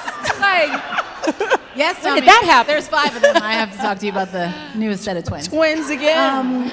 But we've got 3 kids, and we have been doing this Black Love thing for the entirety of our relationship. And some of y'all know we met and moved in after 3 months and got married shortly thereafter. And for me, like, the juggle and the struggle of doing all the things so quickly is like a huge challenge for me. And I'm not saying each of you did it the same way, but like, how do you feel about, or what do you see with regard to like trying to quote unquote have it all, like have your life and your success and your children and balancing being a wife? And how much of that do you think your boo actually recognizes and appreciates? Good question. I will say I've seen people do it many ways. I saw my aunt and uncle, same story, like 3 months, get married. They stayed married like 50 years, right? And then I've seen people take their time and date for a long time and get married, and 6 months later they're divorced. So I don't think it's a matter of the right way to do it. I think the mindset that you have and the way you view love and relationship is super important. The hard thing about love and relationship in 2021, this is the only thing that supports love. It's like everything else you watch is very single-minded, very individualistic, very self-serving, self-absorbed, all about me, what I want, what I need, what you can do for me. It's like It's like there's a married language and there's a single language. And people are sometimes in relationship, married, and still speaking single language. My husband, was sharing some things like us becoming best friends and sharing our bank accounts weren't things that we started out doing. Now, we were young. He was 20 and I was 23 when we met. Dated for 5 years, then got married. And all the ups and downs that came in it. I'm churchy, so I was like, Lord, you need to tell me beforehand, is this him? Because I don't feel like falling in love. I don't want to say yes. I just didn't feel like it. I'd already been engaged twice. And so my story is interesting because it could be looked at as like, oh, everything was great. But to me, love is a fight. You make up in your mind that this is what I want. And even when you get on my nerves, I'm staying right here. I'm not going anywhere because I made a commitment. And I believe that I married the right person. And I'm not married just for me. I'm married for legacy. That's how I think. I think in terms of team, in terms of when I'm gone, what is this love going to say to the world? What will my children say about our love after this? So it's not very, I'm mad, I'm leaving. It's so much more involved. Even when we went through our stuff, I was like, we got too much. This is too much to separate. Music, kids, marriage, ministry. There's so many things. And I was like, am I selfish and say just me and I'm gonna leave? Or do I say, how do we get past this and get to forever? It's so many things involved in getting to that place. How do you find yourself in all the things? I think for me, it was asking for help. So we moved, and you guys know the story, we moved from New York when I was pregnant. Or when I had just had CJ, and I think I felt very isolated because I was by myself. We moved for him. He was going to work every day. So he's getting the opportunity to meet people. He's coming home excited, and I'm like, oh, you going out again? You're not gonna stay home with me and this baby that I'm here all day with, and I don't have anyone to talk to. Yeah. But I think for me, I needed to take a step back, and I was like, I need to approach this the way my husband's approaching it. When he has something to do, he tells me, and then he goes about his business. I need to take that kind of same advice and stop waiting for him to give me permission to that's so good. Yeah, to take back my womanhood and take back Shireen and not be Shireen the mom. So I was like, I'm gonna take your approach. So when I had girls trips, I'm like, hey, this is the weekend, I'm going out of town, so figure out what you're gonna do with your baby. Okay. Not your baby. I feel like from my observation that you're really good at that. I don't know if you would agree, but for me, intellectually, I know what you're saying, right? Mm-hmm. I'm just gonna do it like he would do it. I'm just gonna tell you this is where I'm gonna be.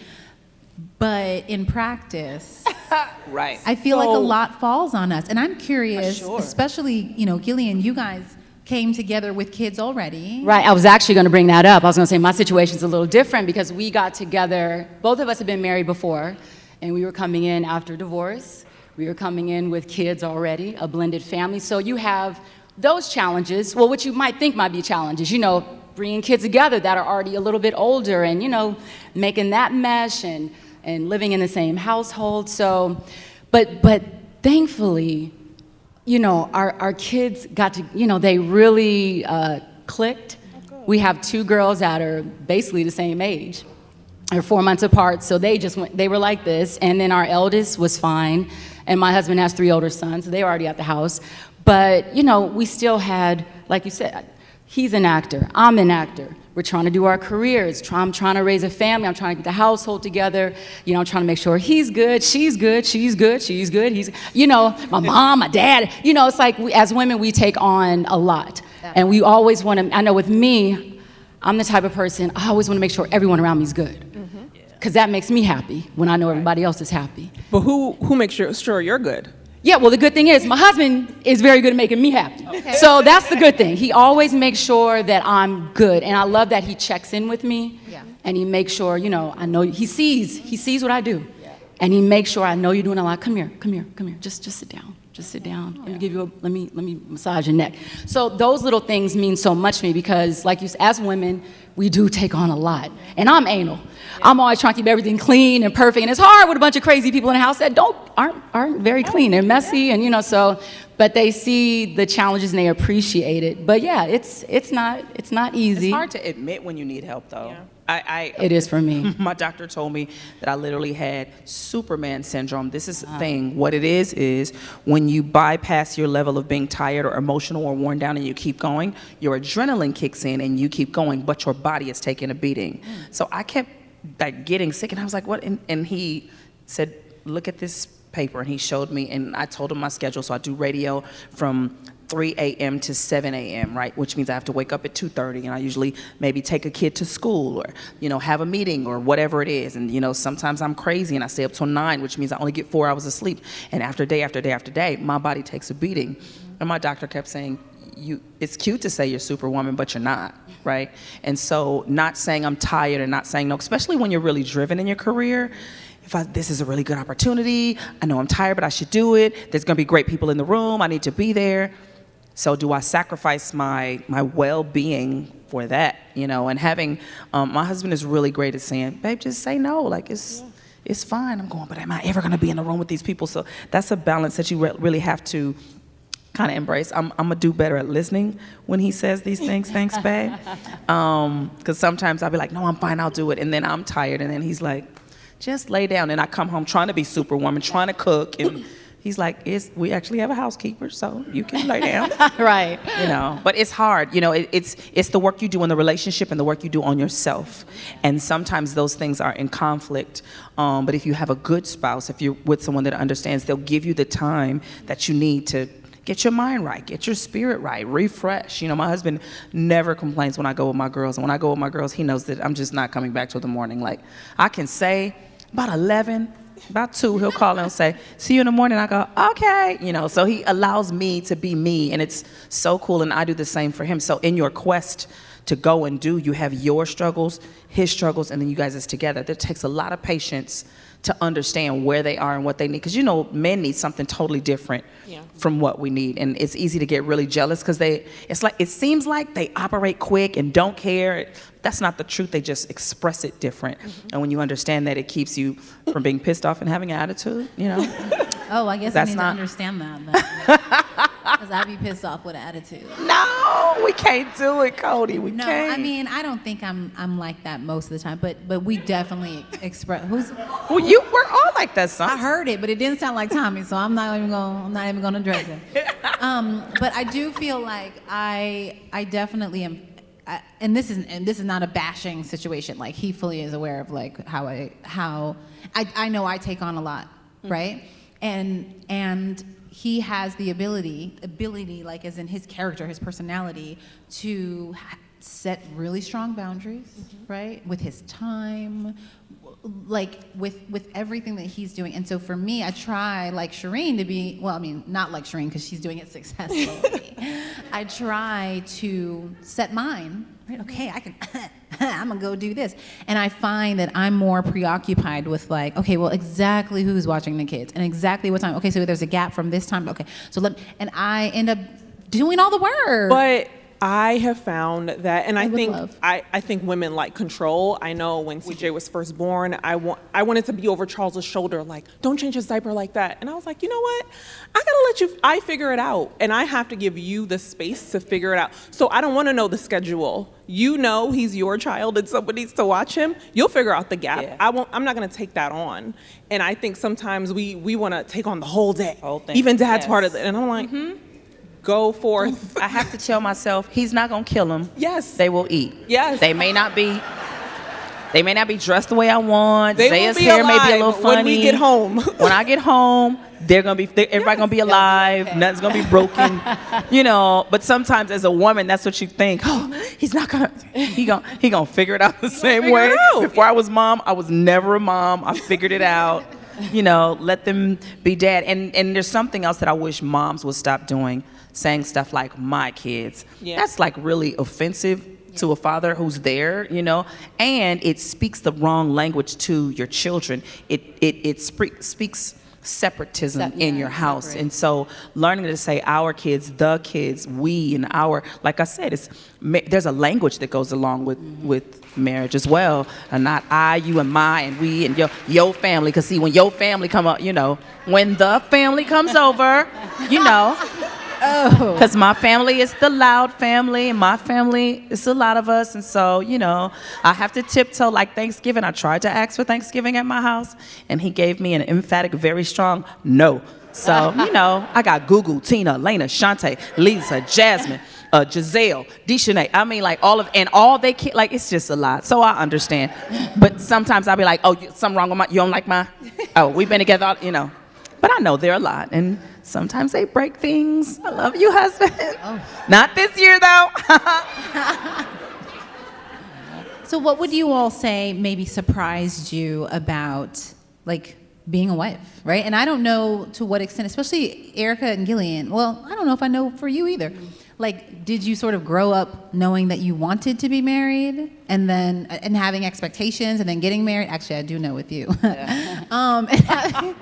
And having expectations that then you had to realize, like, oh, this is different. This is different than what I thought. Oh, yeah. It ain't nothing of what you dream about. It's nothing like when you play MASH when you was a little girl and you write a mansion, an apartment, a shack, or a house, or this kind of car. It's nothing like that. And I was in love with love. I was very overwhelmed. I remember I probably said this at another Black Love Summit. I think the first 2 years I was like, okay, I'm good. All right, so I can take my stuff. You can have this house, have the BMW back. I'll go back to my Jetta. I'll be fine. I got this much money by myself. Like, the first year, ooh. Yeah. Who knows how to be married? Who knows what this looks like? Who knows how you shift your attitude? If you've been single and doing your thing by yourself, adjusting, especially if you get married. Oh, I was 28 when we got married. If you get married older than that, you're pretty set in what you want and how you want. It takes a lot of selflessness, a lot of time, a lot of patience to figure out how to do life together. If he operates different for you, like cabinets open is not a big deal for me. It drives my husband insane. Right? Mine That's too. small. Wait, who leaves the cabinets open? Cabinets open. And it drives me insane. Me too. I don't care at all. Is that a guy thing? Shut up, Major. Because I have literally slammed my head so many times into cabinets. Really? Really? Yeah, because And you're the one leaving them open? Me? Oh, I thought you raised your hand. No. I mean, they don't like. We leave cabinets open. I leave They don't cabinets leave open. I do, and Tommy brings it up, and I'm like, then close it. I'm like, it's a cabinet closet. Right. Doesn't bother me. Right. Bothers you. Oh, that's hilarious. But I think learning that my husband didn't read my mind was really hard. Ooh. So when I first got married, we had this big, beautiful house. We was on that fresh Shackles money, so we was in this big, beautiful house.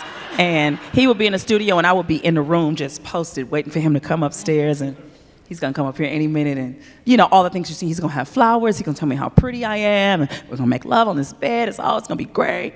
And I'd be up there, and I'd hear him moving around the kitchen, and I'm still posted waiting.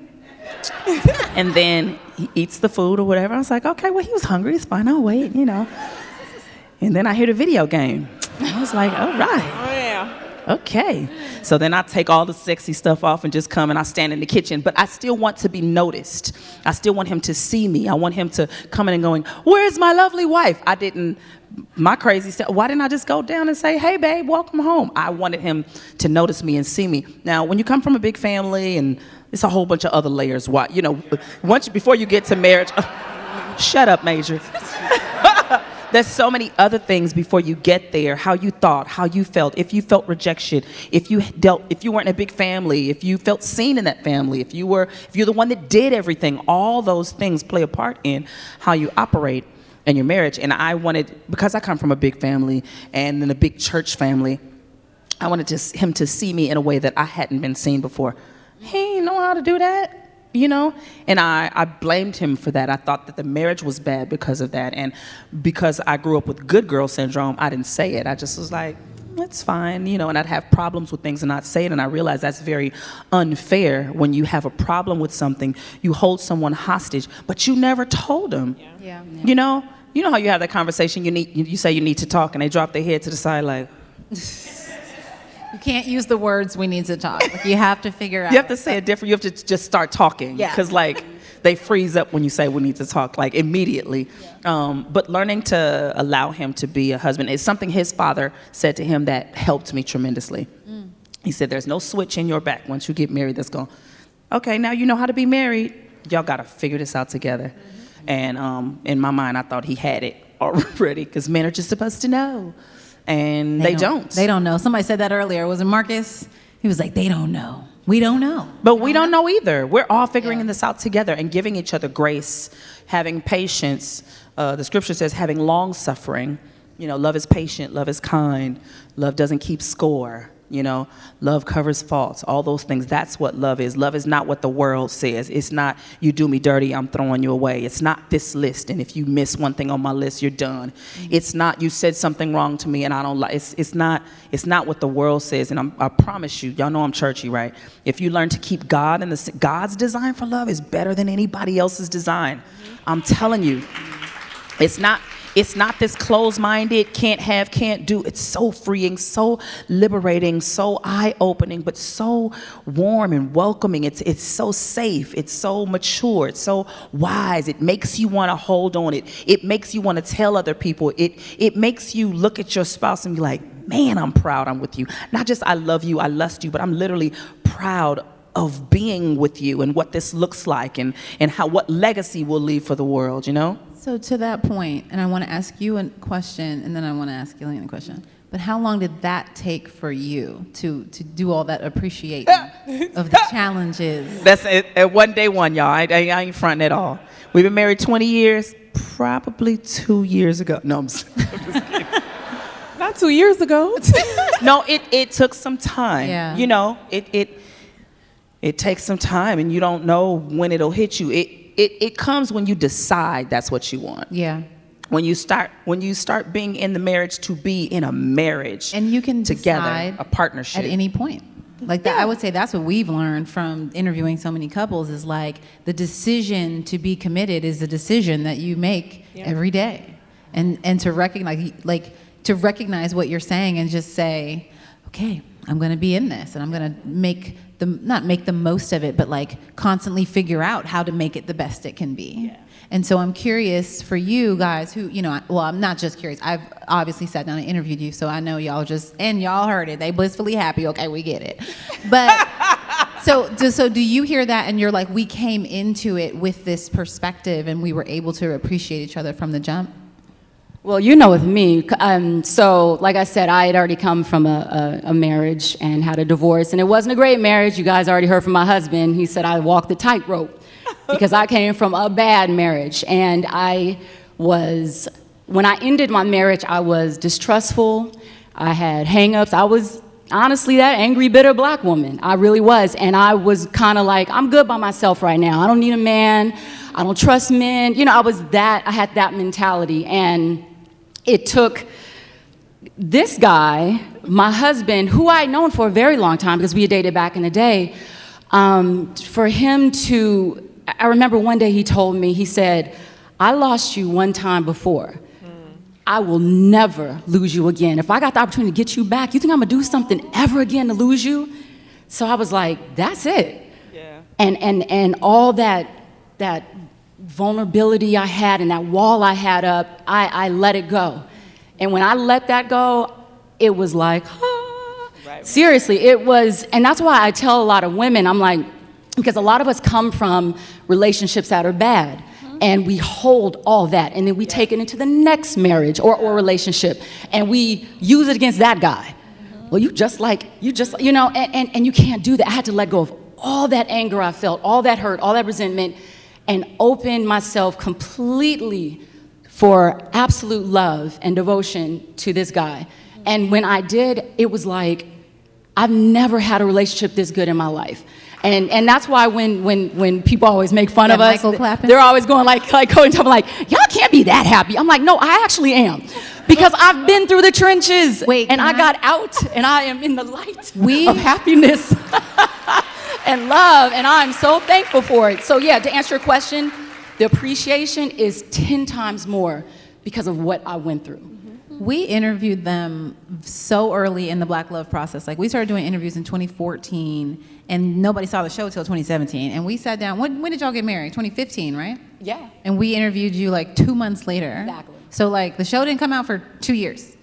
And I'm editing, and I'm like, I don't know what to do with them. they're so happy. Like there's nothing. There's like literally, I don't have. She actually emailed me and told me that. She's like, y'all are too. I don't know where to put y'all in these segments. Like the show was coming out, I had to email them and be like, look, we really do love you guys, but you're not gonna be in this the show, right? Like I got them. I think it was in season 2 that we did a second whole, time around. Yes, we did a whole episode second time around. So blissful happiness is great there, but it was like there was nothing I could do nothing with that before. I think it's possible to have it, if you've done the work. I think it's possible, but I'm naturally optimistic, right? So I think it's possible if you have it, if you do the work, you know what I mean? If you put the time in, and then you can't put the time in by yourself. Sometimes, it's one-sided, and it's not always the woman, sometimes it's one-sided, but when you both want the same thing, I think it's possible to have that happily ever after, What you got, Shireen? No, I was, to your point, I think you choose that happily ever after, though. You choose it. I think the grass is greener where you water it. You can look at anyone's That's marriage good. and say, like, wow, her husband says that. Why don't you do that? And it's like, but you're skipping over all the good things. Right. And I think for me, I was sometimes like so focused on what he wasn't doing. I was like, but what is he doing? And that's good too. Like he shows up. I know where he is. He plays his video game, but at least you're in the house. I can see you. So I'm like, even in the negative, I'm like, what's my positive from it? Like you could have a hobby that takes you out of our home, but have a hobby that keeps you on our couch. Yeah. I'm like, all right, well, I'll just go watch my trash TV while you finish this up. But I think for me, getting married was figuring out that love it's the butterflies, it's the tingles, it's all those things you read about, but it's also like paying bills and taking out the trash and are we gonna pay off this debt? Like, I think it's those things too, and I think it's showing up for your partner and saying like, I'm gonna choose to be here. I'm gonna choose through the mundaneness to have moments of spontaneity and love those, but I'm also gonna, sometimes maybe we gotta schedule, like, okay, you got a break at 3 and I got a break at 3, let's have lunch in our bedroom. Right. So, Maybe in a room. yeah, I'm like, it's that too, and I think it's going through those highs and those lows with that person and saying like, you're my person, I'm gonna continue to water this grass. Even when I don't like you, I'm gonna love you and I'm gonna push through those feelings. And just like, I always say, I'm like, do you want to be happy or do you want to be right? Like, you don't have to argue about everything. Sometimes you could just be like, you know what, I'm just going to let that roll off my back. Right. Absolutely. And I'm going to make today a good day. Because I could blow it up and make it a bad day, but I'm going to choose to make it a good day. And I think for me, that was a big part of like getting over that arguing. And I think everyone, when you get married, there's this arguing hump of like, because you said you guys were older, but we were younger when we got married. So it was like, we were figuring out life together. I'm like, we don't have no money. I'm like, how are we paying for it? And my husband has big dreams. And I'm like, how are we paying for this? You're right. Who gonna pay for it? Yeah. But I think too, like you're saying with the arguing and stuff like that, I'm real big on letting go of that ego. Because I really feel like in relationships, when there's two egos bumping heads against each other, I mean, it just creates so much extraness. It's like, and a lot of times when you sit there and when you go back and you think about it, you're like, that was really unnecessary. That argument was it just blew up because you got this ego and this ego. Now you're defensive and you're defensive. Now we're going at it. And then you're like, for what? Yeah. And I think with my husband and I, we both just kind of came to a conclusion of letting it go. Yeah. Like, we're a team. Yeah. We got to work together. And it's just, and it's so much energy. It's draining when you're going through arguing. It's so, and all it is ego. It's just ego. And you want to be right. You want to be right. And somebody want to be right. I would like to ask you guys, how do you come out of an argument? Like after, how do you get back to, okay, I like you again? That's what I was gonna say. I argue, and then 5 minutes later, I'm like, okay, I'm done. Like, can we just be in love again? Like, so. My husband's that way. Yeah, That's I'm not like, my I'll testimony. hold the argument. I still be mad. He knows. He knows. I look out the window and I blink really slow, and he'll ask me something. I go, yes. Or he'll try to tell a joke. I'll be like, And he never says how long you're gonna be mad, but he knows that I still have an attitude. And then I just go, okay, Erica, this is dumb. He didn't apologize. Y'all got past it. Why do you still have an attitude? But I'm still 20 years in, still working on it. How does Charles respond to that when you? He knows my tactics. Like, I'll try to hug him, and he's like, "Get off me!" But I can feel him succumbing to the hug, so I strong arm him. But I think for us, like, we kind of balance. At some point, someone's gonna break, and then we have moments. Like, I think when we were younger in our dating, we would like go days without not talk the whole day. And now it's like, okay, but it's been 30 minutes. And I gotta tell you, CJ did something cute and I wanna tell you. So I mean, to your point, it's like letting go of that ego. We had the argument. Are we gonna, it's over. Are we gonna agree to disagree? Let's move past it. It's fine. But I just, neither of us is too big to say I'm sorry. Like, he just left for Chicago. We had an argument right before, and in the morning he was like, I dreamt about telling you I'm sorry, and I don't know why, but I was like, does this mean an apology is coming? He's like, no, I just had the dream. Yeah, that's where he took it. He was like, no, it was in the dream. I was unsure why I was dreaming that. But yeah, I'm like, it's going back to the love. Like, I'm like, to your point, you're so tired. It's draining. It's very draining. It's so draining. It's easier to be happy. It really is. Choose happiness. That is so much Exactly, easier. choose happiness. The few times that we've had arguments, my husband and I don't even want to say arguments, there's more disagreements, it's because of miscommunication. Yeah. It's always you thinking I said, or he's, and it's like, and then at the end of the argument, to answer your question, that's explained. It's like, well, I thought you said this. Well, no, that's not what I said. I said, oh, shoot, okay, I heard you wrong, or I misunderstood you. And then it's kind of like, so that's what we were arguing about? And then it's just like cool again, because it's always, can I tell you guys a funny story really quick? I gotta tell you a funny story. The first argument we had, I gotta tell this, we were in Africa, and it was dark, and we were it was lions, it was all kind of stuff around us in the dark, and a man was leading us with just a stick. Oh my God. Back to our cabin. My husband had hurt his leg. I didn't know he hurt his leg. So I'm trying to get through the darkness. The guy's like, it's lions and hippos and all. I'm like, oh no, I'm trying to go. So I'm walking fast, and I'm forgetting that my husband's leg is hurt. So he's way in the back in the dark, and I'm with the guy with the stick and the flashlight. And my husband got so mad at me, and I didn't understand why, but I honestly didn't hear him when he was saying, my leg is hurt, slow down. I didn't hear him.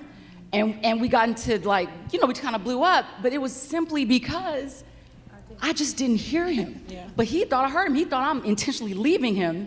So it was like, in the dark with the lions and the tigers and the bears, oh my. And I'm like, you don't care. Yeah, like I didn't care. But it was so, when it was over, it was like, oh man, I was so silly. Mm-hmm. You didn't hear me. You thought I heard you, and this blew up like that. So it's like sometimes just the silliest things, Yeah. Yeah. I'm gonna let Erica. How do you get through an argument? No, Cody, we want to hear from you.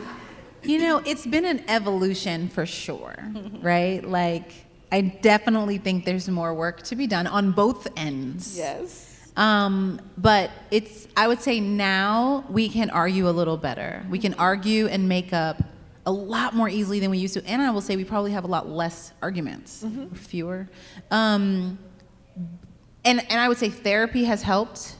Me going to therapy and him talking to my therapist about me /us has helped a lot. I think us just see each other better. Honestly, to me, that was a turning point. And outside of that, I would actually credit everything to that, because I was going to say even being more communicative, but I would say that started with having this third person, and to speak on therapy for a second, right? Like, know that there's not one size fits all, because we have definitely gone to therapy before, more than one time, and sort of finding someone that just worked, right? Like, it wasn't that case earlier. But that has been very helpful. But when we argue, I am probably the person that holds on to it more. I don't think that Tommy says I'm sorry enough. He knows that. I'm not out here snitching, he knows. And so I think we have to work on those things, right? Because I will hold on. It's hard when they're okay and you're not. And you really just want them to acknowledge that you're not. And, they'll just go on and, be talking to you, and you like, I need an I'm sorry. Yeah. I need a whole. Right. I need to hear it. Babe, I didn't mean it. And me and Warren we're not like big arguers, but we can have like differences. You know what I mean? Yes, And so yes. it doesn't appear to be an argument. So we can literally be in the bed and have this whole thing, and then he wants sex after, and I'm like, I still have an attitude. Like, I don't. I'm mad. No. Right. I'm mad. No, thank you. No. But I didn't say I was mad. I didn't. For me, I didn't express it. Yeah. So being very direct, which is not my strong suit, being very direct, makes it challenging. You know what I mean? Because how can he be held accountable for something that he didn't know? Yeah. He's like, I just thought we had a difficult conversation and we're just finna get it in a minute. Now I'm just like, It was a difficult conversation. I don't, because we have difficult, Yeah. especially with business, music, the kids, the church, producing TV, all these Yes. things. There's a lot to discuss, and sometimes we don't see eye to eye. And I have to remember, am I mad at my producer or my pastor Girl. or my husband or my baby daddy or my business partner? It's just too many people wrapped up in this But one see, that's guy. my thing too. Okay, so we have that same dynamic. Right. And so for me, and he likes to be like, this is a business conversation. And I'm like, okay, but you're my husband and you're getting on my nerves. Like at the end of the day, this is a business conversation and you think that I shouldn't like carry that over. But I am. Like I'm mad. Because if they weren't one and the same and you left work and you were mad, you would come home and you would Yes. fuss. Yes. But I'm at work with you and now I'm at home with you, so I'm still You're fussing. the same dude You're that the pissed same me guy. off an hour ago. It didn't change. But making the decision, to you guys' point that you were saying earlier, making the decision to be at peace, making the decision to say, I was upset, but I don't want to be upset anymore. You know what I mean? I'd rather have good communication and laugh with you. I think for me too is like tabling discussions. We don't have to figure. This doesn't even affect us today. We don't need to figure this out today. And I think especially when you do business with your partner, it's like, okay, well let's talk about it. Let's take a breather. Let's table it till tomorrow. And just like when you see it going down a dark path, And you can really like stop talking and not be mad no more. yeah, I'll just be like, but how you do that? That makes two of them. Let's table this tomorrow, and then your anger just leave, and then it come back tomorrow when it's time to talk at noon. Well, hopefully tomorrow I'm not angry anymore. But I know for me, sometimes I'm like, I don't want to argue. I don't want to argue about this. So let's table. Let's not talk about it. And I think we both do that to each other. And sometimes it can piss the other one off because, if he wants to keep talking about it, I'm like, I don't want to talk about this. Like, let's table it. Yeah. I will say, and I had this. We should try that, Cody. We'll see. Pray for I had us. this epiphany like in the moment just now, thinking about, and this, everything is different for everybody, but like we do work together, and I am mad if I'm mad, right? Like if it's a work-related mad, I'm mad. Like, and what I realized just now is that for us, I think it benefits us to sort of treat, I don't want to say treat all arguments the same, but treat them the same, like whether it's work or whether it's personal. If you have, because it's not just a disagreement, a work disagreement, like should we spin this on this or not? Should we do this that day? Like that's not, we're talking about like heavier things, right? When we're really arguing. And if we're arguing and I feel hurt, work-wise or husband-wife-wise, I still want that hurt to be repaired or to be addressed, to Acknowledged. feel Acknowledged, yes. So for me and for us, I think the process needs to be the same. It has to be, because I'm gonna be mad. But it can't always be the same. And for me, sometimes I'll go back to the fact that we're on the same team. We're on the same team. I do really like you, and I love you. So whatever this is, I'll calm down in a minute, and we can work through it. And talking myself off the ledge, I try to do that a lot. Or, my married sisters, I'll text them all my mad, and then I'll be fine. That's just as long as he doesn't pick up my phone. Yeah, true that. True that. And on that note, right, about texting, so I'm curious for you guys. I remember when I first got married, and I feel like I'd heard, and there's truth to it, but like, don't tell nobody your problems. And as a result, I felt like very alone. I felt like I couldn't ever tell anybody my problem because you're like letting someone into your marriage. But I felt like I didn't have anyone to talk to. And so I had to learn, first off, we're very fortunate to have done Black Love, and our marriage village became, I'm gonna tell Erica my problems, and I'm gonna tell Melanie Clark, who was here earlier, I could talk to people who I knew had, as I say, my marriage's back. Yes. Right? It wasn't just about me or him. Is that Tommy? It wasn't just about me or him, it was like about us. Yes. And so did you all experience that ever, even if it was like your first marriage or, but just that feeling of like, well, who can I talk to? I've always believed in the village. Always, always, always. Whether it is, my sisters or my girls, my group of friends I call the G's, and then I got another group of married friends. I've always been blessed with a village. And everybody isn't privy to the same information, but there's always somebody that I can at least call on, lean on, cry to, and I can honestly say everyone's always given me messages or answers that was pro the marriage. Mm-hmm. Nobody ever said, girl, forget it. Or, they always go, well, think about this side. Or my sisters even do that. I'd be like, dang, you my sister, be on my side. But they're always trying to get to the place of what's the right thing for y'all. I don't want to say anything that's going to cause you to, go further to the left than you are. So having somebody to talk to, knowing who to talk to, you can't tell everybody your stuff, and when you find out, that you've been sharing with somebody that doesn't have your best interest at heart, it hurts. But you can live anything down. It doesn't mean, and like the people say, oh, there's a reality curse. I don't believe that. I believe if your marriage was trash before the cameras, when the cameras come on, they're going to see the trash. The TV didn't make the trash. You already trash. That's fair. Sorry, that sounds really harsh, huh? Sorry.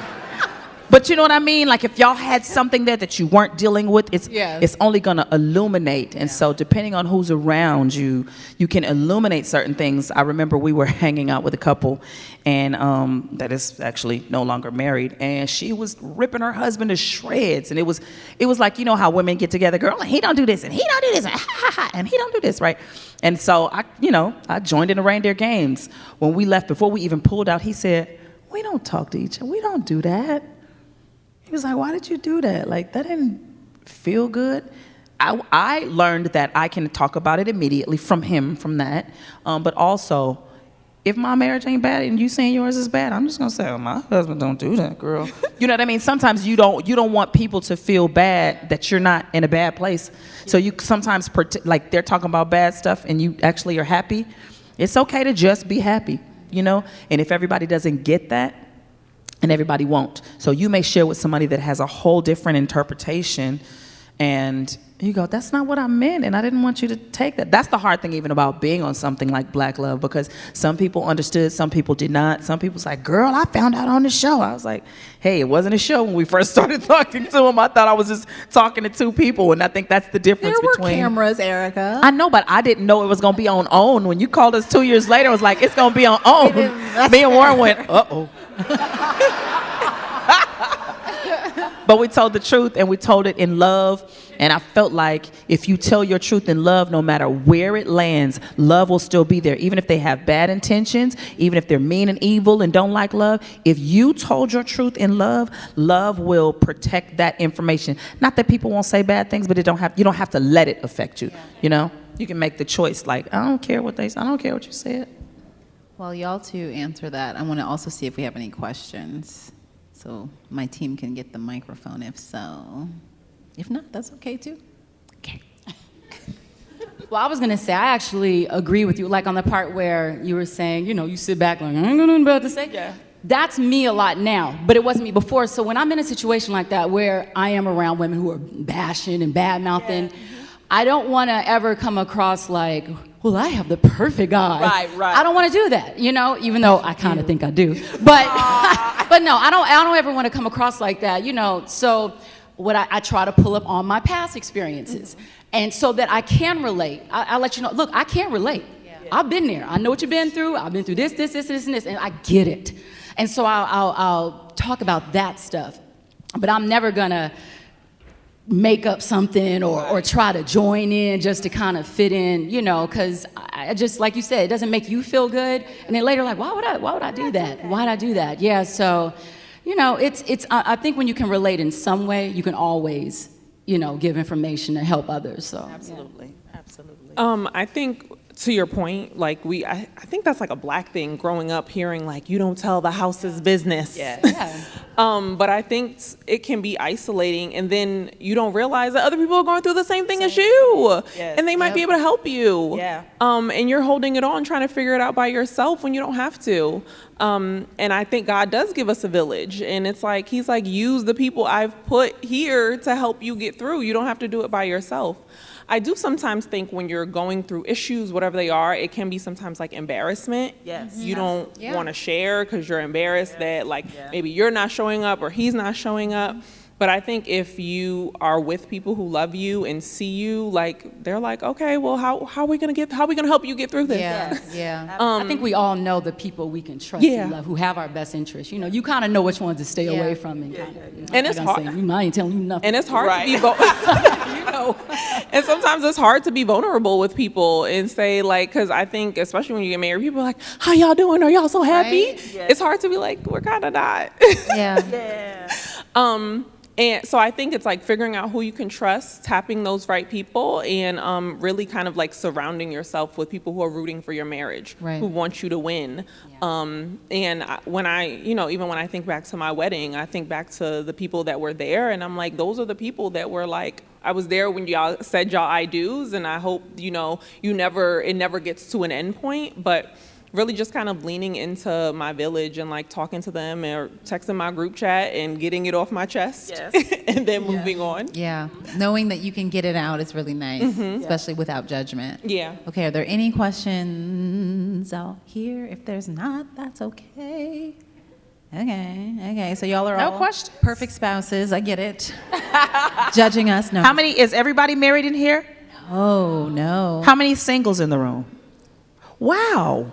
I love it. I love it. Okay. I appreciate y'all being here, and I've had, yes. And also, all the single men in the room, look at the single ladies that raise their hands. Please. Yeah, oh, you have a question? Go for it, girl. Ladies, how soon is too soon for premarital counseling? I don't think it's Yeah, ever I too don't think soon. ever. Yeah. It's I'm never too trying to remember who told us recently. I think it was Faith Jenkins and Kenny Lattimore who told us that they started it like pre-engagement. Yeah. And somebody else told us that too. I remember like we heard it maybe 3 times in a month.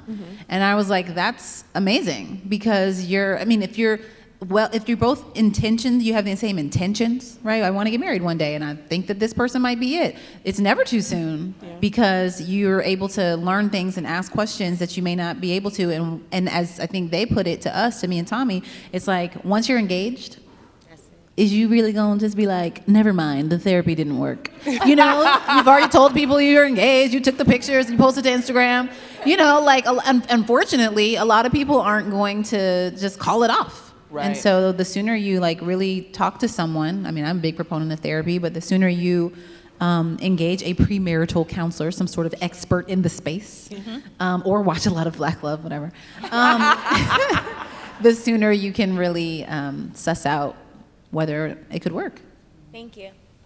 It's my little 2 cents. Okay, I know Tyra's looking at me like, girl, let's move on. So, ladies, I appreciate you for joining me today and like sharing your vulnerability. First off, sharing your vulnerability for the show in the first place. These are all Black Love wives, y'all. Hey. So yes, I appreciate you so much. Can't wait to do it again. Thanks And for having thank us. Thank you for doing this. Thank you for showing the world what our love looks like, the ups and downs, the good and bads. And I saw a statistic that says there was a 70% increase in marriages, in Black marriages, over the last 5 years. I think y'all got something to do with that. Yeah. That was on camera, right? Thank you, guys. Thank you.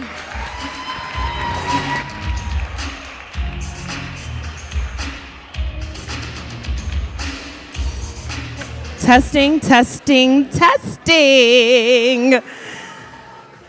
Hello. What's up, everybody? How you all doing? Are you feeling the love? That's the question. Are you feeling the Black love is the question. Good evening, everyone. Hi, Crystal. Great to see you from across the room. I'm so excited to be here with all of you. I am Ty Beauchamp.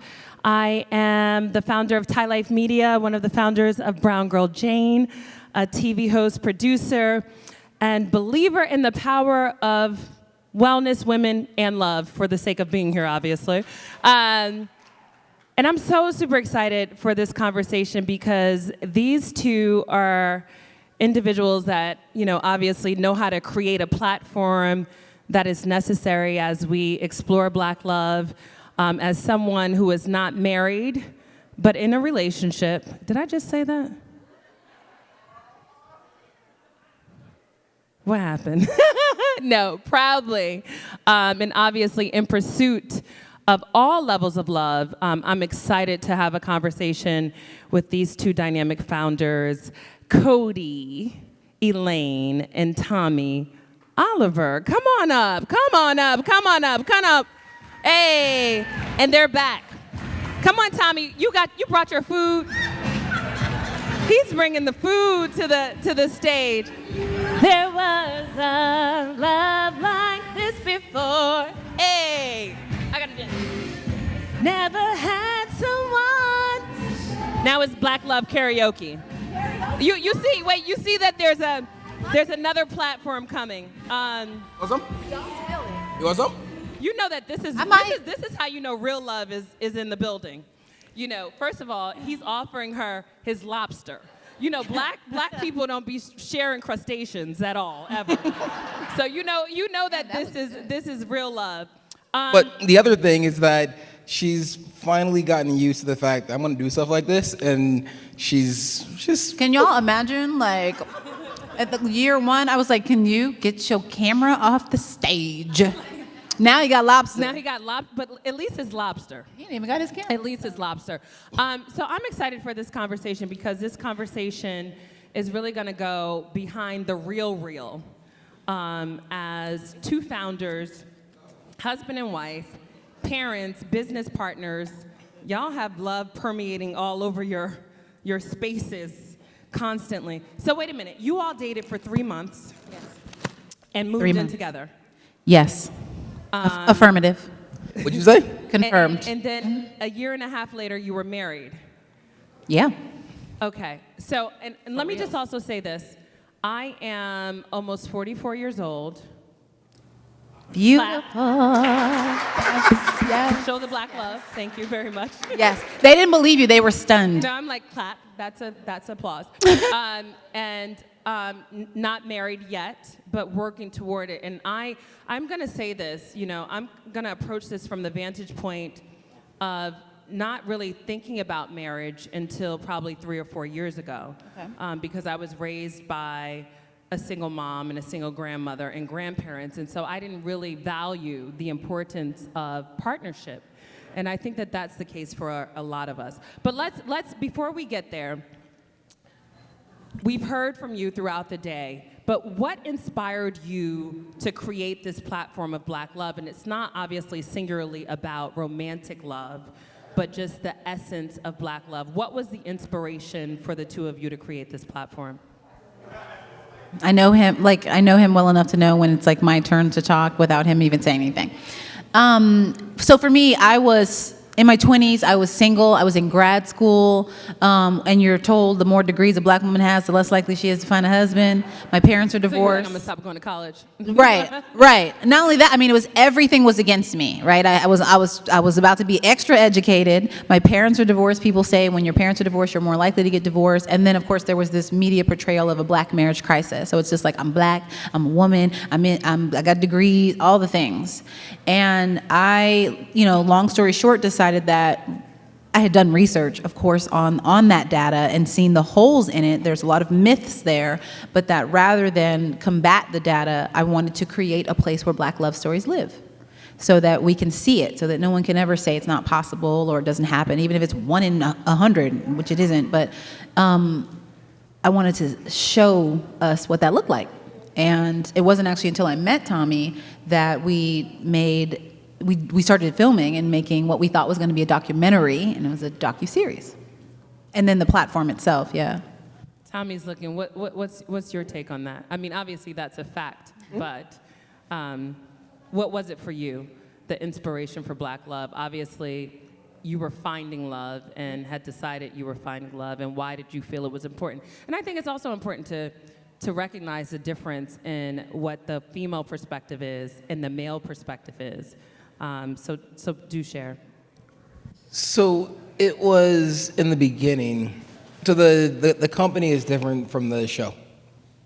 And in the beginning, like Cody said, we were shooting a documentary, and it turned into a docuseries, and it was very much the both of us. And what I mean by that is that oftentimes these types of shows or programming, they're geared toward women. And if a guy happens to be in the room and walk out after 30 seconds, it's just like, it's not for me. And so we decided early on that it was our show. She's the director, but we created together. We're both the EPs, and it's our show, and that it had to essentially pass the Tommy test. And so it had to be something that I was okay with, and the idea being that if I'm okay with it, hopefully other guys, if they watch it or if they get pulled in, they can see themselves in a way where they're not being talked at or talked about, and it's something that is relatable to men as well. I love that, and I think it's essential. I mean, obviously, we know that Black women, I think, speak about love more openly. But how do you think, Tommy, how do we encourage Black men, and obviously, no matter what your sexual orientation or identity is, how do we encourage conversations to happen more openly about love for Black men? I mean, here we are in a room, predominantly women. We see some couples for sure, which is beautiful and necessary. But from a man's vantage point, how do we encourage that and inspire that?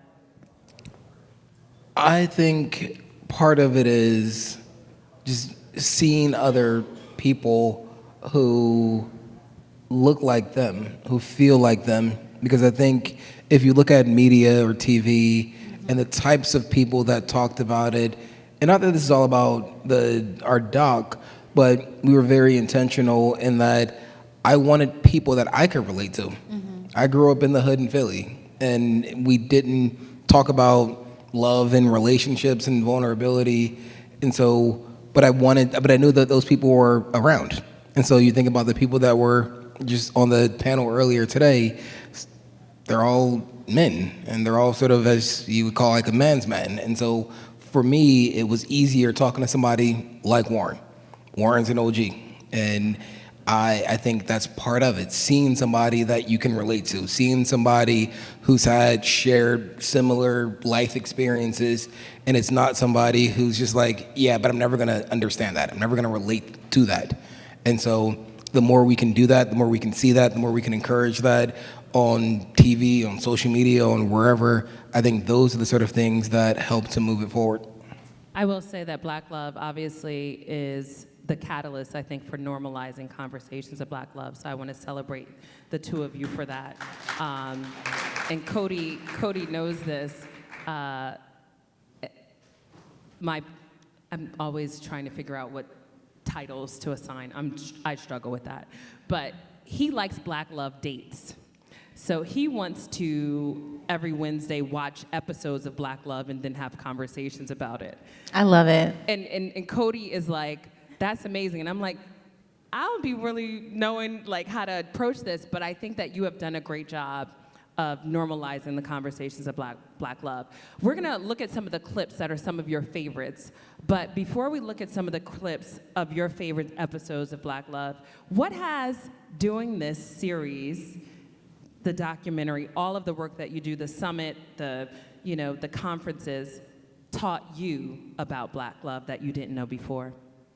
Well, I want to say that the clips aren't necessarily our favorites. I mean, they are. They're just standout moments. But they're moments that impacted our relationship. Okay, so we're gonna go there. Yeah, we're here to go there. We're gonna go there. And so in terms of, I can speak for you a little because there's so much we talk about. But in terms of like what we've learned, a couple of things we've talked about. One being early on. I mean, after season 1, maybe season 2. And I said this a little bit earlier, that couples who want to be together are the couples that... Well, let me rephrase the question then, because I don't want to know what you learned about relationships in general. I want to know what you learned about our yourself. relationship. Okay. I will answer in a way that is a little bit different. I've learned that making the show has actually been very hard for us. And we argue a lot post-interview. And it's been quite an evolution because we've interviewed well over 200 couples at this point. And there's been overall a net positive, but there's definitely been a toll. Because we approach things differently, and it's taken a while. And I don't even know that we're there, because like recently, because we started shooting the new season, we got into it, and I was just like, and we are in a great place, and we had been in a great place, and we're at a good place now. But I was like, oh, we argue when we shoot the show. We did not argue. Okay, you're right. I'm thinking about the news. Wait a minute, I'm like... No, he's totally right. He's totally right. And I was just going to say, for context, that as you mentioned, we met, we moved in together after 3 months, we got engaged after 6 months, we got married a year after that, and we were filming before we got married. So we've been filming it the entirety of our relationship. You have not had a relationship without kind of being not only in your relationship, but in the relationship of other people, which... Yes. Can have some Black Love, the series, has been a part of our relationship For sure. from the beginning. While we had a kid, and we're changing it because we're becoming parents, and then we are parents, and then we are pregnant again, and we have 2 more. So all of those things were happening at the same time that we're like getting to know each other, because we had only known each other. Do you feel like you know each other now? I do. I think there's plenty of room to grow, but right now in this moment, I would say we're probably better than ever. I would say that. Agree. For sure. I would say Ding, that. ding, ding, ding, ding. I would say that. Ding, Yes. ding, aligned. Yes. I love it. Yes. All right, so I want to look at some of the clips that Yes. you've shared. Let's see which one is the first one. So the first one would be the one you picked. You picked 2, but one we agree. What? She talking to us? Oh, okay. Wait. Is the screen Do working? I need to tee up the script? Which one this is? It's the Warren and Erica, but is the thing working? Let's see. Is that no? If not, we can. The cute little graphic is gone. If not, we can give it a moment and come back. Oh, we're live. Okay, perfect. Let's see. So this is a clip that Tommy selected because it had some meaning to him, which he'll share, because I don't know what that is. And while that's happening, Yeah, and we'll wait for that to come. I mean, there are so many questions I have about, as someone who is open to love, ready for love now, and recognizing that it took me a long time to get here. It took me a spirit of recognizing that what happened in the past didn't work. It took me resilience in life and in business to get here. Have you all had times when you felt like, I'm ready to give up, and what keeps you kind of fighting in the wonderful fight of marriage and togetherness? so as mentioned, we've done a lot of we've just done a lot at the same time, getting to know each other, having these kids, working together. We have very different styles. I mean, down to the lobster on the stage, you know what I'm saying? Which now I eat, but anyway.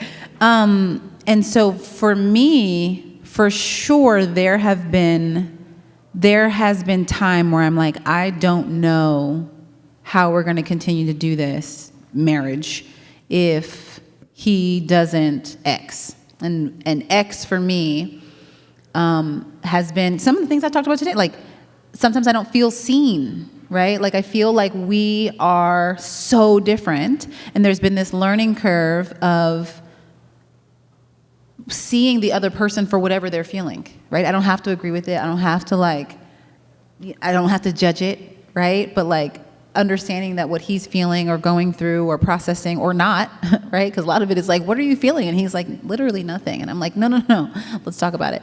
But even that, the expectation that there's more to it than what I'm saying. If I'm telling you there's nothing else, but you keep pushing me, and I'm telling you there's nothing else, well, you just sort of create a problem where I'm telling you, I'm okay, but you won't believe me. And so getting to a place where you actually do believe me. It's an evolution and communication and trust and so forth. Yeah.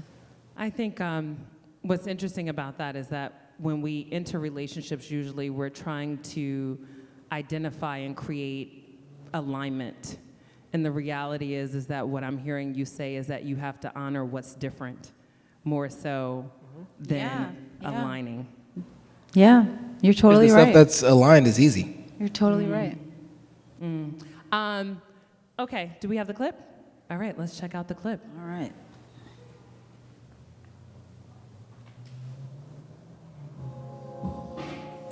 The communication stuff. I went and actually went and started staying in New York more. She was abroad, and then I ended up forming some relationship with some other girl. That girl gets pregnant. She ends up not having a baby, and then I'm like, okay, this is crazy. And so I want my wife. I don't want none of this. This is about to be. I don't know whose life I'm getting ready to start living, but I don't want her anymore. I was being selfish because I wanted things to change, but I wanted her to change. Now, in my career, I'm the boss. I can do whatever I want to do. I could have got my behind on a plane and been wherever she was, but I wanted her to stop from home instead of me getting on a plane and going to where she was. And that could have solved the whole thing. Once you own your private, you have to allow her to be angry. You can't try to curtail her anger and say, well, no, I said I'm sorry. Okay, but she feels how she feels, and you cannot control, what you can't do is control somebody else's feelings, right? And so you got to allow her to go through her range of emotions and deal with whatever backlash it's going to be. If it's a knife coming at you, whatever it is. If you decide to stay there, you got to deal with that and allow her to go through that cycle and decide what she's going to do and be there when she makes a decision and be fine with whatever that is. And then on top of that, try your best to show her that I'm not that guy anymore. I'm not going to do that again. I'm not perfect, but I'm not going to do that. I'm not going to do that again. But I have a full plan of how not to get caught. I tell all the guys now, man, I got it. You don't want to get caught? Don't do it. Come on now. That's it. Okay, Tommy, you picked this clip. I did. Why is this clip significant to you, and why is it so memorable and poignant to and for you? It was so important and refreshing to see somebody be fully accountable in his relationship and to support the agency of his wife and to just own his part. And I think that seeing that, again, from somebody who was not all that dissimilar to me was great. And we didn't deal with any of the same types of issues, but just seeing how it's like, it was me. I could have done things differently. I didn't. It wasn't the girl, it wasn't somebody else, it was all on me. And that, I felt, was just incredibly powerful. And I appreciated that he did that. And it's something that I've tried to do prior to, but just sort of seeing that it's always stuck out. It's one of the reasons why I've loved that interview, but also loved and respected Warren and Erica. And it's just, he's a person who owns his own stuff. And for somebody who believes that the best thing that we can do or I can do in a relationship is bring the best version of myself, that was just a very clear example of that. Okay, I see you want to say. Well, the only thing I was going to say that was interesting, because I asked him to pick a clip. We didn't talk about it. Is that timing wise too? We had probably been married a year at that point, or not even that, right? I don't know. We might not have been married when we did that interview, but I knew married people, right? And I had my image of what marriage was, and I knew people who had dealt with infidelity, and I never knew anybody who spoke about it. Exactly, to Tommy's exact point. I know so many people who were dealing with it and this is, this happened and they're sad or whatever, but I had never seen anyone up to that point, have that accountability that he And be so open. I think that's the other thing about relationships that's so difficult. We bring pieces of ourselves to the relationship because we don't show up as our whole selves in other ways. But Tommy, I want to talk about this accountability because I think accountability is so important. How many of you feel like you're accountable in your relationships, whether or not it's your marriage, your partnership, friendships, and the importance? How many of you feel like you're really accountable? Like we show up and we say, we did this, we take ownership, we say we can deal with whatever your feelings are and receive it. Accountability in relationship is so important, whether or not we're talking about infidelity, whether we're talking about taking the trash out, whether or not we're talking about, like I hurt your feelings. And I think a lot of the challenge with partnering, or can be, is like you don't feel heard and seen and understood. So what did that teach you about accountability, Tommy? That clip and that experience kind of, watching Warren and Erica? I don't know that it taught me something as much as it affirmed how things should be done. And so as somebody who was newly in a relationship and wanting to make it work and who operated from a place of accountability in other areas, but again, like I didn't understand marriage. I didn't understand what it took. Seeing that was just, it was nice. And something that I sort of understood, but understood more after the conversation. Especially because I feel like marriage, when we talk about the idea of doing it, or the wedding, is glamorized, right? So, like, let's get married, but the relationship itself is not glamorized. I see the wedding showers now, and it's a whole nother level. And so none of that is like kind of really looked at like what the journey. Yeah. It goes beyond even glamorizing it. People think a lot about the wedding, not a lot about the marriage. Not a lot about what it actually will look like day to day after the day of your ceremony. Can I ask you, did you all talk about that? Because my guy says, what does it look like when we're in a committed relationship versus when we're engaged versus when we're married? I'm like, dude, you doing a lot of thinking. And I never thought like that, but I think that that's healthy. You don't think that he should be doing that? No, I think it's great. I think it's great. I think it's great. I know, and I also think he comes from a different perspective because he was married before. So having not, had it right before has kind of opened the eyes. And I think, but those are healthy questions that I don't know if I would necessarily come up with. Did you ask, did we talk about that? Yeah, did you talk about that? Did you talk about like what is dating versus this versus this versus this? We didn't, in part because it all happened so fast. But we did from the jump, and I think this is why things happened as quickly as they did, is that a week after we met, and we met at a film festival, so a week after we met, we went on our first date. And was that ABFF? It was Toronto. Toronto, okay. And we went on our first date, and we both, while we were in Toronto, but on that date, we talked about real stuff. I went into that date I need to figure out what he's about, because I'm not about to just start dating and then figure it out, right? I'm what do you want out of life? What is your biggest fear?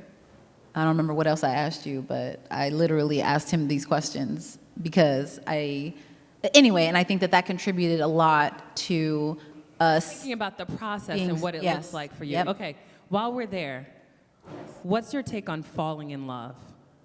What is your thought about the idea of falling in love and sustaining love? Because I think we talk about the idea of falling in love, but how do you stay there? The infatuation phase will absolutely go away, and it's not sustainable. That's not the same as a relationship which is based on shared values and shared goals and partnership, and it's very different. And so in the beginning, it's a whole lot of lust. It's a whole lot of things. Falling in love is lust or partially. No? Partly, okay. There's a lot of stuff, but it's necessarily different in the beginning. And what? No, go ahead. And I think that the expectation that it will be that way forever is just not. It's not going to happen. And so for me, it was about, understanding what we could build together, what our life could look like together, what our family could look like together, what us as partners could look like together, and not just the super excitement that you get in the beginning. And that doesn't mean that I don't still get butterflies for her, because I do, but it's just different. Were you going to add something? No, I was just going to say that I guess thinking about it in like simple terms, like falling in love is romantic. And it can happen over and over again with your partner, right? Love that. Marriage isn't always romantic. As somebody, I think it was Shireen, somebody said earlier, marriage is taking out the trash, it's paying the bills, it's not knowing how to pay the bills, it's, it's like juggling lots of things. And if you only expect it to be the romance, right. That's when you run into trouble. Right. I think it's so important, and I'm going to tell you, I am going to take questions from the audience at some point because I want to hear what questions they may have for you. But I think, again, I am so grateful for the platform that you all have created, because for individuals like me who didn't grow up with examples of love in the house, this is really just normalizing what it means, and I know that's the case. I want to take a look at the second clip, and I believe, go ahead. I'm actually going to switch it. What clip you switching? There's 3 of them, and so I think I said that the second one was going to be DeWanda and Alano, but if we can, I want it to be the other one, the Dondre one, and that is Dondre and Sally? Yes. Okay. So skip to let the us know Dondre if it'll. and Sally? Is it quick? Okay. Let's see. Dondre and Sally clip, and this is a clip you picked. Okay. Nope. Can Wrong we one. Other one. Yeah. If we can go to the other one. You did it right. It was me. I changed it. I used to ask him to do something, and he'd be like, okay.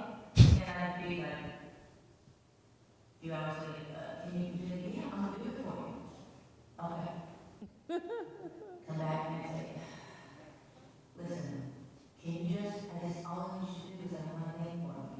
If I asked you and I don't know you did it, now I have to, it seems like nagging if I have to go, hey, did you make the kids' dinner appointment? And then he'll go, yes, I did.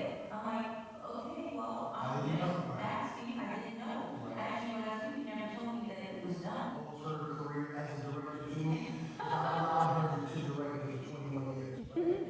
So I say to her, I'm like, look, stop, Michael, I'm a man. I got this. I am a very capable man. When you give me something that you want me to do, attack whatever, I got it. I'm not one of the kids. But I just need to I'm like, don't micromanage me. Give me what the assignment is, and then after that, get out of the way. Get out of the way. Don't tell me how to do it. Don't tell me when to do it. I got it. What I want you to do is tell me when you want it done, give me a list of what that is, and then I got it. What I do is, I send her evidence because I know every single time one of those things gets knocked down, that relieves her space of anxiety. Ooh, that's so good. That's so good. But you heard all the bass in Dondre's voice. He's like, I'm not a kid. I got this. I can handle this. Tell me why you picked that clip, Cody. So I picked that clip because it is an example of the fighting, right? So we'll sit down with a couple and something will be said that like I feel so seen. And I even feel like he sees it now, right? This couple, they've been married 17 years and he just said, da-da-da-da. He said he tells her when he does it because he's trying to take care of her anxiety. Tommy, can you just do that? And he's like, no. And like that's when we get into it, right? I mean, that's just an example. Because we're not like... Because she also ignores the time when I would say that and she would be like, no.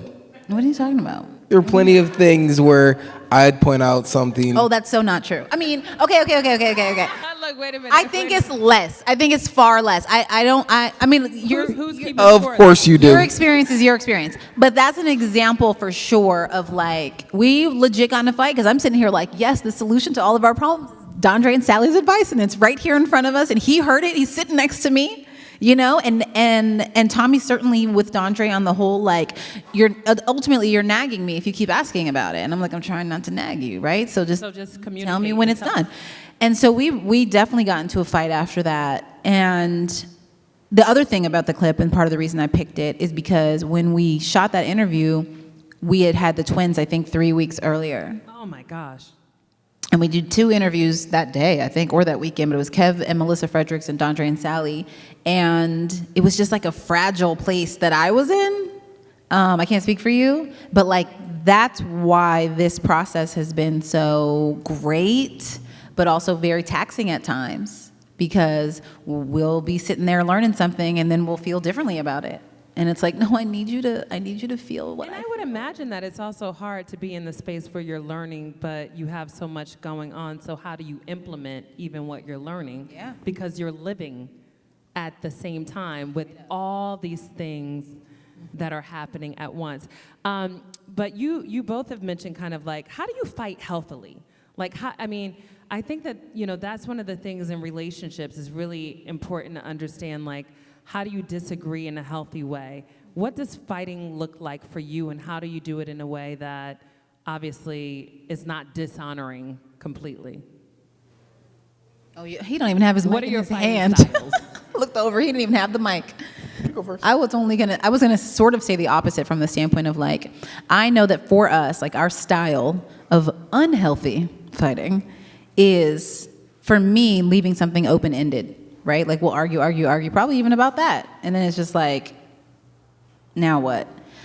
And I think that finding a resolution of some kind, maybe agreeing to pay attention to the other, like look, I'm not gonna do what he does, but I do hear you. I do hear that you need me to change the way I operate, and I'll think on if there's a way I can do that. Like that would make me feel better.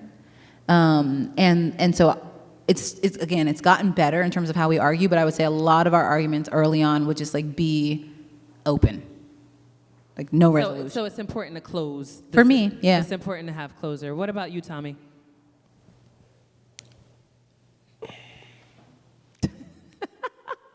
What's with the faces? He's like. I think that, so part of it is not everything will be resolved. And so if we're in a place where she wants closure on everything, it can create a situation that is untenable, because sometimes the answer is agreeing to disagree, but if you won't allow us to agree to disagree, then it drags on. And so figuring out how to navigate that situation where she feels seen and supported, even if I disagree with what our goal is. And so it's about fighting to understand, or fighting to know that we are still going to be together no matter what. And so as such, how do we move forward, and how do I not have her feel like I'm not trying to get there even if I just disagree? You want to know what that's almost antithetical to how we're taught to fight. When we're taught to fight, we're taught that someone has to win and someone has to lose. We're taught that someone is going to be put down and the other one's going to stand up. What I hear you saying is that when we come together in that way, is to try and create understanding on either side, whether or not we agree or disagree. That's big. And it's so true, because the thing is, if one wins, one loses, you lose. It's not a win. That's so good. And it may be, at best, it's a Pyrrhic victory where you've won short term, but it's at a cost. And so once you really understand that, you both have to win. And my job is to try to navigate this field where I know what she wants. She wants closure.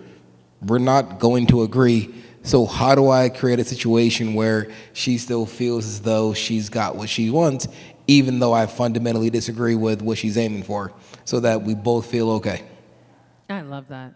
Cody, were you going to add something? No, he said it toward the end there, is like, it does matter to me to know that he's thoughtful about and hoping to, find a space where I feel heard, even if he doesn't agree, even if he doesn't, if the resolution isn't like everything's good now, it's like, I hear you, and I hear why. And what do you think he bothers wants you. out of the situation? Out of arguing? Yeah. If you want to feel seen and heard, what do you think his goal is or what he needs? I would say acceptance is probably the first thing. It's like he wants me to like not try to change whatever it is he feels.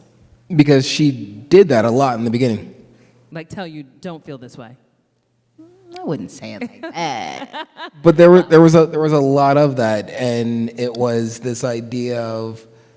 No, I'm thinking. It was this idea of, well, I should be doing this, or relationships are this way, or whatever it was, and instead of accepting me for who I was, she was sort of tolerating me, or tolerating things that I would do, which ultimately created resentment, because. And I'll say, I really want to understand, like, the things that he does, and he really doesn't.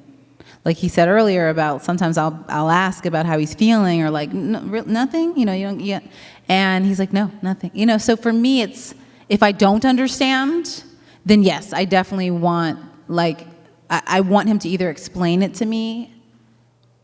But or the place that we'll be getting into trouble is that I would explain something, but she wouldn't accept what I said. That's true. And that would happen a lot, where it's like, Be like, that's right. And so it's like, there is literally nothing else to this. There's nothing else to be said.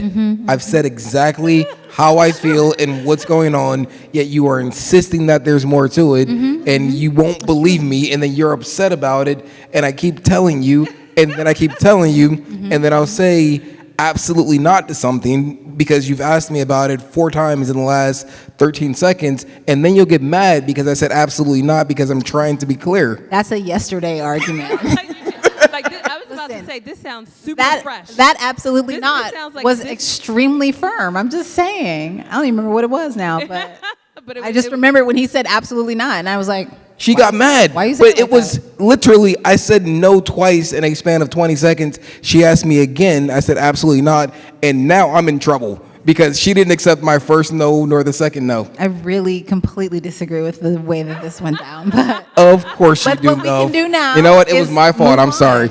I wish It's you happening in would. real time, people. It's, it's happening in real time. I'm going to open up. I want to take a couple of questions from the audience.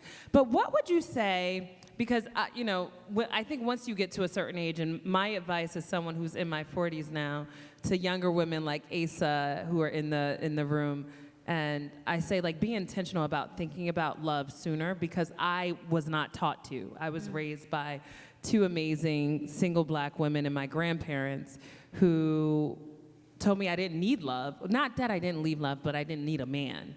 And so having been taught that, I'm trying to relearn like what it means to need anybody. And so I have, some people in my life that I know that just like, whether or not they're in their 40s or in their 50s or in their 30s or in their 60s, who are just like, black love is impossible. Like, just whatever. It might not happen for me. What would you say? Go ahead, Tommy. What you got? I would say that you may not need a man, but if you want a man, don't pretend that you don't. I agree.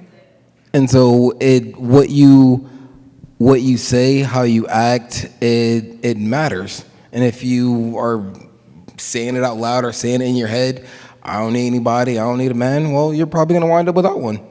And so, but if you want a man, if you want a woman, be completely intentional about it. And I think sometimes we're afraid to say that because we know that it might not happen. And so we've set ourselves up for something that it may not happen. And so instead of like saying, hey, out loud, I want to go on a diet, I'm going to lose this, well, now everybody knows it. And so if it doesn't happen, well, maybe everybody's looking at me and judging me because of that. And that doesn't really matter, though. Like, if you want it, you are more likely to get it if you are intentional about it and if you make that known.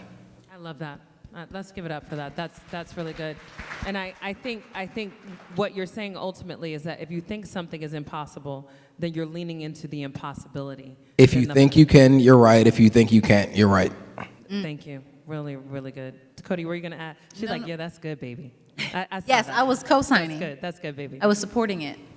I see Crystal with the mic. So. Oh, okay. Crystal with the mic is ready. Okay, so before we go to the audience questions, and I hope you all have a couple questions because obviously they're the poster people of Black love. What is your hope for the future of Black love? What is your hope for the future of Black love? Here we are in 2021, almost 2022, and gratefully, I can say there's been an evolution because of people like you and your vision. I think there's been an evolution around the conversations of Black love because of, Jay and Beyonce and people in the forefront of it that are symbols of it. What is your hope for the future of Black love?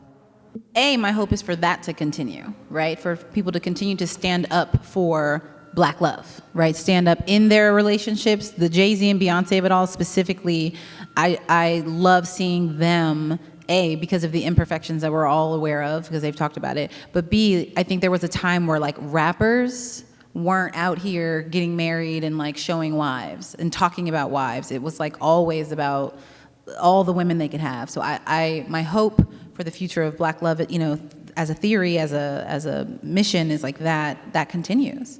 And for the future of like our community of Black love is for this platform, this community to permeate everything else. I'm not just saying this because Target is the Livestream sponsor, but I think that companies like Target and brands that we're talking to about continuing to highlight what we're doing and our people and our community and our love. I mean, even some, love brands like jewelry and such, like really wanting to show up in this space of showing us in happy, loving relationships.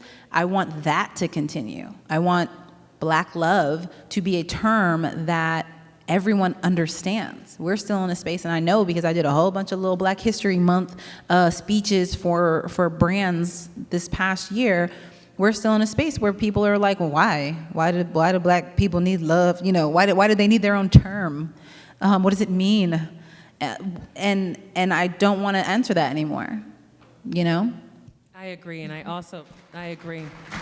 I also see the Black love conversation and platform obviously being global, especially, as someone who's a huge fan of the continent. I think it's really important because the way we show up in love culturally is different from place to place, and those examples are just really, really vital, especially because there is no absolute way to demonstrate and exist in Black love, which is so real. What about you, Tommy? What's your hope for the future of Black love? Black love the company, Black love the phrase, Black love the show. All the things Black love. All the things Black love. All the things Black love. I, like Cody, want it to continue to permeate into our culture, into society, and for people to understand that there are happy, loving Black couples, and there is a different side, and I want it to be seen and felt and done organically. And when a cop stops somebody, they see somebody's spouse, or they see somebody's son, or they see somebody's, it's just when we're humanized, it changes things. And I'm still, maybe I'm naive, but I still believe that film and TV and media can have an impact, and it will continue to change things even just a little bit. Also, for somebody like the younger version of me to see people that they see on TV talking about their relationships growing up and understanding that love is cool, relationships are cool. It's not just the way that it was before. And so that's what I want for Black love. I love that. I think you can give a clap for that. I think the other thing that I heard you say is that Black love is not the same exactly as Black relationships. And so we have to understand that the existence and the experience of Black love is the feeling and how we show up. Mm-hmm. The relationships are a result of the love that we have and that we feel connected in. Thank you so much. Before, anyone have any questions for Tommy or Cody? Come on. I think someone has a mic. Introduce yourself, please, just in case.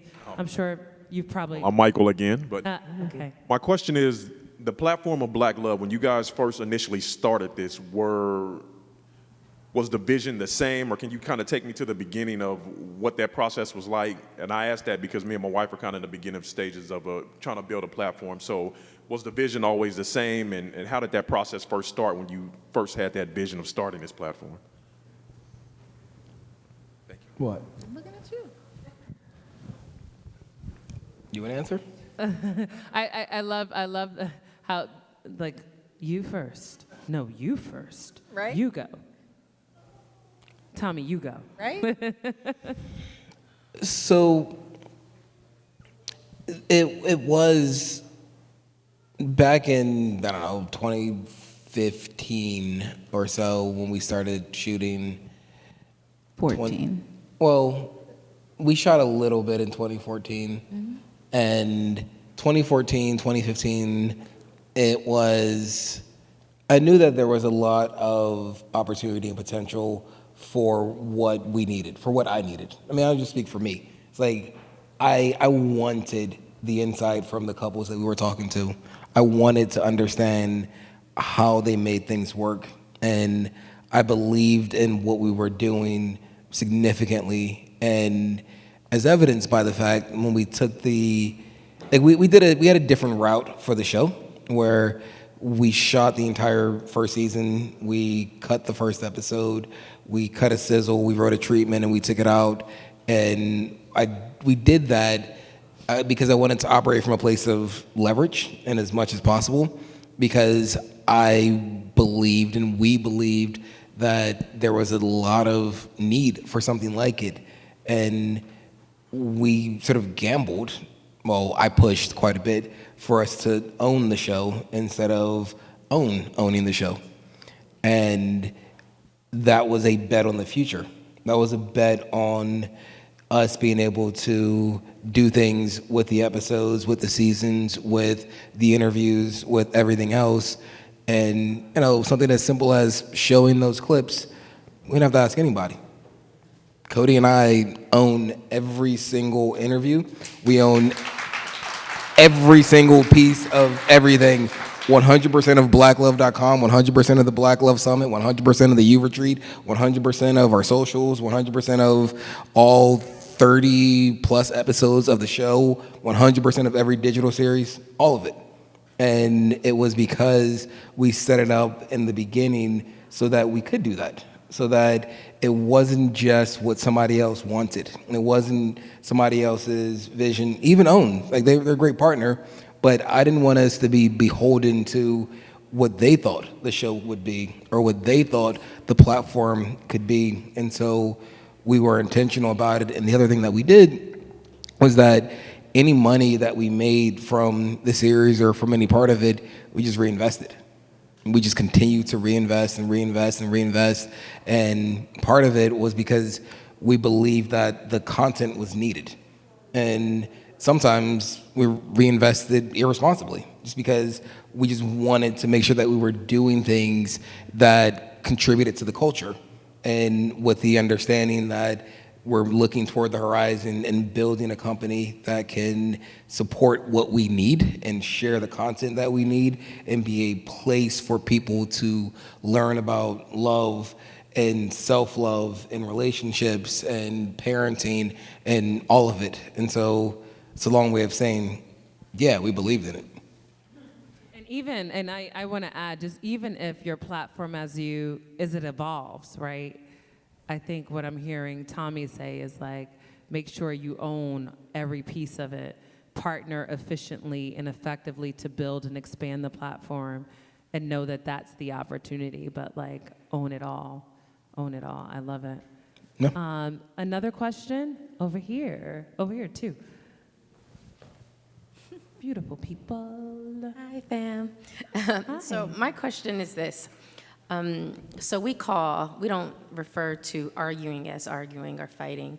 We refer to it as heated fellowship in our relationship. Ooh, heated fellowship. Come on. Yeah, we don't Come say that together. because when you say fighting, right, Yeah. it puts that thought in your head. But I was wondering, Tommy had talked about being intentional before.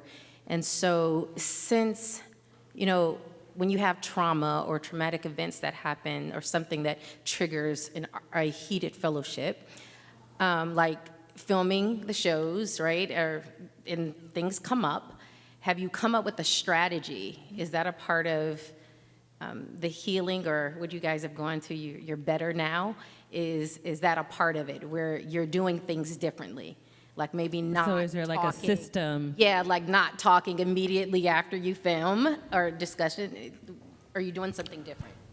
So we haven't figured out anything for the show yet, and we probably should. But we have sort of like the way that you call things heated fellowships. We've learned over time the things that are triggers for the other person, and we try our best to be respectful of those things. And it's sort of like, I don't like being cursed at. And again, like, I'm from Philly. It's like, you curse at me, it's like, I'm ready to fight. And that's just sort of, that's just heated fellowship. like, no, it's like, that's just what it is. It's like, it's just, that's just what I grew up with, and that's what it was. And does that mean it's right now? No, but it's a trigger. And so she knows that, but she gets heated sometimes. And to her credit, like, when she does, it'll come out and she'll be like, I'm sorry, I'm not cursing at you. It's like, you are, but it's like, but it's fine. But like, it's okay. And so it's like, even in fighting, there are things you don't do. There are things there are places you shouldn't go. And I think we've both tried very hard to not go there, except when we're shooting the show.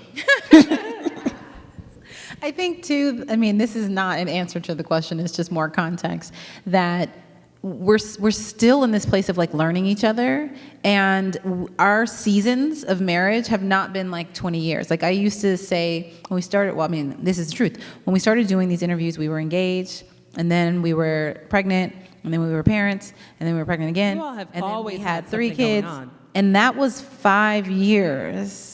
It sounds like that could be 15 years, you know what I mean? So all of that was happening. And so I was thinking about the argument that we got in recently, when we started doing the latest season. It had nothing to do with the couples. I remember. It was an argument that I think ultimately, and I'm not, this isn't like, I don't even care. It's the season that we're in.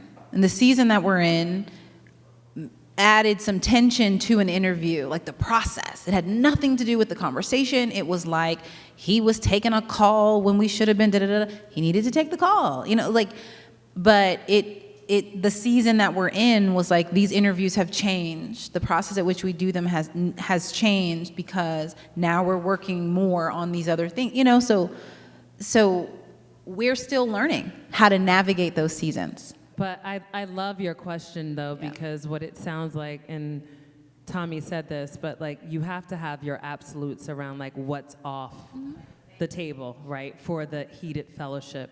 Like, you do this, this makes me feel like this, I'm not gonna be, like, I'm the person, like, don't raise your voice. And, you know, some people define it as passion. I'm like, don't be passionate. I don't want no passion. I don't want no passion right now. And I am, unfortunately, the person that will like speak very softly and agitate the living daylights out of him. I can see that. I can. So, But that's also a choice. And see, the thing is, I don't really get bothered much, and it'll be the same sort of thing. No. Oh, okay. But it's a problem, because it goes back to, you may do that and you may win, but you're not winning overall. And I think that I think one of the things, like, I love what you said about no, it's not about anyone winning, which is why I also love the idea of this fellowship, because it really is about coming together. And I think that if you come to it in a space like, how do we resolve this? And if that is the goal, then we'll figure it out and we'll solve it. I saw one more Sorry, question. but I was going to say one more thing, and this has also been a journey for me, to that very point. We can get into something, and it may feel like I'm winning for me because she's sitting there passionate, and I'm sitting here completely normal, and my voice sounds like this, kind of looking at her like she's crazy. But that doesn't help us. And so it's like, So then what do? Do you become more passionate, or you look at no. it like she's sane? No, I don't. I mean, I don't become more passionate because, again, it's like, it's just not how I am. But I understand how, I understand and accept that it's frustrating to her. And so it's not a victory that I can stay calm for us. And so, like, I'm still going to stay calm, but I know that it is frustrating for her. And so then I'll try to figure out how to at least acknowledge it or something, because again, A little more passionate. Yes, acknowledge it. but I'm not going to become more. Yeah, I know. I'm just kidding. Yeah, and I'm just kidding. And I'm not. I appreciate what you're saying, and I think that as a passionate person, right? I feel like it's so annoying to be told, like, calm down, or like, don't yell at me. And of course, I shouldn't yell at you. But my point is, like, I also want him to see that I'm that I'm upset, and that I don't need to be yelled at. No, I'm saying I understand your point, and I simultaneously want to be given enough grace for you to recognize that I'm upset. Which I get, but And you part do. That wasn't a I criticism. understand, but I think part of it for me is that it's the sort of like cursing. It's like, if you want to curse at me, one of two things will happen. I'm either going to exceed where you are. I'm not going to meet you. I'm going to exceed it because, again, I'm from Philly. I'm not losing. Or I'm just going to stop because I don't want to exceed you. Neither is good, because for her, when she starts to curse or gets passionate. You acting like I do this all the time. No, it's not all the time, but when it happens, it's like this. And so if I'm going to just not do anything and I won't engage at all, well, that infuriates her. Yep. But it's a situation, and so it does, and I know that. And so it's like, okay, I'm not going to out-aggress. I'm not going to be more aggressive because that's just going to be bad. I can't do nothing because that's going to be bad for her. And so it's trying to figure out this delicate balance, which it ain't fun, but it's needed. I love this idea that it's not about I will win. It's about how do we win. It's just the we. That's what it is. Yeah. I think you had a question. This will be the last one. Hi. This has been wonderful. Well, first, thank you both for the Black Love experience. We love the show. Just listening to the show and even being here today with everyone being vulnerable and sharing their stories empowers us. Together, we're in business, very successful business, and it's been times where we didn't want to share. We wanted to just kind of stay behind the scene because of the fear of the criticism or people thinking that we're something that we're not, and then you feel like you're trying to prove to folks, we ain't that people, we're who we were when you first met us. So just having a platform to even share Black love stories is amazing. But Cody, you mentioned earlier, and I just wanted for clarification for myself, about that you were in therapy. And then Tommy talked to your therapist. Do you guys do therapy together, or I was going to ask that question. Great. See, great minds think alike. There we go. We had tried therapy together in the past, and I would say it didn't work. Like, we did not have the right people. Did we try it once or twice? I think it was twice. Yeah, and so I think that was a big issue. That was a problem. And so ultimately, it wasn't like, oh, let's not do that again. It was, I wanted a therapist when I wanted a therapist, which was the pandemic. I was like, I need to talk to someone because I'm not going to make it in this house. And that person ultimately would also talk with him about the things that I shared. So it was really helpful, like really helpful. This therapy thing. So I said to my significant other, like, I'm in therapy, and he said maybe we should start to go soon at the time. But I said, you should go to therapy on your own too. I think that like individual therapy, before you come together, because, Mhm. and this is not just even in relationship, I'm gonna be fully transparent. I said this to my mom, because we need to heal some of our things. And I'm in therapy, and she's like, well, why don't I just go to your therapist? I said, because you need therapy on your own. So that way we can come together in therapy, because the other thing about it is that if you're not in therapy for yourself, you're not gonna be as receptive to the help of the two, in my opinion. Yeah. Well, that's the thing too. If you're not ready for it, even if you go for someone else because somebody tells you to go, you know, your mama, him, if they're not ready, they're not going to get anything out of it. They're not, and then it's just going to be wasting my $250 a session, which I'm not here for. So you go, I go, we go, like the we. I have like just a couple of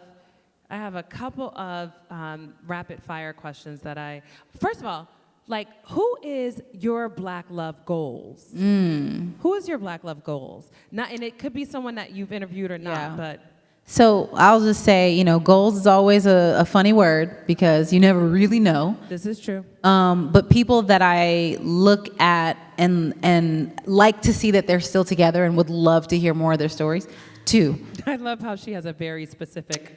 Because you know, you just don't know. Yeah. Debbie Allen and Norm Nixon. Oh, that's a lovely one. And of course the Obamas. Oh my God, yes. Of course. For sure. Okay, you, Tommy.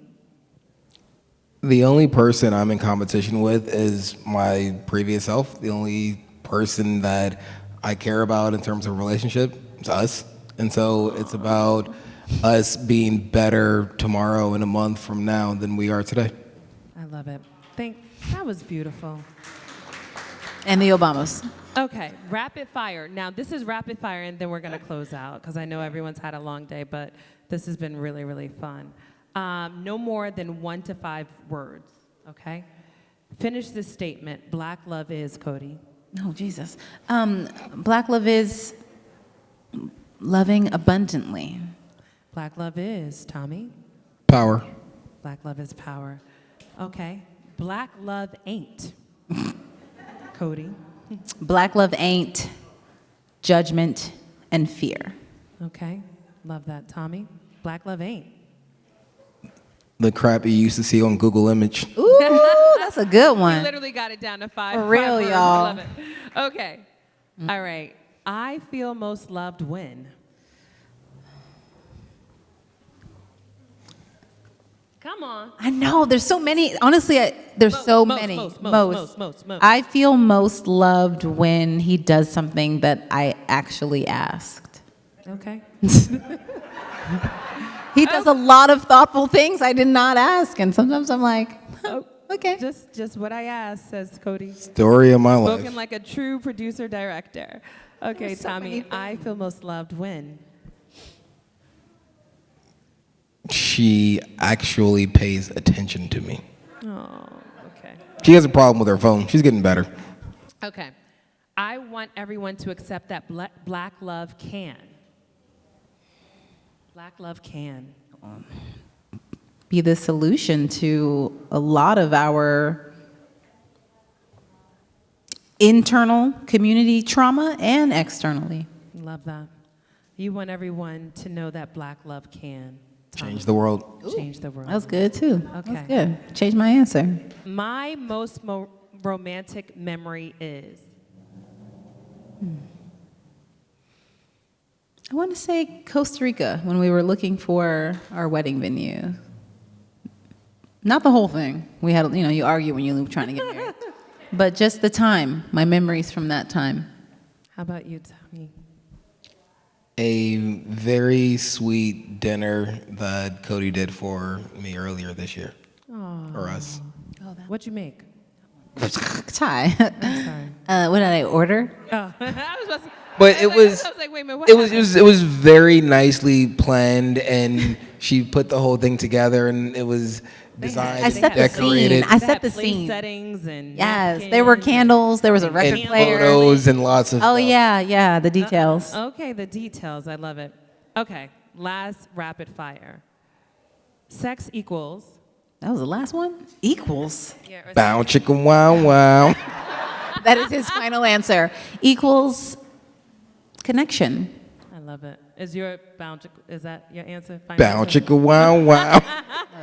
Let's give it up for Cody and Tommy Oliver, founders of Black Love. Thank you so much. I'm Tybo Sham. So great to be here with you. Yes. Congratulations on the Black Love Summit. And let's give it up to you all for being here. Yay. Okay, safely vaccinated. Appreciate y'all.